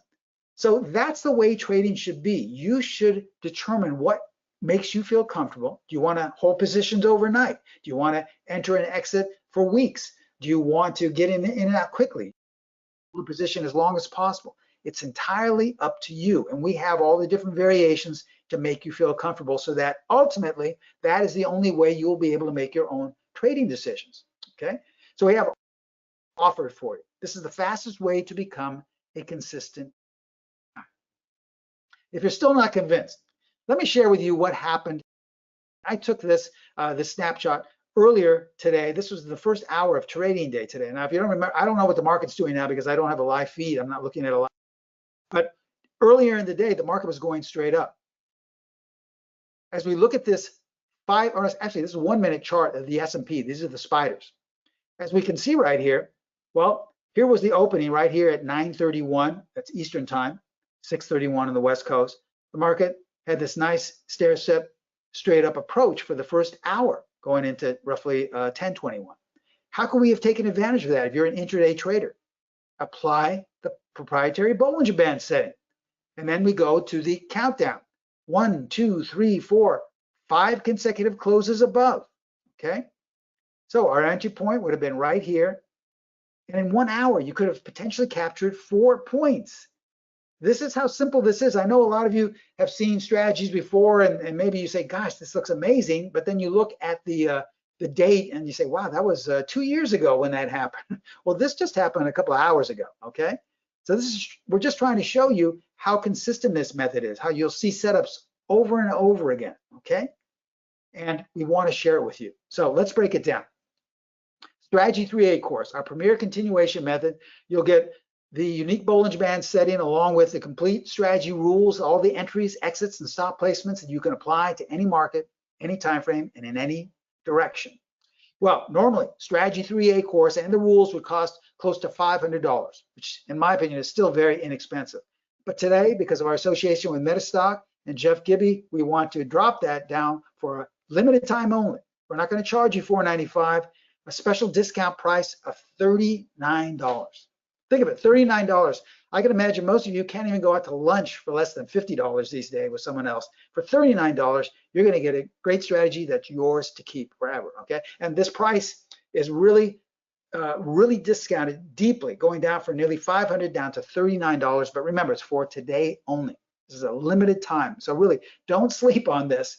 Think of it, you're getting roughly upwards of 5 decades of education in a strategy that cost you less than $50, $39 to be exact, okay? Here's how to take advantage of this great offer. Contact Pro Trader Strategies, they're my sister site. I would highly suggest giving them a call right now at 310-598-6677. They have trading consultants manning the phone right now. They can take your $39 order over the phone, or if you have any questions concerning Strategy 3A or any of the other methods we teach or any other indicators that we have for you, you can ask them about that as well. Now, that link you see at the very bottom is the link that will take you to the info page. I believe you can also sign up there as well. It's not a live link. I'm not sure if Jeff is posting this or is already posting this in the chat box, but you can copy and paste this onto your browser and open it up as well. I'm working on it. Okay. I'm working on it. It has to be put. They can't copy and paste it off the spreadsheet, but they can click on the link as soon as I get it typed in here for you. Okay, great. So I'm going to leave this information up here. I think we have, well, we finished early again. I think we have some more time here. If you have any questions, now would be a good time. Let me see. I'll just, while Jeff's doing that, I'll open this up. Can you specify the use parameters of the Bollinger Band used in this? Okay, the parameters, once again, are the upper band should be set to 0.382, and the lower band should be set at negative 0.382. And that's it. You're going to leave the standard middle line, which is just a 20-period simple moving average, the exact same. Just leave it at 20. All we're doing is changing the standard deviation. Couldn't think of the word there, okay? Will this work for leverage and inverse ETFs? Yes, it doesn't. Strategy 3A is based on market behavior. Now, market behavior really just is another way of saying price behavior. So it doesn't know what the price is. It doesn't know if it's an if it's an ETF, if it's a inverse trading issue, or whether it's currency pair. It makes no difference. So yes, wherever there is a chart, it can be applied to. Okay. Does the indicator come with this? I believe it's actually there on the. That's a good question for Strategy 3. I'm not sure, because I know you can do this yourself with the Bollinger Band settings on MetaStock, but it's a good question. I would contact Pro Trader Strategies, but I'm not really sure. How strict is close? Can it be at the upper band or it must be above? No, remember, this is what we said before, the rules. 5 consecutive bars closing at either on or above the highest Bollinger Band. That's for buys. For a sell, it would be 5 consecutive Bollinger Bands closing either on or below the lowest Bollinger Band. So this is why you must really learn the rules we stated earlier. It doesn't matter on, it can be on the Bollinger Band. That's perfectly okay. All right, good question. Now remember, one of the other things too, because I know we have limited time here for questions, and I know what happens so many times is students say, well, gosh, what if I have a question after I purchase it? Well, then what do I do? don't worry, each and every one of you, in fact, anyone who becomes a student of mine in any of the multiple courses we teach or indicators we have, will get my private email address. So whenever you have a question, as you have questions here right now, you can always email me and I will answer it as soon as possible. Now, this, your question, your email does not go to a salesperson. It does not go to a intern. It does not go to an assistant. It goes directly to me, so no one else will see your question. So you can ask me a question. I get emails prior to the opening, during market hours, after the close. I even get email questions during the weekend. I will answer them as quickly as I can. You know, sometimes I can't do it right away because I'm giving webinars like this and I'm teaching courses, but I will answer it just quick, usually within 24 hours, sometimes within a couple of minutes, okay? You're more than welcome. So I never want anyone to be afraid and think, well, how, you know, I haven't been trading that long, or I don't usually trade like this, so I won't really understand how to do this. No, you can always email me. You can send me a snapshot of what you're doing. I can check your work. There's lots of ways to learn, so you never have to feel uncomfortable about the learning process, okay? Good questions. Any more? But yeah, if you have questions about if the indicator comes with this, I would contact Pro Trader Strategies because they're in charge of all the you know, the indicators and the pricing and the courses. I'm in charge of the teaching and the webinars, so they would know better than I would in terms of what exactly is included in the course. The main thing, though, the main thing that I want to stress is the rules. You get all the full entry, exits, and stop placement rules, and that's really what you need to know at this point, because you've already got the entry rules, the most standard benchmark. At this point, what you want to know is different ways in which to exit. You want to know different ways in which to protect yourself, and also different ways in which to provide money management. So this is all included. And guess what? For $39, that's a phenomenal price. You know, Pro Trader Strategies, you know, decides all these prices. So I usually learn this a couple of days before, and that's an extremely low price, going from nearly $500. Okay. Let's see. Yeah, this is, let me see, anyone? Yes, this is only for 1 day only. This is just a great, great deal, but for 1 day only. So please, if you have, you know, any doubts about it, or if you want to say, well, you know, I want to think about it, I'll go back next week. It's going to go back up to that nearly $500. Okay. Someone's asking, what is the best time for strategy 3A? Well, once again, the best time frame is the time frame that makes you feel the most comfortable. Because remember, our job as a mentor, as an educator, is not to tell you that. You have to find that on your own. I can't tell you how many students we have that say, this works fantastic on a 1 hour time frame. And then I have other students say, no, I've had some phenomenal results on a weekly time frame. And then other ones would say, oh, no, this is great on a 5-minute time frame. Now, they're not all wrong and they're not all right. It works whatever works best for you. So we tell our students to experiment. But first of all, you have to do a little soul searching. Are you the type of trader that likes to hold positions overnight? If you have no problem with it, if you have a big enough account to do that, well, then obviously you want to be looking for something that's a day chart, or maybe a weekly chart, or maybe a 4-hour chart. If you're the type of trader that says, I don't feel comfortable holding a position overnight, well, then obviously you'll want to look for a smaller time frame. But you've got to make that own trading decision. You see, if you felt uncomfortable holding a position overnight, I couldn't tell you, well, you have to always trade this on daily bars. Well, then you wouldn't trade it because you wouldn't feel comfortable. That's what we mean by you have to be in charge of your own trading, okay?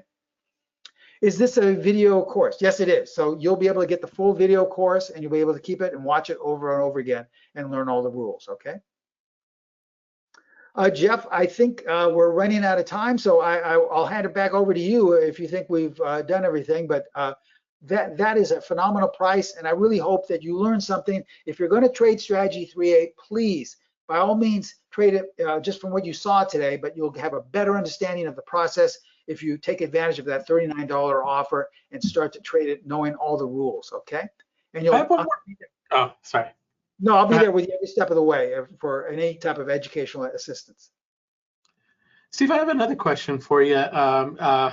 According to the poll we did a little bit earlier, about 28% of our audience is not in the US. How well does this work on international markets? It makes absolutely no difference, once again, because this is working off price behavior or market behavior. Anything you can make a chart of, It just follows standard rules of when a market's going to take off. Because once again, that question would only apply because there's different rules applied, or watching different fundamentals or different things according to what's going on in the country and the process. This is just looking at price bars. Strategy 3A doesn't know if it's a price bar in a different country or if it's a price bar based on a chart here in the United States. J-Rod wants to know, is this a strategy that you can use to trade the E-mini futures? Yeah, that's what it was based on originally, the E-mini futures, because that's where most of the volatility was. And I'll tell you a secret, when I use it, that's usually what I trade off of. Now, as you saw today on that 1 minute chart of the spiders, you could have easily used that on an E-mini future or a different stock in a intraday time frame. So yes, it works great. Wherever there's really nice volatility, this will work fine. And the beauty of this also is it will keep you out of those whipsaw or kind of sideways markets, because remember, you need that 5-bar count. And if you're in a whipsaw or kind of a back and forth market, you won't have enough bars to be above or below the proprietary Bollinger Band setting. So it's not guaranteed, but oftentimes it will keep you out of those whipsaw markets. All right, we've run out of questions. Trading at protraderstrategies.com. You can call 310-598-6677. You can also click that link that I'm not going to say, but I checked it. It works. You can just click on that link, go straight to the order page as well. Steve, I want to say thank you for jumping in, spending some time with us. As always, much appreciated. Thank you, Jeff, and thanks to everyone attending. Some great speakers coming up, and I look forward to seeing all of you in the Strategy 3A course class. Right on. Thank you very much, Steve. Bye-bye. I'm going to make myself the presenter, show my screen, and then we'll just kind of, there's a few steps here involved in kind of pushing everything over. There we go. All right, cool. I do want to say, I think we thanked AAII. I don't think I can thank them enough. Thank you, AAII, for sponsoring the event, for being one of our event sponsors. We appreciate it. www.aai.com if you want to find out more about that great nonprofit.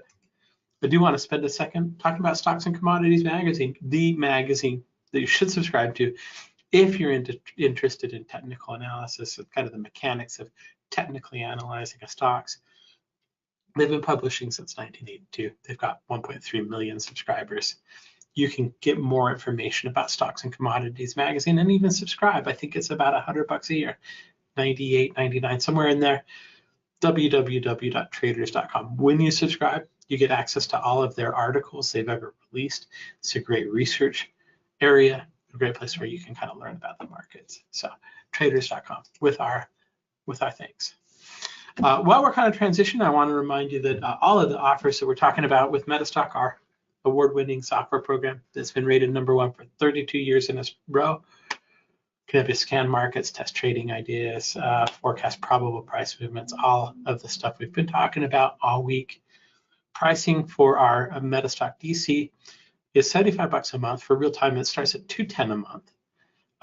And either of those versions, if you buy a month, will give you the second and third month for free, which means basically you can try MetaStock for like $25 a month. You can see why it's been so highly rated for so many years. You can get that at metastock.com/conf-promo, metastock.com/sales-chat. You can also call us at 800-882-3040. Greg, we have a couple more minutes. I think it's time to do a prize. Would you agree? I would concur. I do concur. Yes. You know, I've said this before, but next week I'm going to go to the post office and I'm going to send physical prizes to people. And wheelbarrow? What's that? You can take your wheelbarrow or your very large truck. Heck yeah. And since I'm going to the post office anyway, I've only got a few of these books left. I mean, I think I'm down to 3 or 4, but I know I have this one. So this is Dr. Adrian Matz's Around the Horn book. It's a book you can't get anymore. It's out of print, but when you could get it, it was $95. I love it. It has a lot of technical analysis, illustrations, charts in it. A lot of what he talks about in terms of the patterns and that kind of stuff. And so this is the book we're about to give away. Are you ready to give away a prize, Greg? I am so ready. Okay. I'm not. All right, but I can be pretty soon. I just need a number. That number can be between 1 and 8,051. Oh, sorry for bumping the mic. Oh, I did a Jeff Gabby. I bumped my mic. Sorry. Yeah, that also could mean you did something awesome. But yeah, that's exactly what that means. Okay, between 1 and 8,051. That's right. My Google random number generator says 5,437. Well, that is a pretty random number, I would say.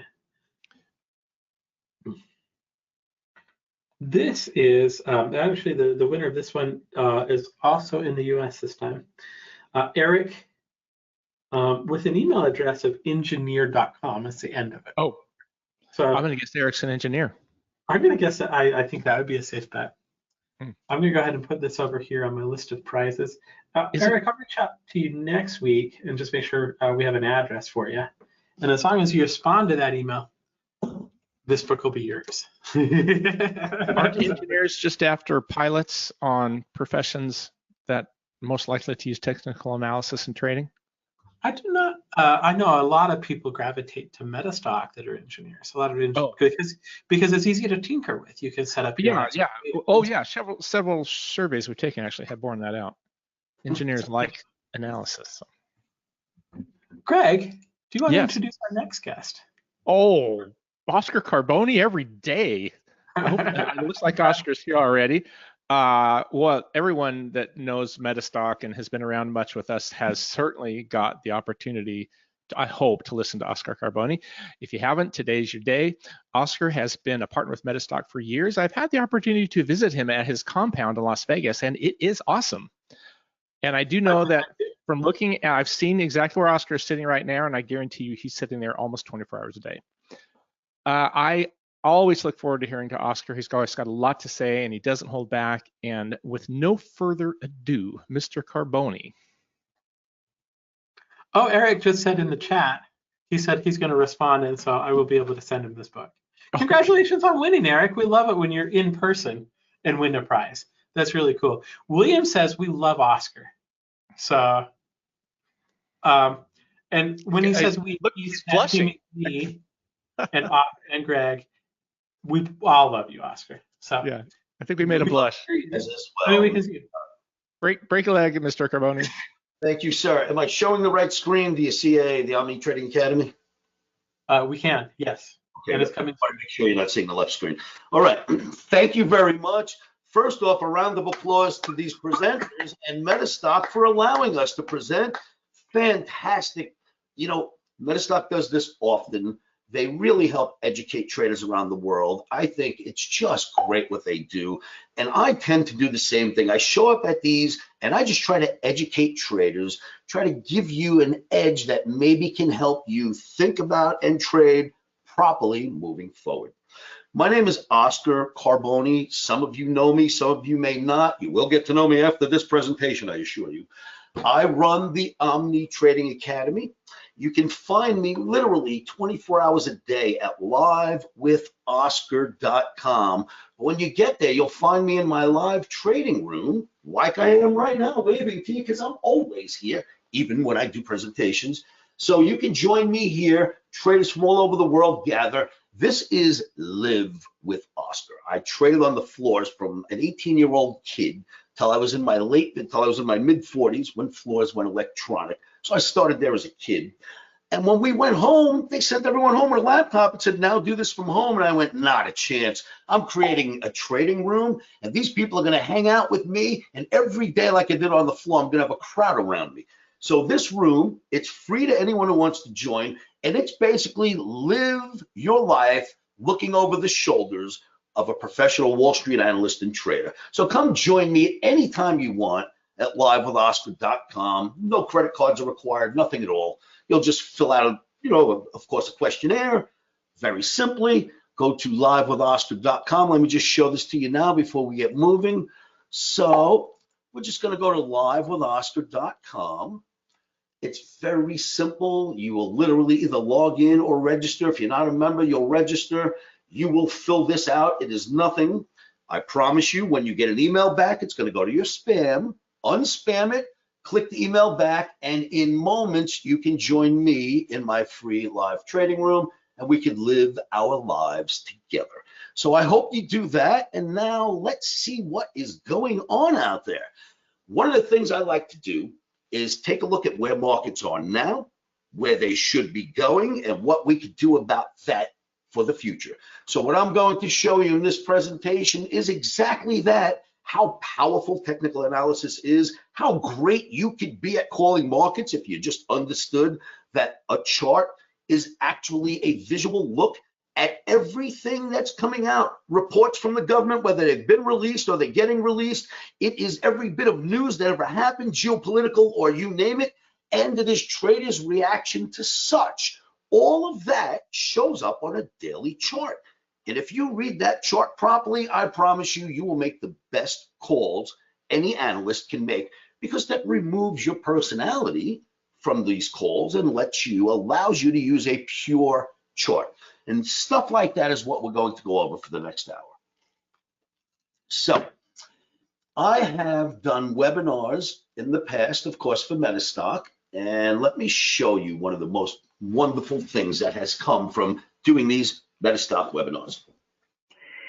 In October of 23, the price of NVIDIA was $1,050 per share. This is NVIDIA.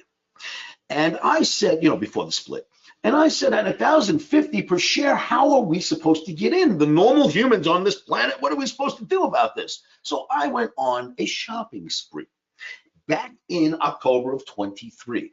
And I did a webinar for MetaStock, and here's how that webinar went. So what we're going to do is we're going to go over what I created, this AI portfolio, offered it to all my MetaStock Omniacs around the world, MetaStock followers, traders around the world, and said, if you follow, get involved, grab these lower priced stocks. They are a fantastic alternative to the too expensive at the time, $1,000 NVIDIA. And I mentioned, I hope these cheaper alternatives allow you to participate in the AI revolution, as NVIDIA is too expensive, right? So it started like this. Welcome to the AI revolution, traders. This young industry is just getting warmed up. It's going to push the markets higher for years to come. And then I mentioned, this is my first webinar way back in 23.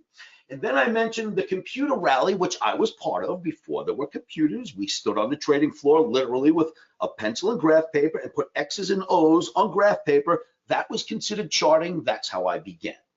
Then the computers hit, and we had the computer revolution. It went on for about 7 straight years.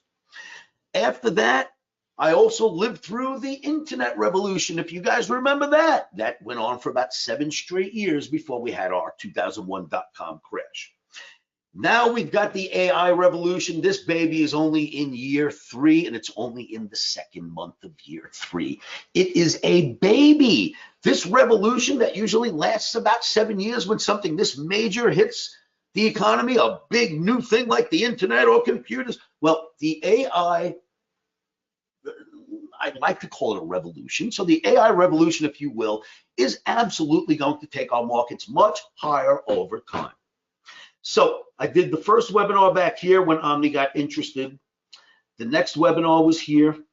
We did the next webinar about it here. And in each webinar, what I do is I advise whether we're going to hold on to these AI stocks or kick some out.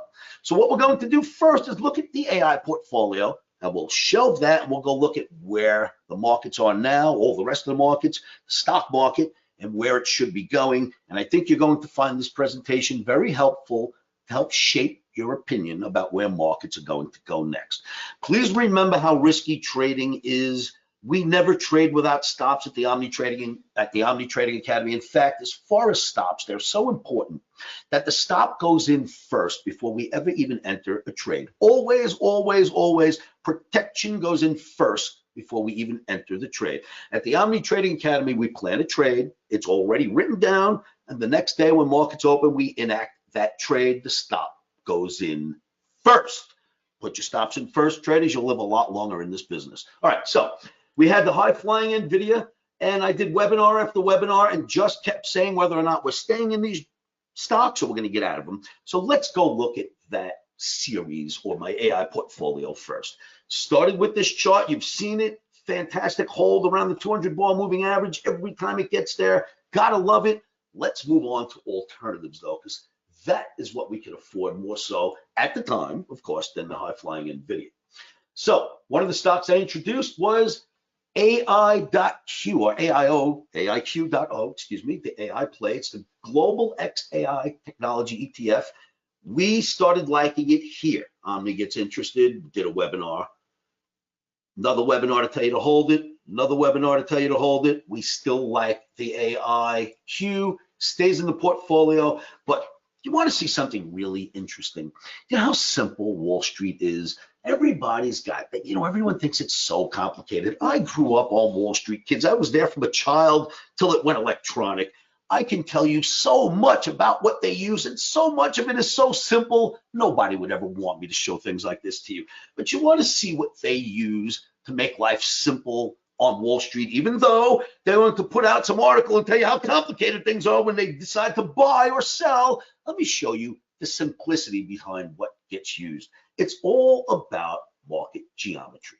You want to see a fantastic example about how well market geometry works. See this green trend line right here? Big, long green trend line. Well, did you notice on that trend line, have you noticed that every time we get near it, Wall Street comes in and buys it? Right? Started here, and then every time you got near it from that point forward, Wall Street decided to buy it. Now let me show you just how simple that is. Watch this. This is a trend line that only went from this low here. Let me just grab a little tool. I went from this low to this low and said, extend that trend line. Right? None of this existed. Watch this. How did they know to come in and buy that right there?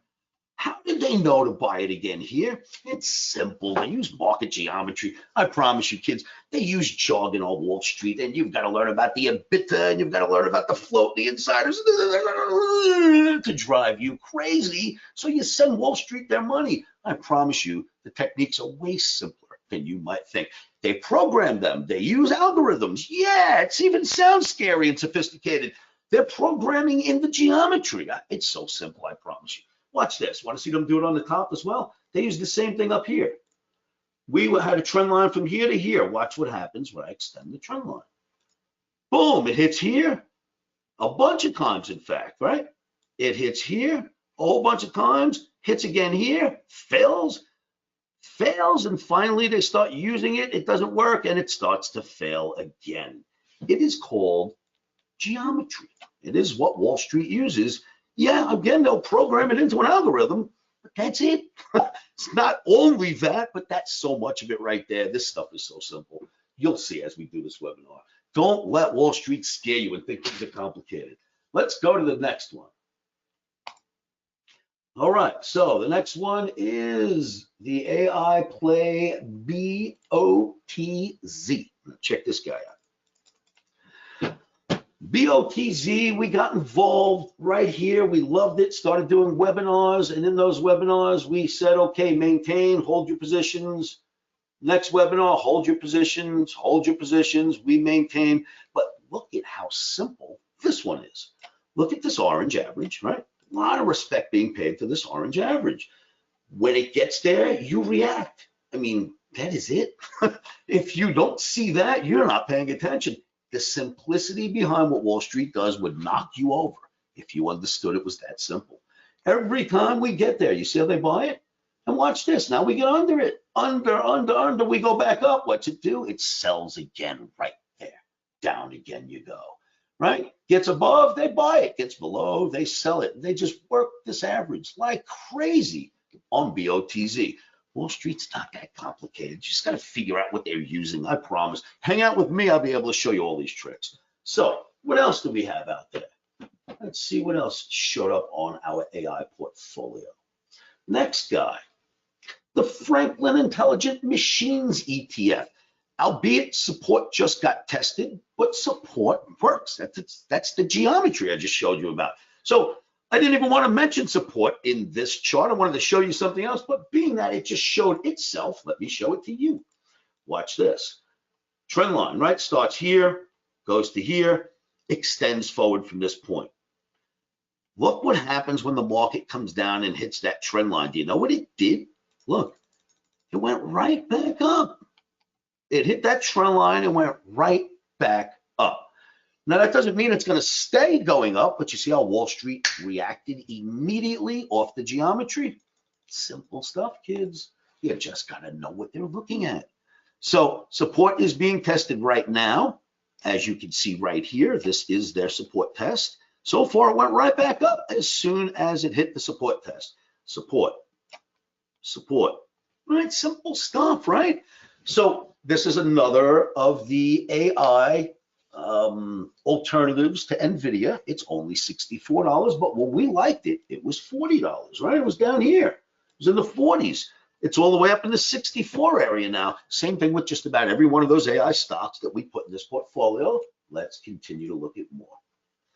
All right, the next one we are going to look at is Lupe. Guadalupe. Come here, Lupe. All right, so the Loop is, it's LOUP.K. It's an AI play called the Innovator Deep Water ETF. And I'll tell you, this thing just goes. So we started liking it back here at the Omni, started to do webinars. Keep it, we love it. Keep it, we love it. Keep it, we love it. Hold on to it, we love it. Support, watch this. Once again, geometry. This trend line is the resistance area or the support area. This blue trend line just depends on if you're above it or below it. So what does Wall Street do? Gets to that trend line yesterday, gets under it today, right back above it again. Buying came in at the geometry. Isn't that interesting? Support being tested, geometry being tested, call it what you will.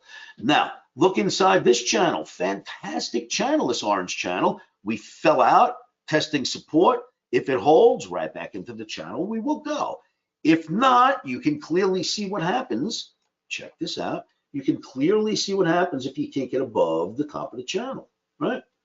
Down we go. Can't get above, now we did. So we test the channel, test the channel, test the channel, test the channel. If we can't stay above it, we'll go to the bottom. If we can't stay above it, we'll go back into the orange channel. These ETFs, or AI stocks, it's stocks and ETFs, they are geometrically designed, it appears. I kid you not, it's ridiculous, the geometry on these. Let's go look at the next one. All right, we've got LearnZ. It's LRNZ.K. This one we removed from our portfolio. It's one of the ones that we started with back here. We loved it, and it rallied up, and we loved it till about here. And right here, we recommended in this webinar, there's a blue dot wherever we do a webinar, by the way. See this blue dot? Wherever we do a webinar, I have a blue dot on most of them. This one we pulled out of the portfolio, so no more blue dots. At this blue dot up here, we liquidated LRNZ.K, which we did a video about, and we did a webinar. We called everybody, yanked that one out. And it did actually go down a lot after that, but even the ones we removed have caught up. Even the laggards ended up going up anyway, because we removed 2, maybe 3 out of the 11 that we found. And for reasons like this, when it reaches a technical spot we don't like, remove from the portfolio. So we told everybody to get rid of it, but still overall, it did well, right? Look how high it ended up here. So even though we removed LRNZ, still looks good, just not in our portfolio any longer. Traders, this is OmniBootcamp.com. You're going to hear about that a bit later. Keep that in mind. We'll talk about that later.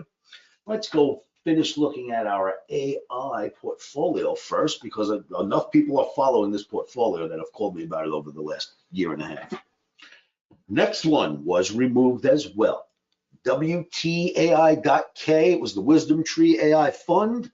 We yanked that right here on this date when we did this webinar. Removed from portfolio, and boy, did it drop after that, right? Whoa, bam! But even now, it's higher than where we got out of it. Imagine that, we got out about here. It's higher than that now. So even the laggards in this AI revolution are going up. The AI revolution is here to stay. You've heard some talk on TV in the last couple of months. Oh, they're not going to spend as much money on it. Don't listen. You know what I mean? It's a revolution like the last 2 we've seen. It's going to go. So let's find some other good stuff to look at. We also had the U-Bot. UBOT, it's UBOT.K. It's the Robo AI and Automation ETF. And we loved it when we got in down here. We loved it here. And we asked you to remove it from the portfolio right here. So we removed UBOT when we did the webinar. We told you in this webinar, if it breaks the blue trend line, removed. So that we did a video next when it broke to tell you, make sure it's out. Look at the big drop that took place afterwards. So I'm glad we removed it, but even the laggards have gotten back up above to where we got out. Even the laggards in this AI revolution are doing really well. Make sure you own some of these. Make sure you join my free website. It's free. Join my chat room. I told you about it, right? Make sure that you spend your life in here with me so we can go over all this great stuff every day and make sure that you're in tune with markets. I'm in tune with markets till one of us doesn't get up in the morning. So make sure you're here. All right. What else do we have? Next guy is the Think. It's THNQ.K on MetaStock. Check out this support test. Check out how obvious it was. We had the channel comes in from here to here. So now you have a channel. They come down to that channel. They hit it one day. And what happens? Right back up off the channel. So the support got tested. Doesn't mean it held yet, by the way. You need a few days to hold support and go. But first day in place, so far, so good on ThinkQ. So look at the channel we're in. It was operating in this geometric channel here. Right? It was going from the top of the channel to the bottom, to the top, breaks out of the bottom for 2 days, gets back into the channel, uses the channel, finally gets out of it, which means this new channel got created, the new darker blue one. So here we are in a new channel, testing the support. You see the geometry? Simple stuff, right? Use geometry, kids. It'll help you so much figuring out where markets are going to go next. What else? We have Quantum. Defiance Quantum. It's the QTUM.O ETF. Look at the trajectory on this thing and just look at the insanity inside of this channel. Listen, once again, I'm sure there's an example. There has to be an example here. It looks like one. Oh, yeah, for sure. Look at the example of how well the geometry works. We like it here. Goes to the top of the channel, which, by the way, that channel was established back in past history. It's just a channel moving forward. Hits the top of that channel, hits it again, drops to the bottom, finally gets out above the channel and breaks out. So the geometry really does work. Make sure you're paying attention to that. Moving along with the AI revolution is this Quantum. It looks so good right now. Yes, nothing goes straight up, right? None of these things go straight up, but they sure are doing really well compared to where we started liking them down here. Is there anything else in our portfolio? Yeah, there's the last thing I wanted to show you in that particular portfolio. One of the things I also mentioned, and I want you to remember this chart right here as we get towards the end of my presentation. This is the commodity index. It basically is the measurement of inflation and or deflation, but we call it the measurement of inflation. During COVID, the height of this inflationary indicator was at 140.55. We are residing at 104.62 at the moment. 104.62. That is an enormous difference from where we were just a couple of years ago, right? So we went from 140.55 down to 104. Now, here's what gets interesting. Remember this chart for later. See the double top right here? Let me see if I can pull that in there for you. See the double top and the reaction back down from that double top? This is an inflation indicator. This is showing us that inflation's hit a moment, doesn't need to go up any higher, and is backing off. Inflation is a huge component to whether or not the Fed raises or lowers interest rates. Keep this chart in mind, and then we will move forward. So remember this for later. Now, traders, some of you know me, some of you don't. If you don't know this, I put out a YouTube video just about every night. And in that YouTube video, it basically tells my traders, my omniacs around the world, what should happen the next day. Sometimes it's a video made for 2 days, but usually I do a video each night on YouTube, send it out all over social networking to tell my Omniacs what's going to happen the next day. Then they watch the video, they come into my live trading room, and we actually act out the exact trades that they heard about in the video, and I've sent them through my flash update system. So the videos, if you've never seen them, I'm going to give you a quick, just a few seconds of it.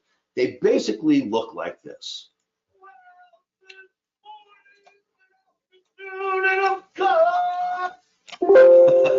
Commercial, sorry kids. That I couldn't help. Back to where we are. Thank all of you for tuning in to my 2,869th installment of Short-Term Trading Live with Oscar Carboni. Note the date. I filmed this on February 19th. Put it out on the 19th for traders that are going to trade on February 20th, which is a Thursday. So I put it out on a Wednesday night. And let me show you what the topic of this video was. I think I have it where it'll be very quick for you. Let's see, we should get to about here. All right, right about here. I'm going to play a quick blurb for you. For trading on Thursday, I'm going to tell you this, traders, regarding the E-mini S&P, the NASDAQ, and the Dow Jones Industrial Average. Watch out for double tops because double tops produce market drops. That is an Oscarism. You've heard that from me for 25, 30 years now. It is absolute. Okay, Wednesday night, I came out with a video to say, get ready. Market tops produce, well, double tops produce market drops. Get ready. And the chart I showed them was the NASDAQ chart. So now we did that video on Wednesday night. This is the day we did the video, right here on Wednesday night. Look what happened the very next day. Thursday, Friday, Monday, Tuesday, Wednesday. It was exactly what took place right after the video. Double tops produce market drops. So that was the information in the video. And as you can see, it is exactly what happened. Now, some people say, Oscar, it wasn't quite a double top because you only went left side, you went up, but right side, you missed. So what I did that night before I put out during the video so that you guys would see it, I showed you 4 different types of double tops. I showed you double tops that miss, like this one. I showed you double tops that get really close and still remain valid. I showed you double tops that actually blow through even higher, but still remain valid. And then I showed you the NASDAQ double top and said, this is it. We start to go down from here. Look at the double top reaction so far. You could not have asked for a better moment, a more timely video, or better analysis than that. And the Omniacs did really well for a few days right after that drop. So now we are going to go and take a look at the chart that started this whole double top mess. Because what we have right now, stopping our markets from going higher, are double tops and head and shoulders formations. And I promise you, whether you believe in these or not, Wall Street knows what they are, and they also know how to use them. I know what they are, and boy, do I know how to use them, and so will you. So NASDAQ daily bar has the double top, but really the one that started this whole thing was the Dow. This double top started it all. Watch this.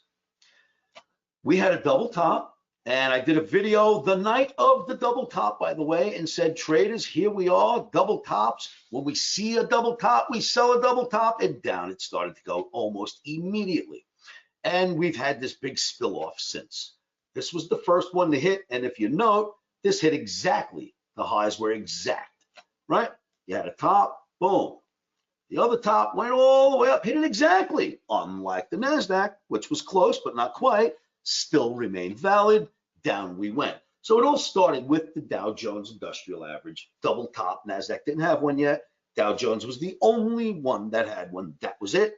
We made the call. The Dow is the market. This is the one that started it all. So then we have this guy.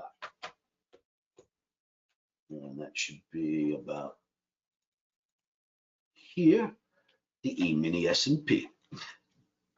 like the NASDAQ, it didn't quite get there, but the E-mini S&P is basically just a representation of the Dow, only with 500 stocks instead of 30.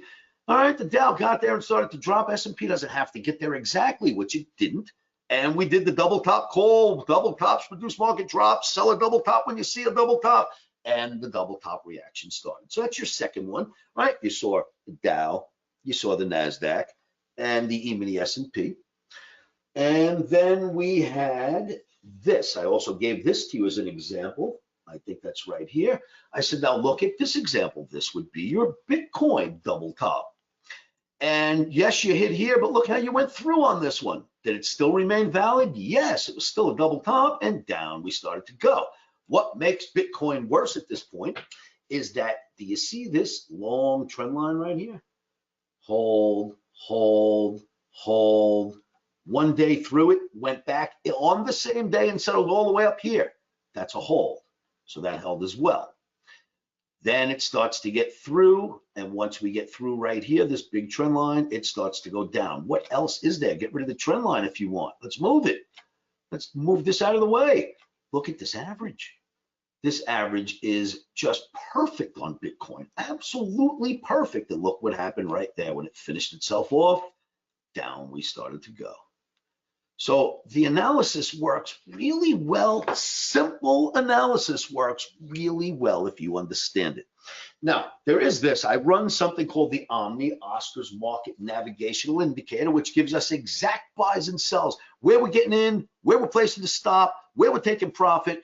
That you have not seen. In honesty, I would never show that to the public. I only show the Omni to 3 or 4 people at a time here in my home office in Las Vegas called OmniCamp. We'll get to that, but that's where you'll learn Omni.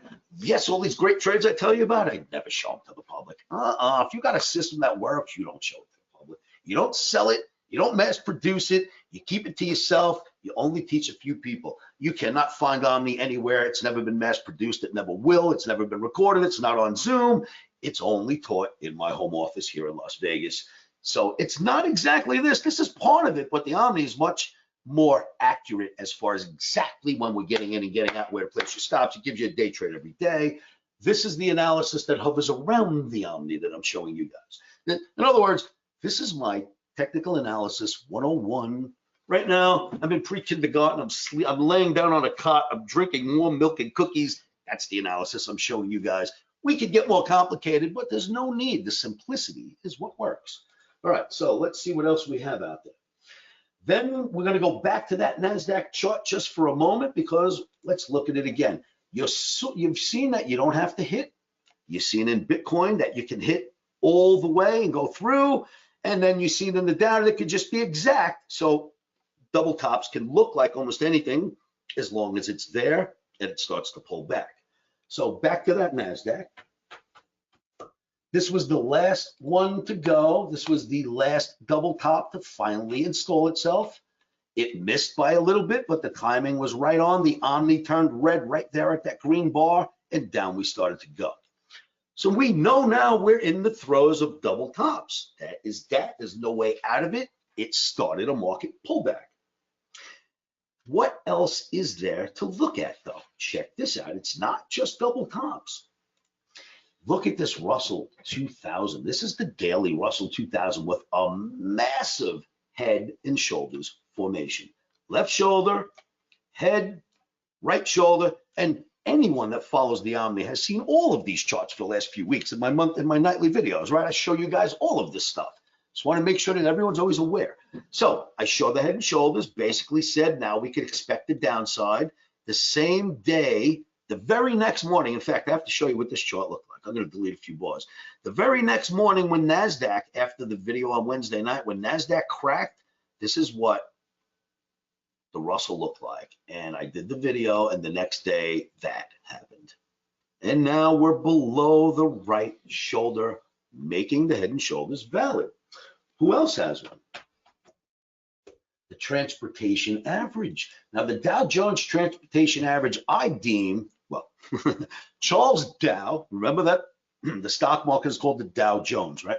After Charles Dow. Charles Dow came up with the theory that the transportation average in most cases, is the leader of US indices. The market's named after him. The whole industry does the stuff that he has created. I say his theories are correct. And then, of course, I went and studied the Dow theory, and I have to say, the guy's right. Give him credit, boy. That's why we named the market after him. The Dow theory, basically, one of the layman's terms about it is it works like the tides going in and out of the ocean, and it produces the transportation average as a leader. Well, the transportation average was the first one to mark a head and shoulders. Then it did something we like to call an Oscarism at the Omni Trading Academy, and that is a fake head test. When you have a head and shoulders in place, left shoulder, head, right shoulder, and it looks like you're about to go down, it reverses and does what I call the fake head test. Does not get above the head. It's a fake test. Back down you go, and it validates the head and shoulders. That's now been validated as well, and it's the leader. So I've shown you some really interesting, ugly looking daily charts, right? It looks like, if you ask my technical opinion right now, I expect the markets to crash by what I just showed you. And I'd expect that you would think that too. So let's take a look a little deeper at what we're looking at here, and let's do this. Now you've seen the picture. Daily, we are going down. We are correcting. The market is adjusting. Don't forget, when you're lowering interest rates, market goes up. When you stop lowering interest rates, you have turned off the music, the party stops, and everyone starts to leave the party. The party's over. This is an old adage. You guys have heard it before. When the music stops, the party's over. Well, that refers to the Fed raising rates, market goes down, lowering rates, the market goes up. When they're lowering rates, if they stop lowering rates, it's almost as good as raising rates. The party's over. They turned off the music, and down we're starting to go. That's called a market adjustment for the fact that we're no longer lowering rates right now. Markets, stocks are very, very rate sensitive, especially the stocks that are in debt. You talk about rates stopping from going down, charts are going to show the market wants to go down a little to adjust. So you've heard that, you've seen the dailies. Let's do a little bit of a sea change now. Now that you've seen what looks close up front and looks pretty scary, let's see if it's that scary. Now we are looking at the worst of all the charts, the Dow Jones Transportation Average. It's the worst head and shoulders. It's got the worst look. It started this down move, and it looks terrible on the daily. But you're looking at a weekly right now. Longer term, does that look scary to anybody in this room? When you look at this chart, do you go, oh, that's the worst bull market I've ever seen? You do not, right? I wouldn't if I looked at that chart. In fact, look at that big channel. It's pointing up, not down. Right, we're going up right here. So weeklies do not show us that we are in a crash, not a chance. We are correcting. So don't get worried about what I just showed you. Look at this, watch. So the transportation average on the weekly is the worst of all the charts, and that doesn't look terrible. Look at this one. This is the Dow Jones on a weekly. Who would look at that and call that a bear market, a bearish market, a scary market, a broken market? Who would call that anything except for a market reacting to a double top? And you got to get a reaction when you get the double tops. These things happen. All right, so now we're getting a reaction. But looking at that chart, I mean, who would look at that and call that bearish? Nobody. Longer term charts are stable. Let's go look at something else.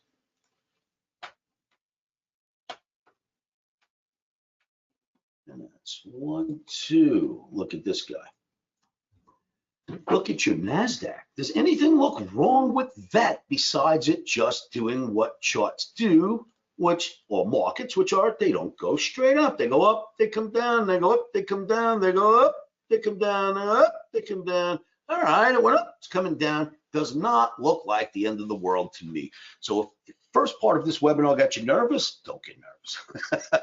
This looks pretty good right now. Can things change? Absolutely, things can change. We could get bearish like that. I'll be the first one to point it out to you, but that's not where we're at, kids. If you're putting on long-term positions, don't get nervous. Don't get out of your 401ks. In fact, you can add to them during this dip. At snapshot right now where the world looks, you can add to it. And I'm going to give you more proof before we're done at why you don't have to worry about a big crash. And then there's also this guy. you've got the E-mini S&P. E-mini S&P on a weekly, I am telling you right now, this bull market remains intact. Looking at this picture right here. Can the picture change? Of course, you've heard me say that. You're a trader. You guys know picture can change like that. Has it? No, it has not. We are merely doing what normally happens when the market finds a reason, this will happen. And then back up. When it finds a reason, this will happen. And back up. When it finds a reason, the bull will release a little bit and then back up. It found the reason. They stopped lowering rates right here. It's a weekly chart, right? They stopped lowering rates right here. It found a reason. All right, technically it's going to go down. Fundamentally, it's going to go down, but it doesn't look like it's going to go past here. If it does, we'll revisit. Don't worry about it. So from what I've seen so far, yes, the dailies are showing us what I just illustrated to you, that we do have some downward movement coming. But the weeklies show us, don't get nervous. It's just doing what it does, this thing called a market. It doesn't go straight up. If it did, we'd never get in, right? You can't get in these markets when they go like that. You need pullbacks. They're healthy. So that's what I'm seeing so far. Now, is there more proof? Absolutely. You think I don't watch everything? Watch this. Let's go to this chart. This is crude oil, traders. This is a weekly chart of crude oil. As soon as we got above, see this red line, red trend line, red trend line, red trend line, and the average come together. Now they are riding exactly together. As soon as we failed right here, I did a series of videos and immediately posted, and it happened on Trump's election, by the way. This is called the Trump trade. It failed right here at the normal spot where it will hold failure, right? It usually fails, fails, fails. It looked like it wanted to hold failure. I put out the video right there and then. Not only did I put out a video, we were trading at 77 in crude, and I said, now we've got two projections. The Trump trade will bring us 55 price of crude, then ultimately 47.50. We were at 77 traders, and it looked like it was going up, not down. And now we're trading at 68. And how great was that call so far? But there's a reason for this. If crude is going lower, you do realize that that helps every company on this planet that ships anything, anywhere. That helps just about every driver on this planet. That helps every shipping company. That helps every product. Why? Because if you build a product somewhere, you've got to get raw materials to that spot, transportation to get it to that spot. Then you build it. Then you've got to transport it to either a distribution warehouse or to the retail or to wherever you sold it. Guess what? It's got to be transported again. Then the retail has to transport themselves to the product to grab it. That means if there's lots of transportation going on and the price of crude is cheaper, it helps everybody. Now, there's this big talk about EV, EV, EV. Thank God we got rid of the crazies that were just in it trying to make EV only, because there's only about 10 to 12% of this planet on EV. The rest of us, mere mortals, you know what I'm saying? 88% of us, we use gas guzzlers. This helps all of us. Now, the difference between like a tax cut or anything else and crude dropping is you feel the price immediately. That day, you feel it immediately when the price of crude drops. Everyone feels it. It helps everybody. That's a big thing. If crude is dropping, you know the Fed's going to be able to lower rates again soon, because crude is about the only component left in our inflation, right? We're no longer worried about whether we can get ships moving. All that stuff from COVID, supply issues are gone. We got plenty of worker issues, no problem. The only issue we have right now is the high price of transportation, and that is going to start to come out of inflation. And when that comes out of inflation, something else is going to take place. Now, you got this going in the absolute right direction to help propel the stock market higher. Look what else you got going on. Another lesson, 30-year T-bonds. When 30-year T-bonds are going down,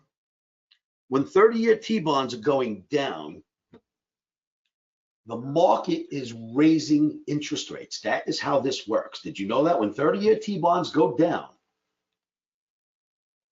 The market is raising interest rates. So if the market's raising interest rates, or rates are automatically going up, in fact, better explanation. Do you know that Jerome Powell or the Fed, you got to make me stop this. Please stop calling me. I'm doing a live interview. I'll speak to you later. Sorry, guys. I have to man my phones no matter what I'm doing. We have traders around us. All right, so bonds heading down means interest rates are going up. Now, this happens by itself, all by itself. In other words, the Fed doesn't have to say a word. Jerome Powell doesn't have to say a word. Automatically, interest rates go higher. The price you will pay to bank for a mortgage goes higher if the 30-year futures market goes down. So bonds heading down means interest rates are going up, just like when bonds are going up, interest rates are heading down. I just showed you that crude is heading down, taking some pressure off inflation. Well, guess what's heading up? Boom, look at your bonds. They're heading up very smartly from here. That means interest rates are dropping. Powell doesn't have to say a word. Just like he didn't have to say a word when interest rates were going up here, whether the Fed touches them or not, the street can move interest rates. I don't know if you know that. So the street is buying bonds, and that's knocking down interest rates. You've got crude dropping. You've got interest rates inherently dropping, whether the Fed drops them or not. Up bonds means down interest rates. So if you've got crude dropping, good for the markets, good for everybody. Interest rates dropping, good for the markets, good for everybody. And you've got, remember I told you, remember this last chart? Remember the inflation chart? Let's go back to it. This is the inflation, the measurement of commodity deflation. I told you to remember this in the beginning, right? Between crude oil going down, T-bonds going up means interest rates going down. The double top that we're witnessing right here, right? You got this double top right here in our inflation index, and that's going down too. That means that the Fed is going to be able to lower rates again. So what will happen in the end is the markets that I showed you that you were worried about are going to go back up, not down. Let them correct as crude goes down, as bonds go up, interest rates go down, as inflation goes down, the Fed can then start to lower rates again, and this thing will go right back up. Traders, that is my presentation to you. I really hope that you've learned a little something here, or I've quelled some of your panicking fears, because I know some people are starting to panic. Now, if you like what you see, I would love to have you do something, and that would be to join me when I host an OmniCamp. So let me see if I can explain it to you. Let me see if I even have a window here. I probably do. Let me look here. Omni Bootcamp. If you go to omnibootcamp.com, you will get to this page. This page will allow you to just click any link and you can fill out an application. What that application would allow you to do is I would give you a phone call, find out if you qualify. If you qualify, I will invite you to a very rare event that only has a few people at a time. You will be invited to Vegas to spend 5 days and nights working with me, working on what we call the Omni, Oscar's Market Navigational Indicator, and I will teach you the exact system, send you home with a brand new laptop. That laptop is pre-programmed by me with everything that we're going to learn for 5 days, and then there's continued education when you go home. So you're going to show up in Vegas on a Thursday night. Your lodging is included. Your meals are included, vegan, vegetarian, I don't care what you are. We got chefs there cooking just for you. Religious beliefs, you name it, they're cooking just for you. So we're going to put you in, we're going to make sure that you stay at the Omni compound. You're going to get picked up in the morning, get brought to my Omni camp where we will spend the whole day Friday together. Then you're going to go home Friday night. You're going to get picked up Saturday morning. We're going to spend the whole day Saturday together. But Saturday night, we're all going on a field trip, and we're going to see Dead & Company at the Sphere. Now, I don't normally hold field trips when I do Omni camps, but I can't help it. This is such a great show. So on a Saturday night, us 5 campers, we're all going to go to the Sphere. I've already got the tickets, and we'll come back Sunday morning. We'll work all day Sunday. We'll work all day Monday. And then once you go home, we'll do continued education if you need it in my alumni trading room. All of that will happen if you go to omnibootcamp.com and fill out your application. Now, it's going to happen in 20 days, just about. It's the 20th of March. We're at the 26th of Feb right now. The 20th of March, I will have a few of you here. You will work with me for 5 days and we'll go to the Sphere, but you got to go here and fill out those applications. Make sure you go here, omnibootcamp.com. I've never spelled Omni in my life without caps, and I will not now either. Never once. It's not allowed. All right. You go to omnibootcamp.com, fill out that application, and I will personally call you, qualify you for a seat. Jeff, with that, unless you have questions, I'm out of here, baby. Not a lot of questions. A couple comments I'd like to read out to you, though, from YouTube. Thank you. Llama Mama says, Oscar is the GOAT. Oh, okay. Thanks, Oscar. Which is greatest of all time, just in case. I know you know that. But for anybody that doesn't know that. Rad in YouTube says, this is Gold Nuggets being shared by him. I'm glad I tuned in. J Rod says, thanks, Oscar. Great presentation. My pleasure. I hope it helps. All right. All right. So thank you so much. Remember, join me at livewithoscar.com. Come to my free trading room. It costs you $0 to hang out with me. If you don't like me, you leave. It costs you nothing, right? But if you do like me, you got a new friend and a new place to hang out.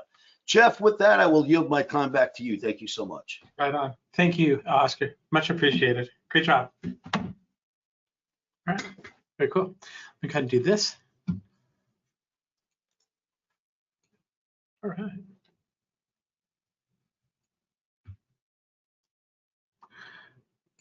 And in case you're interested, if you thought that was great, you should go to omnibootcamp.com. He does a great job. I've been down there for the events. The food's fantastic. You should be there. So with that being said, we also did sit down and record a masterclass with Oscar a few years ago. And it was called Trend Lines and Technical Formations, the Mystique Removed. In that, he talks about how to set up a chart, how to identify where the trend line should go, where to put your support and resistance. It was 3 hours of instruction. It is something that's available for you instantly. You can go look at it right away. Normally, the price on that's $4.99. At the conference, we're going to do it at $3.49. You can do that at metastock.com/conf promo. I'm going to put that on here. You can also call 800-882-3040, and you can also go to metastock.com/saleschat. Those are 3 different ways to kind of take advantage of that. Great training. You can get it right now if you want. Anyway, I do want to do a shout out to the the Traders Forum.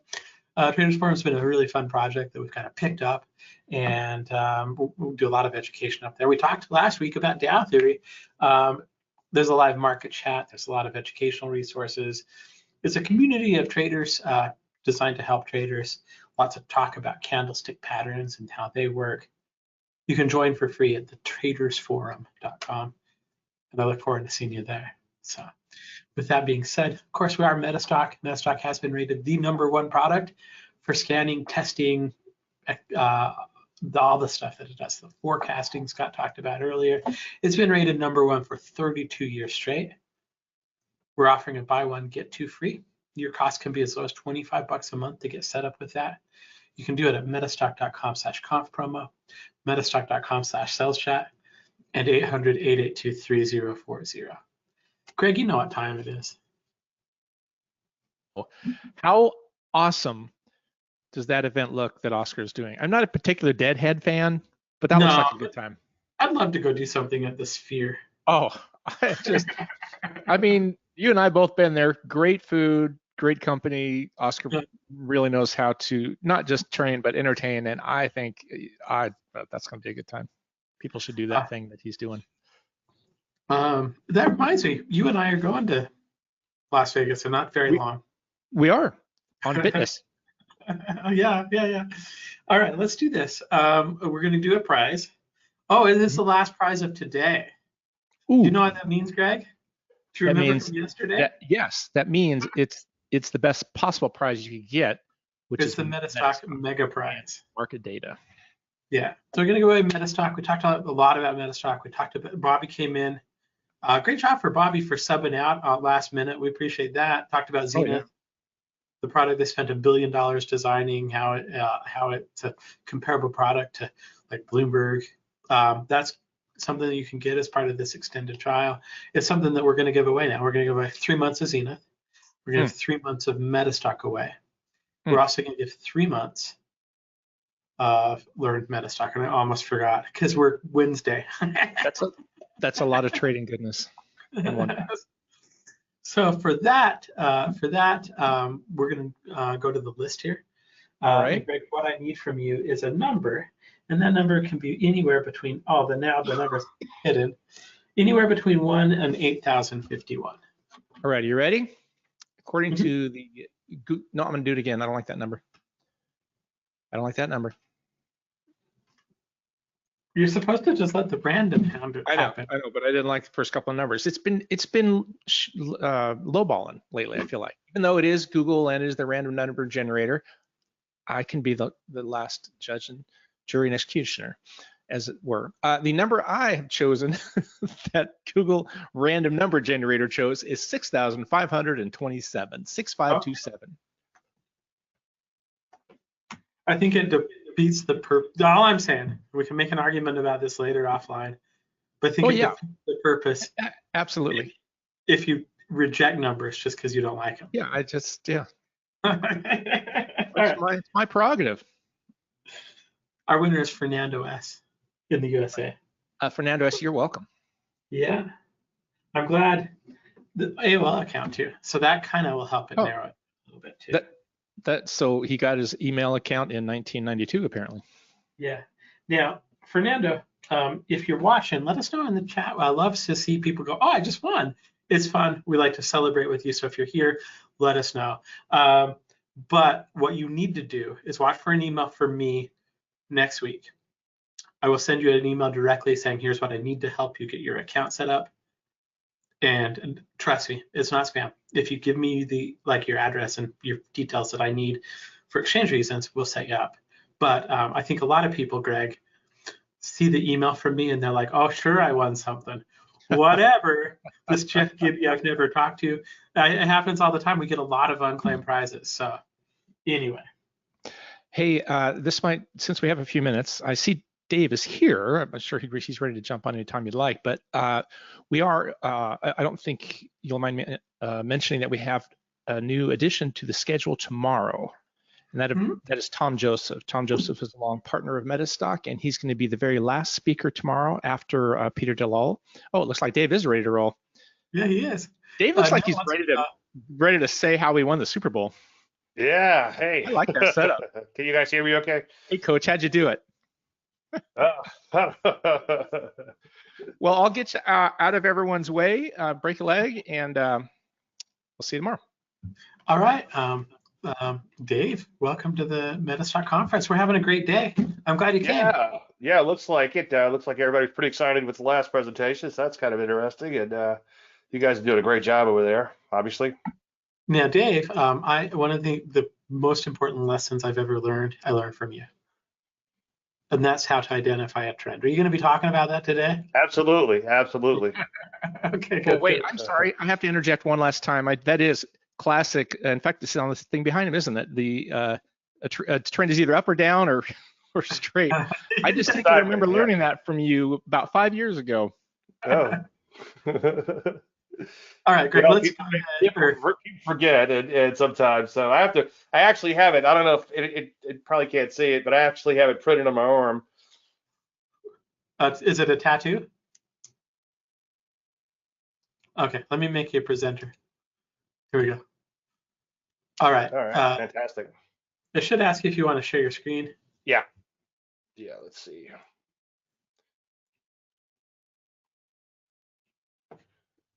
All right. That's my cue to get out of the way. It's your turn. Let me get a share down to the I know let's change that back. Let's show the app. There we go. All right, that's better. All right. It's all you. Okay, thank you so much. Thank you, Jeffrey, for inviting me back. I appreciate that. Jeffrey, when he was asking me, he says, what do you want to cover? He says, you want to do this presentation again? And I really hadn't thought about it. And it's like, that's actually a good idea. And so obviously I freshened it up a little bit. But the thing is, I trade a variety of patterns, and a lot of times they all boil down to this one setup. So if you saw this one previously, I added a few things to this one, and it's quite possibly the only setup that you'll ever need. Now, I'm going to throw a lot out at you today, but as always, I'm available for follow-up, and I'll give you my contact information in a minute. But if you need to download the slides, you can go to dayline.com/slides. If you do it right now, you're going to get the last presentation. But if you wait for about an hour or so after this presentation, you'll get the newer slides. So just be patient on that. Obviously, I want to thank MetaStock again for having me back. Thank you, Jeffrey. I appreciate the invite. I've probably used MetaStock longer than most people have worked there. Jeffrey, what year were you born? 1974. Okay, I don't know if I'll go back that far, but it's been a ways. I'm old enough to join ARP. Yeah, you get those things in the mail. Obviously, I want to thank everybody else for attending today. I appreciate you taking time out of your busy schedule. That was a disclaimer screen. I often sum it up by borrowing a line from my buddy Greg Morris, who says all predictions about the future and a lot of stuff can answer now. And then there's all my contact information. Feel free to grab a screenshot. You can also reach me at dave@davelandry.com.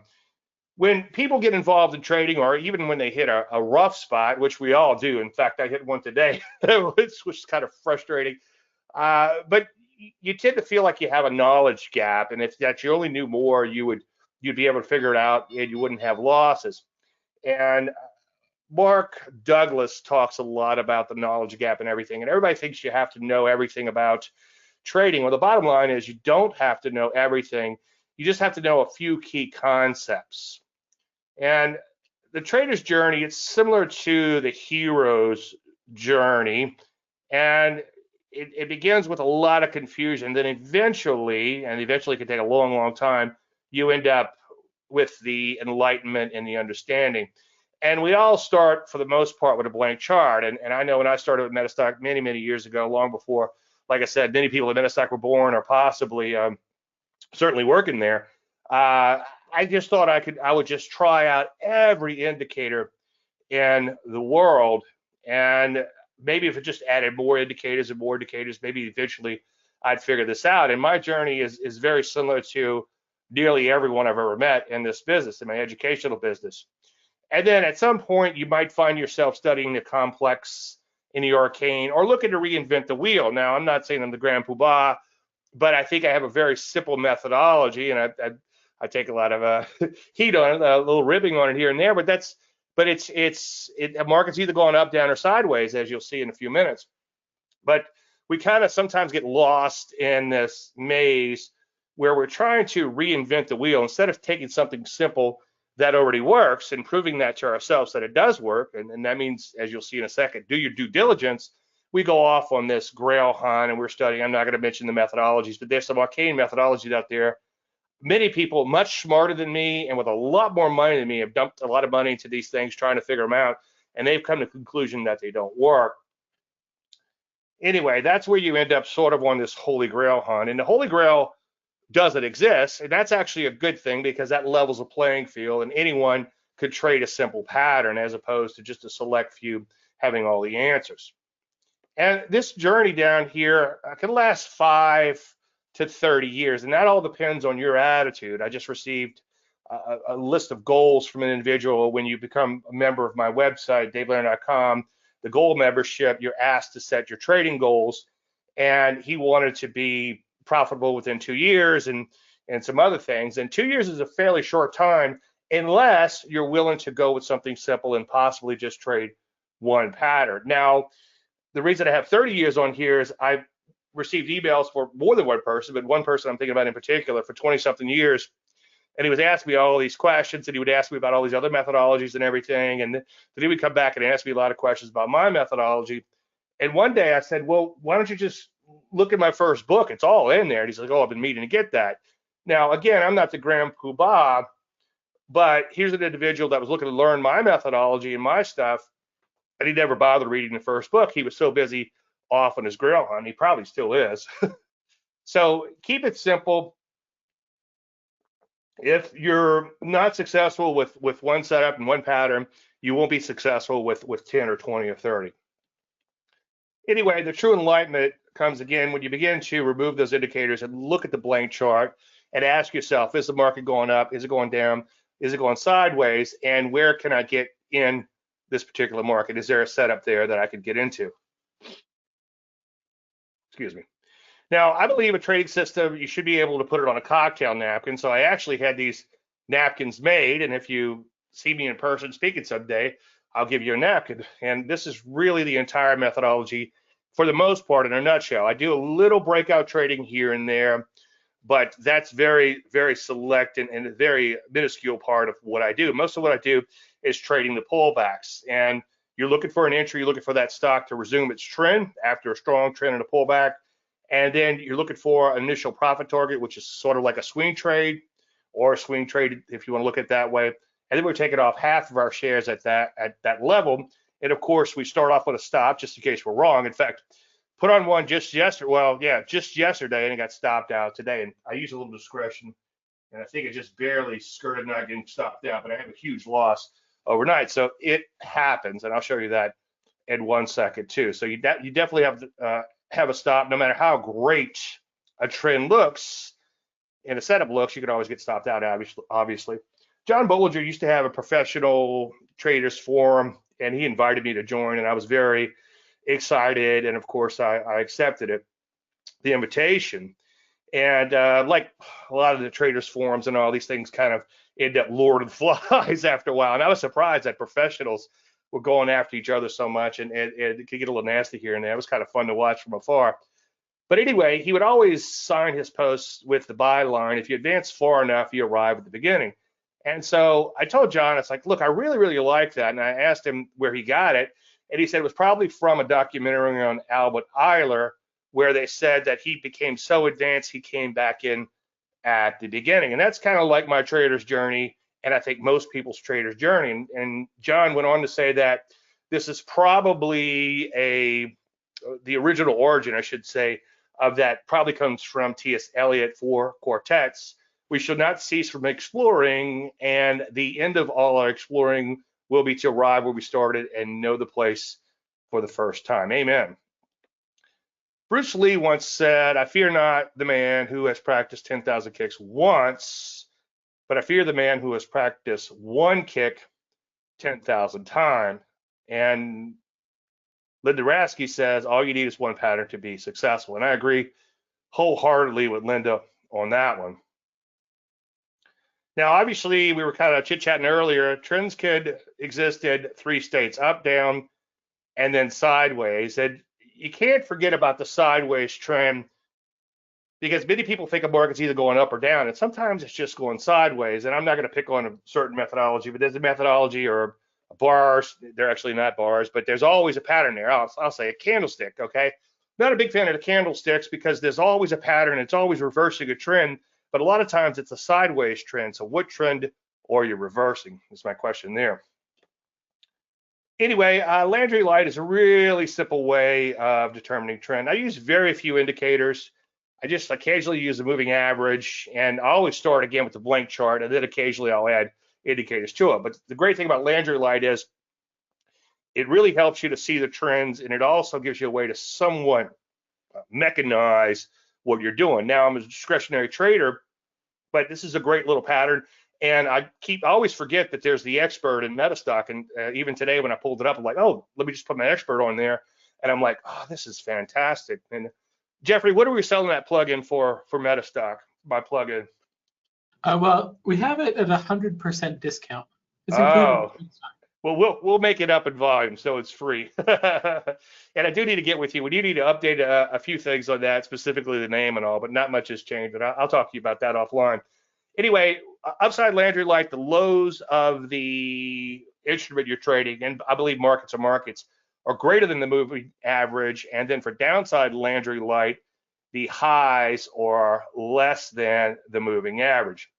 Now, to create the count, which creates the histogram, which I'll show you in just 1 second, is that if the price bar touches the moving average, then the Landry Light is 0. And if it's greater than the moving average, or low is greater than the moving average, you add 1 to the current count. If it's less than the moving average, you subtract 1.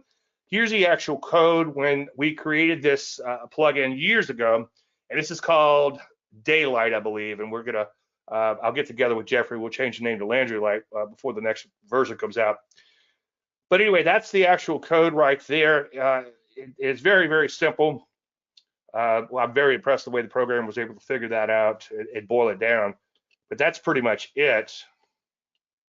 Now, when you're counting the bars, each bar that's above the moving average, each low that's above the moving average, you would add 1 again. So that would be 2 bars of Landry Light. And on the downside, that would be 2 bars of Landry Light. And then if there's no Landry Light, the moving average, or the price, I should say, intersects the moving average. Years ago, 1996, and that sort of launched my career back then, I did an article for Stocks and Commodities magazines using a little simple moving average breakaway pattern, and then somebody called it Daylight, and then that later became Dave Light, and that's where Landry Light came from. It's called the 220 EMA breakout system. If you Google it, you should be able to find that. Anyway, so we created these as a histogram, and I was pretty jazzed when I saw how it turned up in a chart. It can be very, very useful. And just looking at the spiders, you can see like right at this particular time, you had a lot of highs below the moving average. So in Tarzan speak, that's bad. And then right here, you can see we had a great bull run where the lows were greater than the moving average. So Tarzan speak, that's good, right? And then when you alternate between green and red, you have a choppy market, and that's neither good nor bad, but not good for a trend follower for sure. And then again, you can see we had mostly green for quite some time throughout. Now, one thing you want to do, no matter what indicator you're using, in fact, I like to call an indicator an illustrator because it doesn't indicate anything. If you had an indicator that actually indicated something, you'd own the world, right? And a lot of people brag on their indicators and say, I have a leading indicator and all this. It's like, well, no, you don't, damn it. So it does help you to see what's actually in the chart. That's one advantage of it. Even though I'm not a huge fan of indicators, I like the Landry Light because it kind of wakes you up to what's happening in the chart. You can see this large histogram here where you had days and days and days and months and weeks of upside Landry Light. And we had this fantastic bull trend. And then obviously went a little sideways when we started alternating back and forth, and then went up again. And again, the point here is don't forget to draw your arrows on the chart. And I'll drive that point home here in a few seconds. Bitcoin, for instance, as I said a second ago, markets are markets. You can see nice uptrend here. Now, again, you want to draw your arrows. Notice that the Landry Light continues to increase. It's not magnitude, okay? And maybe there's something there with magnitude, but it's not the type of trading that I like to do. It just tells you how long that low has been above the exponential moving average, in this case, a 30 EMA. But you always want to pay attention to price, again, to see what price is doing, because price is the ultimate oscillator or indicator, however you want to look at that. But you can see that even though Landry Light was going up, because the lows continued to be greater than moving average, this particular market began to trade sideways. So he's like, okay, we might be losing a little steam in here. And then you can see you went back to the moving average and chopped around a little bit. And then you went green. So green, and then you went red after that. So even though the market was going sideways, your Landry Light was mostly green. So that means the market is okay. But again, pay attention to the chart. And then you can see it got choppy where it alternated between red and green. We had a nice bull run after that. And then again, it goes back to alternating between green, red, and zero. And of course, draw your arrow, and you'll see that that was a sideways trend. Now, in more recent times, you can see Bitcoin was alternating between green and red. Okay, and then now it's become mostly red. You can see it's beginning to break down from that moving average. Again, it's not measuring magnitude, but simply the amount of bars where the highs are less than the moving average. So mostly red, Tarzan speak, bad. Now you can see we had a long sideways choppy period. Again, draw your arrows before it finally took off. Had one little kiss of the moving average. I wouldn't say that that's exactly what I look for with a Landry Light pullback, but technically it does fit the setup because you had some green bars, more than 10 green bars, and then you pull back to the moving average. And I'm going to beat the dead horse on that setup in just 1 second. Now, again, you can see the count was increasing here, but the market was losing momentum. So make sure, again, you always look at the chart when it comes to Landry Light or any other indicator for that matter. So here's the rules for the setup. Really simple. You must have 10 to 20 bars of upside Landry Light with the 30 EMA.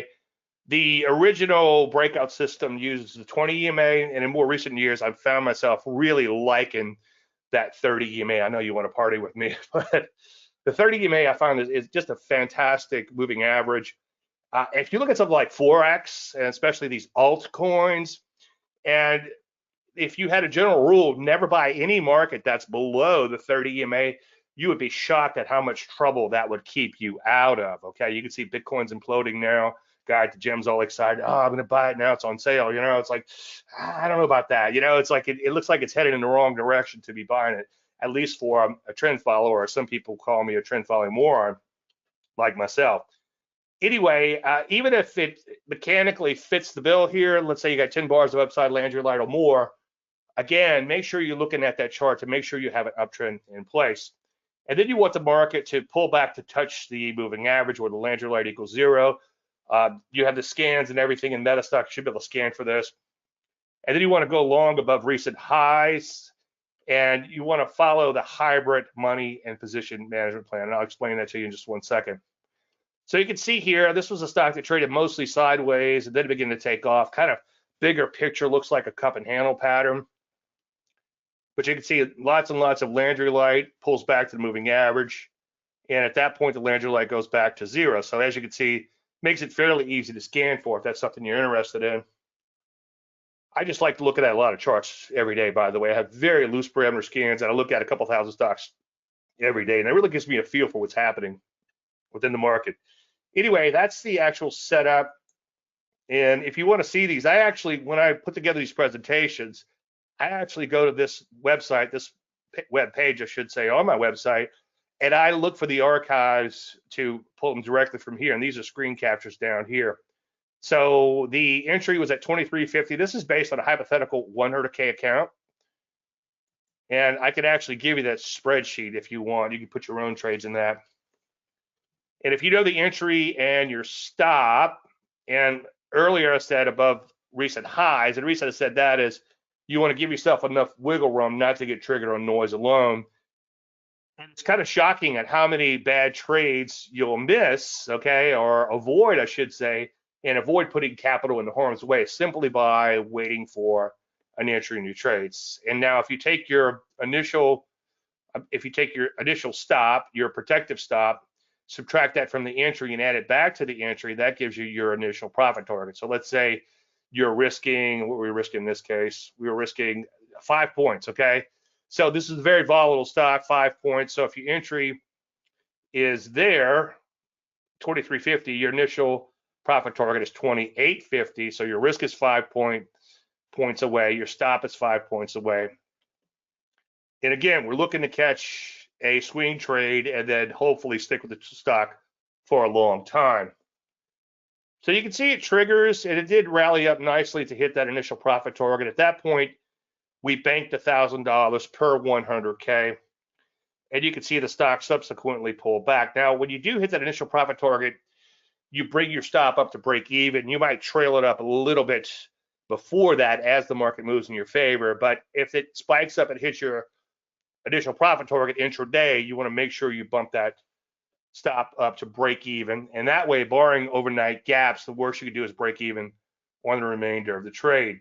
So if we go and look at this one longer term, there's a 100K, there's a $1,000 per 100K that was banked, excuse me. Stop goes to break even.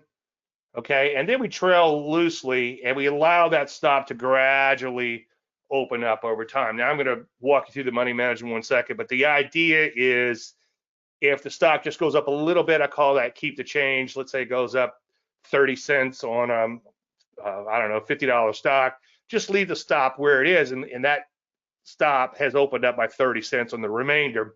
And let's say it goes up 3 points one day and you're blessed with a 3-point additional profit, then maybe bump your stop only 2 points. And I call that gaining ground because you're 2 points higher than you were. So that's a good thing, but you've let that stop open up by another point.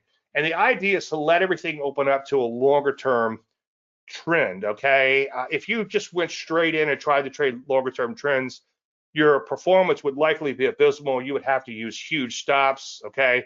Percentage wise, you're only gonna be right about 27% of the time. I think that's what it is from years and years of mechanical testing way back in the day. That's what I discovered. So the real money is in longer term trends, but so is the risk. You're more likely to capture a short term profit than a longer term profit. But my feeling is you could stick around for the long term. So I'm slotted as a swing trader, but when people ask me what's your holding period, I often say 10 years, hopefully much longer. Now, it doesn't happen often, but we've been in a few stocks for 2 years or more. But anyway, we slowly and gradually let that stop loosen up over time. When the market trades sideways, we don't raise the stop at all. If you were to look at my trailing stops, they look a lot like a longer term moving average, with the exception of they don't move up with price when price is going sideways. They don't move up to meet price like a moving average would. So you can see right here, it goes sideways, okay? And until you're making brand new highs, it doesn't start going back up again. But anyway, that was one we rode for a long time. Here was an IPO. You can see it began to take off nicely, accelerate higher. And because didn't have enough data, I put in a 20 EMA so you could see what that would look like. And again, you could use, as I kind of alluded to earlier, you could use a 20 EMA or your favorite EMA or whatever you want for this particular pattern, or you could even use a simple moving average if you choose. I just find the 30 EMA works nicely. Anyway, those are all the patterns. And it was also, I labeled this at first deep retracement. That's the IPO pattern that I like to trade. But as I kind of alluded to earlier, when I go in and look at these older trades, and not so older trades in some cases, I'm often shocked. It's like, oh, you know, that was also the Landry Light pullback in addition to other patterns. And I'll show you some more examples of that in a second. But anyway, entry and stop is down there. And it took a little while, but we did eventually rally up to that initial profit target. And again, the stop comes to break even, that happens. And then we trail the stop higher and eventually you get stopped out. By the way, all trades eventually end badly, you know, and that's one thing when you get to trading psychology that you really have to wrap your head around.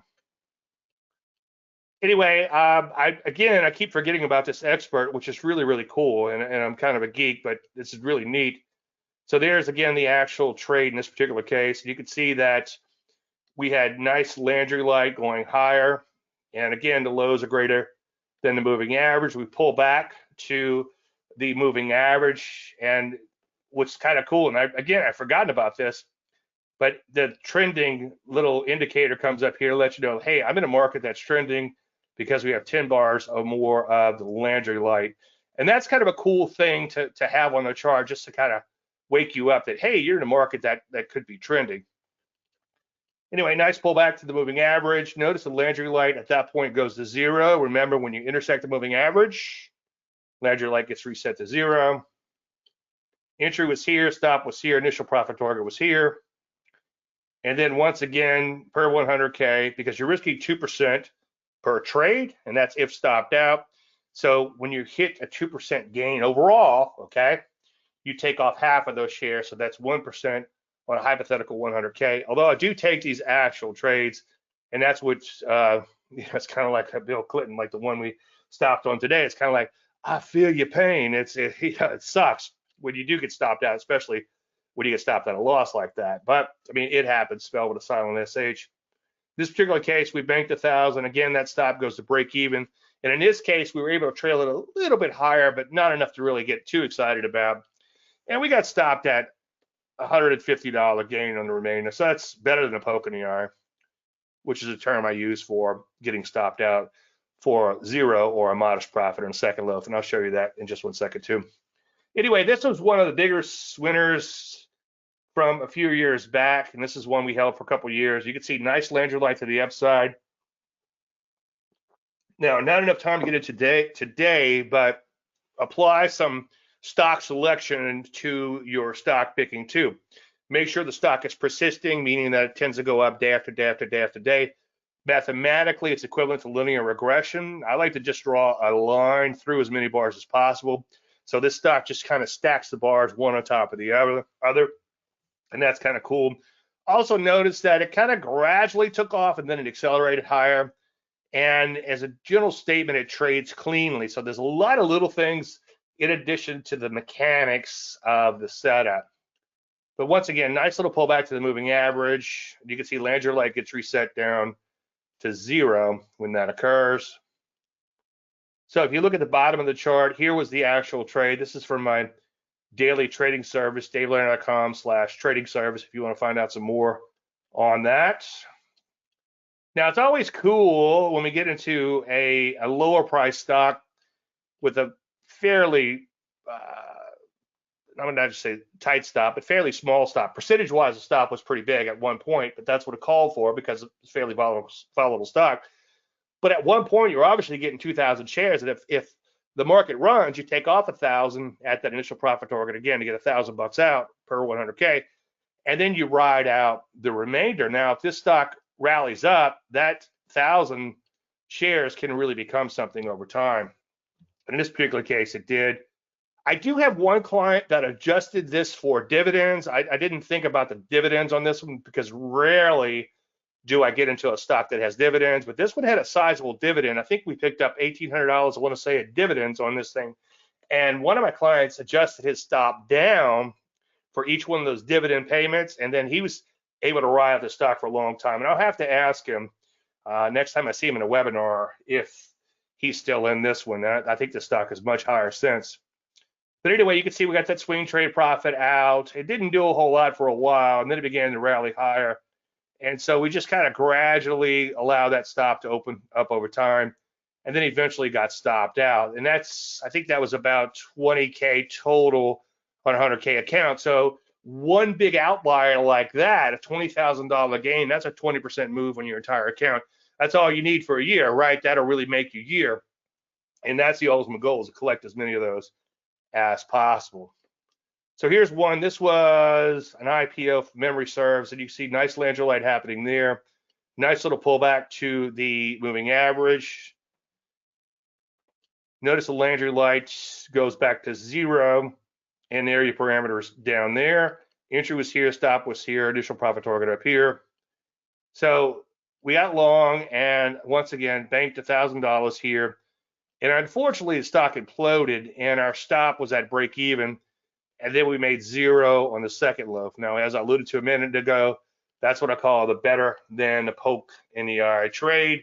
And if you annualize this, and I know it's my wife's like, what's that thing you do where you add up the stuff for the year? It's like annualization. She's like, yeah, if you annualize it, you got to be careful with that. But if you annualize it, making 1% on your account over this relatively short period of time, this is like a month and change, or if that long, maybe 3 or 4 weeks, you'll do really well if you could do this. If this is the worst you do. Now, obviously, you have some losses in between, unfortunately. But anyway, I got thinking about it. It's like, what can I show you today that a guru has never shown you? And that would be a losing trade. So you can see we had a pattern I call a TKO, which a market is in a really good trend, and you have this big knockout bar to the downside. If you want the pattern, you can go to davelandry.com/free-book, and I'll give you all 3 of my books in PDF format. But it's also, again, like I said earlier, to my amazement, was also a Landry light pullback. So nice little pullback to the moving average. Again, Landry light goes to zero. Entry was here, stop was here, initial profit target here. And initially, it looked pretty darn good. We actually bumped that stop up a little bit. But unfortunately, we got stopped out on remainder. Now, we did pick up a little bit of a dividend. Again, rarely do stocks I trade have dividends, but this one had a little dividend. And plus, we raised the stop a little bit. So we didn't get hit for a full 2% loss, but any loss sucks, okay? And you can see down there, so that's the actual trades. Dividend turned out to be 41 cents, and that's $108 based on the amount of shares, again, per 100K. I do actually take these trades for what it's worth, so I felt the pain on that one. Now, do your due diligence. Don't take my word for it, okay? This should say do, D-O, your due diligence. You want to find some setups that worked, like I just showed you. You want to find some setups that failed miserably, like I just showed you that one at least. And then make sure that you're picking the best and leaving the rest. It amazes me that many years ago, I was helping a trader pick stocks, and he hired me on to help him run his business from a technical analysis standpoint. And I just thought that, okay, I was pretty new to trading at the time. And I just thought that it was his pattern was his pattern. He just traded whatever fit the bill for the setup. And so I remember saying, okay, well, here's one of your setups here. He goes, that's not my setup. I'm like, well, let me explain it. Let me just look at the rules here and make sure I got it right. It's like, yep. And I ticked off all his rules. And then he said, well, I don't like it. And then that was kind of a wake up moment for me. Like, okay, just because the setup fits the bill doesn't necessarily mean it's a good setup. So again, without going into a lot of details, it took me 14 hours to explain my stock selection process. And you can pick up a lot of that for free just by going on the weekend charts and look at the stocks that people ask me about, okay? And I explain why I do and do not like that. And you can find that on youtube.com/Dave Landry. You can find the weekend charts playlist. And then also watch the methodology in action. That's another playlist that's a little bit more concise as far as the methodology is concerned. But again, you want to make sure you're picking the best, leaving the rest. You want acceleration, persistency.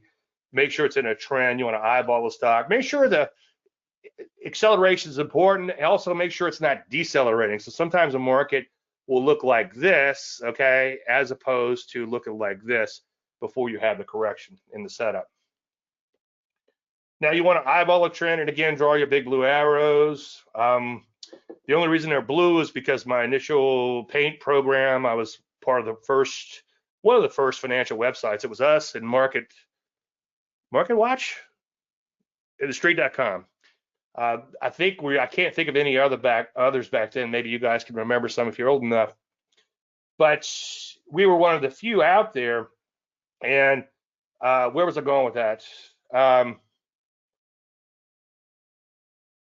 Anyway, it'll come back to me. Sorry about that. But you want to make sure you're picking the best and leaving the rest. Make sure it's in a really good trend. Make sure that the trend is significant and ideally persistent and accelerating before the pullback. Now, as I said earlier or alluded to, DaveLandry.com/archives would be a good place to start. You can look at all the trades that I picked going back years and years and years and years. Now, let's shift gears for a second, talk about money management. Again, you want to risk 2% of your accounts, and that's if you're stopped out based on the stop distance. So if your stop is 1 point, okay, that would be $2,000 risk, 2% on 100K stock, okay, that would be 2,000 shares. If your stop is 2 points, then that'd be 1,000 shares and so on and so forth.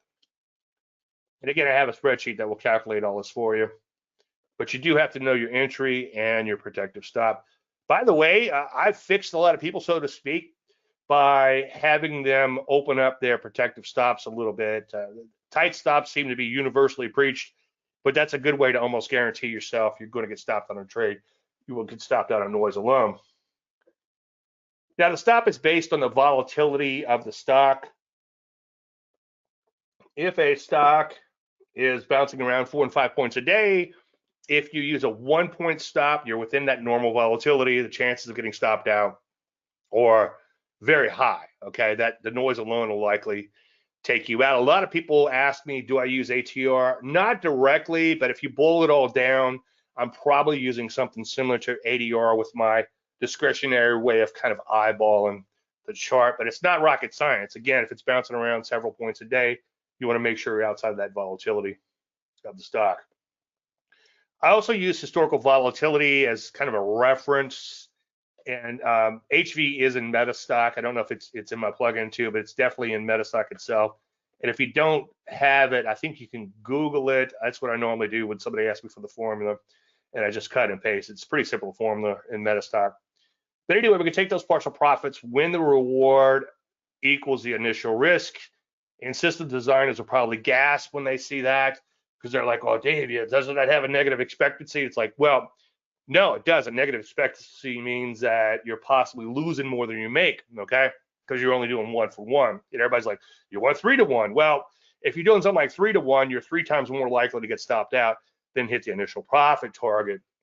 So I like to take profits at 1 for 1, but I'm willing to hold on to that second loaf longer term. And again, that's where the real money is, in the occasional outlier. Years ago, it's probably 20 years now, I gave a speech in Dallas, and the guy that invited me says, you know, Dave, you're kind of making the trading sound a little elusive when you talk about the outliers. And I was like, well, I got to think about it. It's like, it is a little elusive because these big trends don't come along every day. And you just have to be patient and chip away at it, chip away at it, chip away at it. Now, the beauty is, if the trend materializes, you're still in. Many times when we are trading and in a trading service, the stock will rally up, hit the IPT, come back in. Sometimes that'll happen over and over. Thank goodness, that's the worst thing that happens over a period of time. I get emails from people like saying, Dave, you know, if we just took 100% profit, we would have done so much better than this taking profits and then trailing the stop and stopping out at break even or whatever it is. And on the flip side, when we are lucky enough to get into some markets where they're hitting the IPT and they keep rallying, I get a similar email from people saying, hey, Dave, how come we don't just let the whole loaf ride? Well, you don't know. And that's the thing. When you make a trade, you're stepping into the unknown. No matter what the gurus might tell you, you don't know what's going to happen next. I mean, if you did, you'd own the world, right? So if the trend materializes, you're in, okay? And believe me, if you're risking 2% of your account, which is a lot of your account, right? And you take initial profits, you still have a sizable position on should that trend materialize. So obviously, if it doesn't materialize, you stop out, barring overnight gaps. Again, it happens with a silent SH.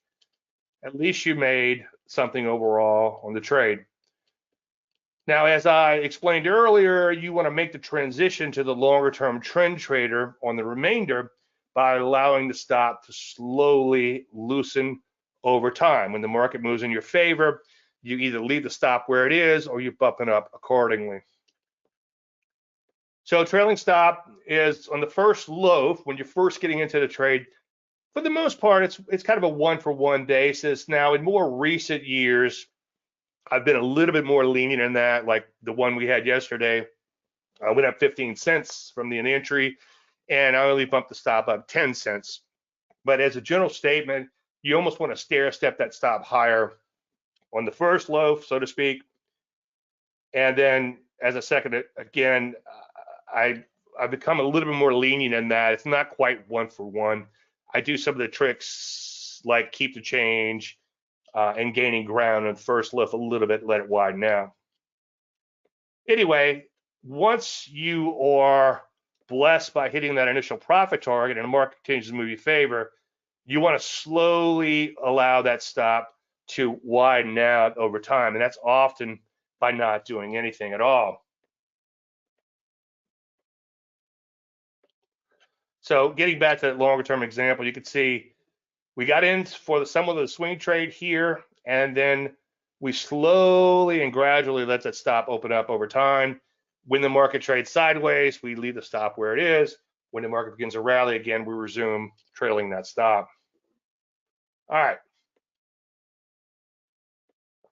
Now, a lot of people, especially people that know me professionally, when they actually see me speak in person, they're like, Dave, I had no idea you were into psychology so heavily. It's like, well, I'm probably my own best student because I'm a very emotional type of person. I took a personality test a while back and I scored about 0 or less than 0 in agreeableness. And I remember the day I took the test, I went into the house right afterwards and I announced it to my wife and daughters that I couldn't believe it. It's like I scored a 0 in agreeableness on this personality test, and they looked at me like I just pooped my pants. So, and that's one of the worst traits you could have as a trader. By the way, I would recommend you take a personality test. Larry Williams' son, Jason Williams, I believe, Dr. Jason, he wrote a book on it's neurology type of book or psychology for sure on trading, and he was really big on, most of the book is about taking a personality test. So I'd highly recommend you do that.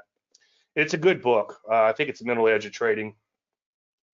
Now, attitude is much more important than aptitude when it comes to trading. I'd rather find somebody who's motivated and willing to learn and willing to accept just these simple concepts. And one of my favorite sayings is, don't confuse the issue with facts, and just kind of look at the market, and is it going down, is it going sideways? Don't worry about all these extraneous to the market influences that are happening. Look at the chart and try to figure out, is it in a trend? And if it is, where can I get on that trend? Now, one of my epiphanies years ago was, it's probably 15 years ago, I was speaking in San Francisco, and Denise Schultz, TSAA, San Francisco, Technical Analysis Society of San Francisco, I was speaking at one of their seminars, and Denise Shaw was on earlier in the day, and she talked a lot about how you can't make any decisions without emotions, and a lot of that, her research comes from a fellow named Damasio. And this is something that you have to wrap your head around. We're emotional beings. If that part of your brain that helps you make decisions, that emotional part of your brain is damaged, you would be dead in a day, or at the least institutionalized. And her example was, would you ask someone who has this unfortunate condition through illness or injury, it's like a doctor will say, okay, our appointment's done here.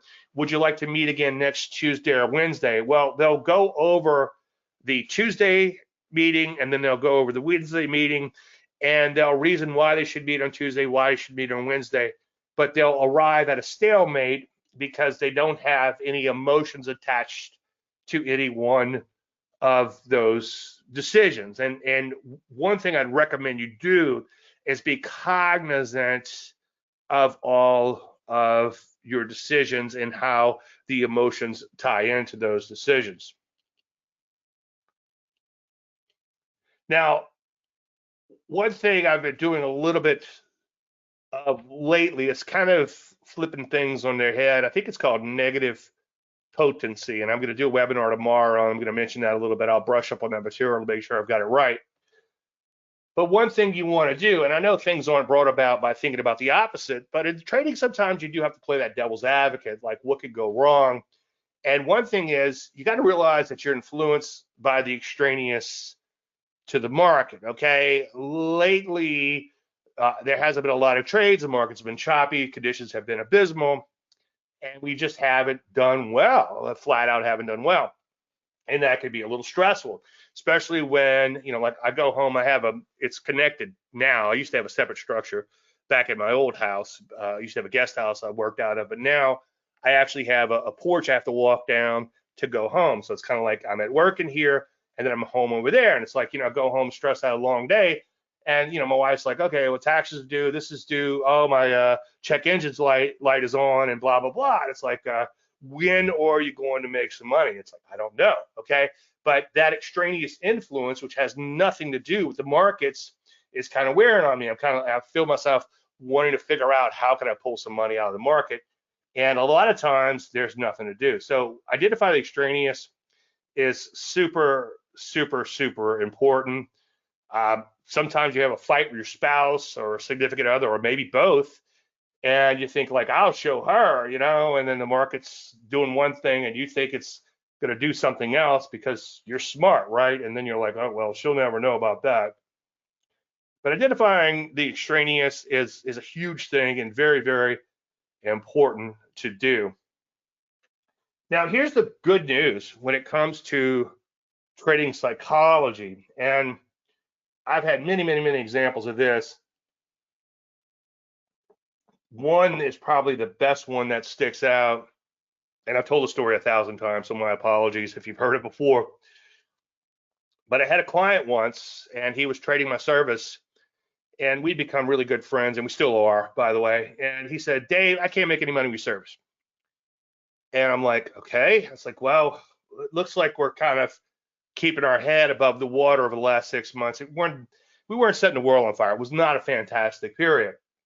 We didn't have those few little outliers that we love so much and that's so important.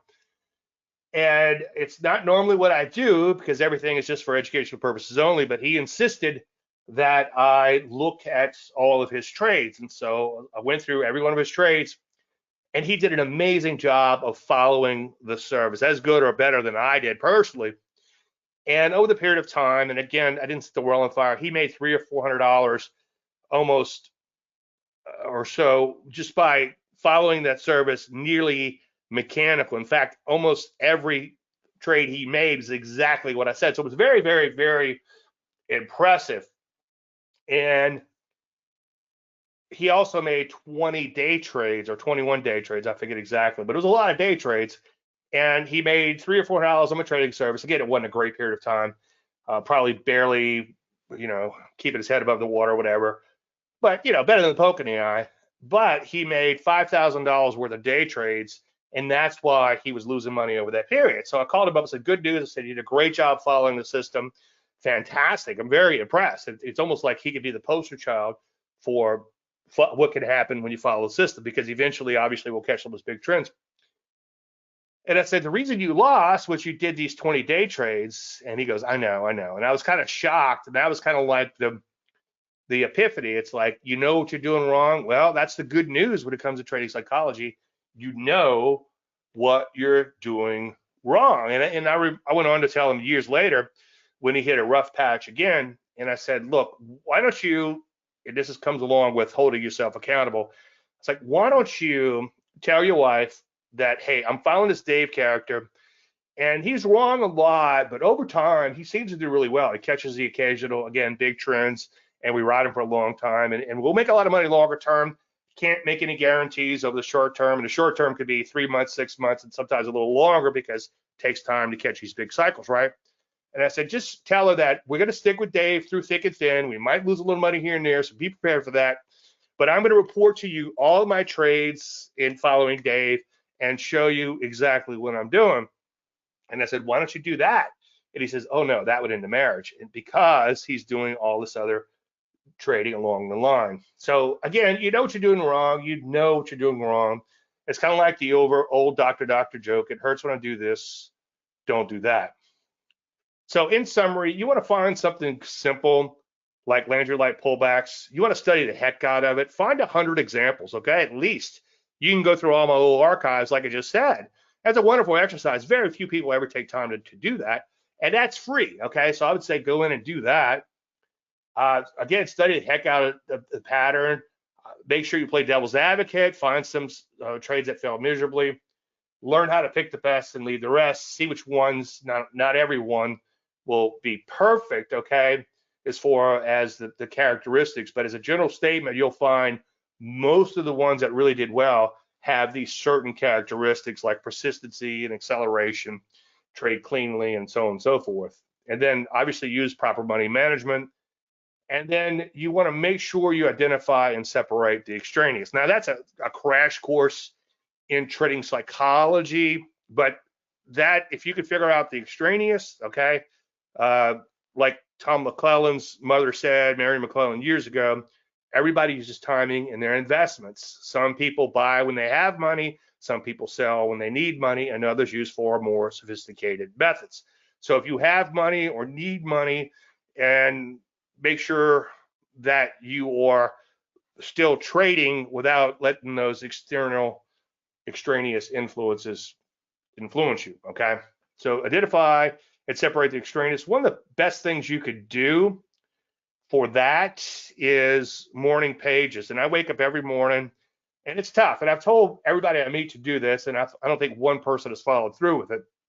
But what I would recommend you do is the first thing you do when you wake up, stay analog, okay, as much as possible. I do admittedly check futures and altcoins and Bitcoin usually because I can't resist it. I like to see what happened overnight. But for the most part, I stay analog, and stay analog as long as you can. I started reading a book a while back. I didn't finish it because it was one of those books that kept telling you what he's going to tell you and not get to the point. But it was getting a little bit interesting once I got through that. And it was by Quick. I think the name of the book was Limitless.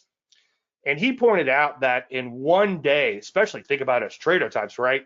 We're bombarded with more information than a person 100 years ago would have been exposed to over a lifetime. So from a neurological standpoint, that's pretty tough on your brain. And I think these morning pages are really good for your mental health, and it'll help you identify what you're doing, whether or not your definition of insanity, doing the same thing over and over again, what you're trading and expecting a different outcome.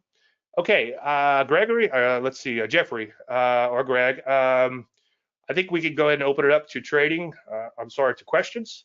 So may the trend be with you. Thank you guys again for attending, and girls. If you have any questions, I'll be happy to field those now.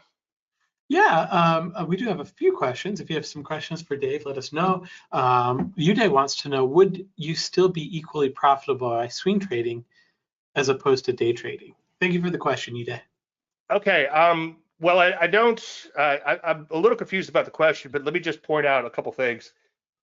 I think that I'm kind of against pure swing trading, because the problem with pure swing trading is it doesn't make enough, and something bad can still happen. Okay, so if you take a look at like this trade we got into yesterday, overnight we already got whacked on it. Okay, so that could happen to you, and every now and then you might get whacked to where a stock might half overnight. You know, God forbid, but it does happen eventually, right? And if you're trading for short-term gains, you're not holding on long enough to capture that second loaf, that 20% move we talked about earlier. Now, again, that's a bit of an outlier, but it does happen. So that's as far as short-term trading. I'm not a huge fan of day trading. I do allow myself to get sucked into it a little bit here and there. If you do day trade, make sure you're super selective, and I would recommend take these bigger picture patterns, like I just showed you, like Landry pullbacks, and then maybe look to get an intraday for an intraday move on that. But be super careful. I call that a Russian doll, and again, you can find that on my website and on the YouTube channel. So I'm not sure if I'm answering the question. If you want to rephrase, I'll be happy to do that. Cool. Bree says, I will have Dave find trades for me. Is there a special deal today? I have my core trading. Thank you so much, Bree. If you go to davelandry.com/trading service, that's on sale now, and you can get in and you'll see my actual my trade recommendations. Sometimes there's none with the market conditions, and I know everybody's craving action, but sometimes you just have to sit on your hands. So again, davelandry.com/trading service, and with the trading service or the gold membership, which includes the educational material, you have access to my Facebook group. The group is free, but you have to be at least a gold member or a trading service member to participate. And that's where I think is the real value is, because we've got a guy there that's taken my IPO stuff, for instance, and taken the ball and ran with it. I always get that mixed up a little bit, or run with it, whatever. And he's done really well, and he shows a lot of IPO trades, and I pick up a lot from him and others. And what's kind of cool is sometimes people ask questions about the methodology or whatever, and one of my clients will jump in before me and answer them correctly on that. So that's kind of cool. So that's there. But I appreciate the interest, Bree. I appreciate it very much. Uday, great presentation. Thank you. You're welcome. See, you've got. Yeah, you've I got can see him now. Okay. Cool. I don't see anything in YouTube other than Rad says thank you for the stream today. Oh, cool. Uday says great presentation. Thanks. Oh, thank you so much, Uday. Appreciate it. Let's see. That's, I think, all we've got for questions. You did a great job. Thank you, Jeffrey. Any final thoughts before? Well, we're getting kind of that iffy part of the market right now. I would pay careful attention to the TFM 10% system, and then maybe if you guys invite me back at some point, I can show you some of the other things I do, like the IPO stuff and the TFM 10% system. You can get that now by going to youtube.com/, again, Dave Landry, or just Dave Landry, not again, Dave Landry. I would recommend you pay careful attention to that. If we drop more than 10% away from that 50-week closing high and below the 50-week closing, 50-week simple moving average, excuse me, that will be a sell signal. And right now we're still okay in the market, but I'd pay attention to that. Pay attention to your sideways arrows right now because we're chopping back and forth. Your net price movement is probably the best indicator out there. Where's the market today? And then look backwards in time and see where it was. So you can go back to last fall and you can see that, wait a minute, this market hasn't made any progress. It went from here to here. It's trading mostly sideways. So I want to be super selective in my stock selection. So I think that's pretty much it. Be careful out there. It's getting kind of ugly. So let's just sit tight a little bit. We might have to start shorting soon. Not a huge fan of shorting, but it's the only way to make money, obviously, if the market rolls over. And the other reason, which is probably a more important reason to short, is it helps you to see both sides of the market. Again, it's tremendously hard to make money on the short side. I don't want to make it sound like it can't be done, but because it can. But it does help you to see both sides of the market, and it kind of gets that bias out. And as I've said 1,000 times, my friends who run millions and millions of dollars, in some cases billions of dollars, a lot of times if they're long only oriented, they tend to see the market always as glass half full. And right now, as opposed to half empty. And right now, we could be getting closer to that half empty phase. But I'm not going to get too excited unless we start seeing some sell signals like a bow tie to the downside. Again, my website would be your best resource for that, and YouTube channel again.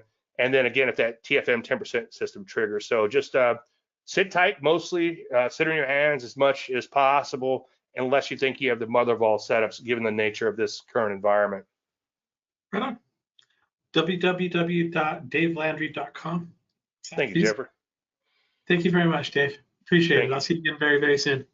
Okay, fantastic. All right. Let me go ahead and do this. And what a great way to finish that out. I'll go ahead. Greg, let me know if I'm sharing the wrong screen or anything like that. Well, I'm still seeing Mr. Landry, and I'm seeing your AAII slide. That's perfect. Not that I have any problems seeing Mr. Landry. I'm just saying that's what we see. I know. Yeah. I mean, I should mention to Dave before he leaves that I feel like I kind of caught him off guard in the beginning of the presentation when I got so excited about his up, down, sideways. But I do remember it was like 10 years ago that he came on to the MetaStock, and that was the first time I ever started teaching MetaStock. And I was so excited at the concept of the simplicity of up, down, sideways that it just I get a little giddy. Thank you, Greg. I appreciate that. Yeah. Like I said earlier, sometimes I forget, so I had the instructions printed on my right arm, and I try to remember to look at my right arm before I make a trade. You say printed tattoo? It is. Oh, that's. I bought some temporary ones to hand out. I've got them somewhere around here, so if anybody wants one, I do have some temporary ones. So. Cool. Awesome. Thank you very much, Dave. Thanks again, Jeffrey. Appreciate it. Yeah. I also remember that very well as well, Greg. One of my first memories is the card. He has a little business card that's like uptrend, downtrend, sideways. Always fun. As we wrap up today, I want to say a bunch of things. I want to thank, first of all, let's thank our sponsors, AAII.com. Great job of helping us, get the word out, sponsoring the event, all that kind of stuff. Hugely well-respected nonprofit organization. They've been doing it since the 70s. AAII.com. Of course, Stocks and Commodities magazine has supported all of our conferences since we started doing them about 15 years ago. Great magazine. You should subscribe if you don't. It's worth it. www.traders.com. Of course, the Traders Forum, you can join our community of active traders. You can talk to us, you can chat with us, you can learn about technical analysis, thetradersforum.com. Do it. It doesn't cost anything. www.thetradersforum.com. Of course, we are MetaStock, and I'm going to leave this slide up. I want to say thank you to all of our speakers that have kind of come in. We've had a couple of technical hiccups. It happens. We've had some reschedulings due to sickness, but we're getting through it. It's actually working pretty well, and everybody's done a great job. Sometimes the technology, not so much, and sometimes with those colds, not so much. But everybody that's come in and spoken has done a really good job, and I appreciate that. Thank you, everybody, for being here. I hope you've enjoyed it. I hope you've learned something. I'd encourage you, I'd invite you to try out the MetaStock program or any of the products you're interested in. Again, it's been rated #1 for 32 years in a row. I love scanning. I love the testing. I love the forecaster.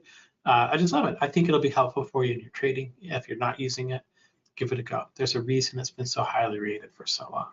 So many products out there that just have a few features and are pretty easy to grow out of. MetaStock's been something that's been in active development for more than 32 years. So in any case, you can get a special on it at metastock.com/promo. Greg, thank you for the assist as well. You're welcome. I'm sorry, I didn't mean to interrupt. I just wanted to remind you that I started to mention this before Dave's presentation, and I'm not sure if I got the thought out before Dave came on. We do have a new addition to tomorrow's schedule. The very last is Tom Joseph. Tom, again, has been a great partner of MetaStock years ago, and we're sort of reigniting that. Also, Jackie Monroe is going to be the final speaker. She's new on Saturday afternoon. And just so you, as you just mentioned, there's some ebb and flow in our schedule, and I just want to keep people aware of that. If you want to always be aware of that, we do send an email out every single morning with the new schedule on it.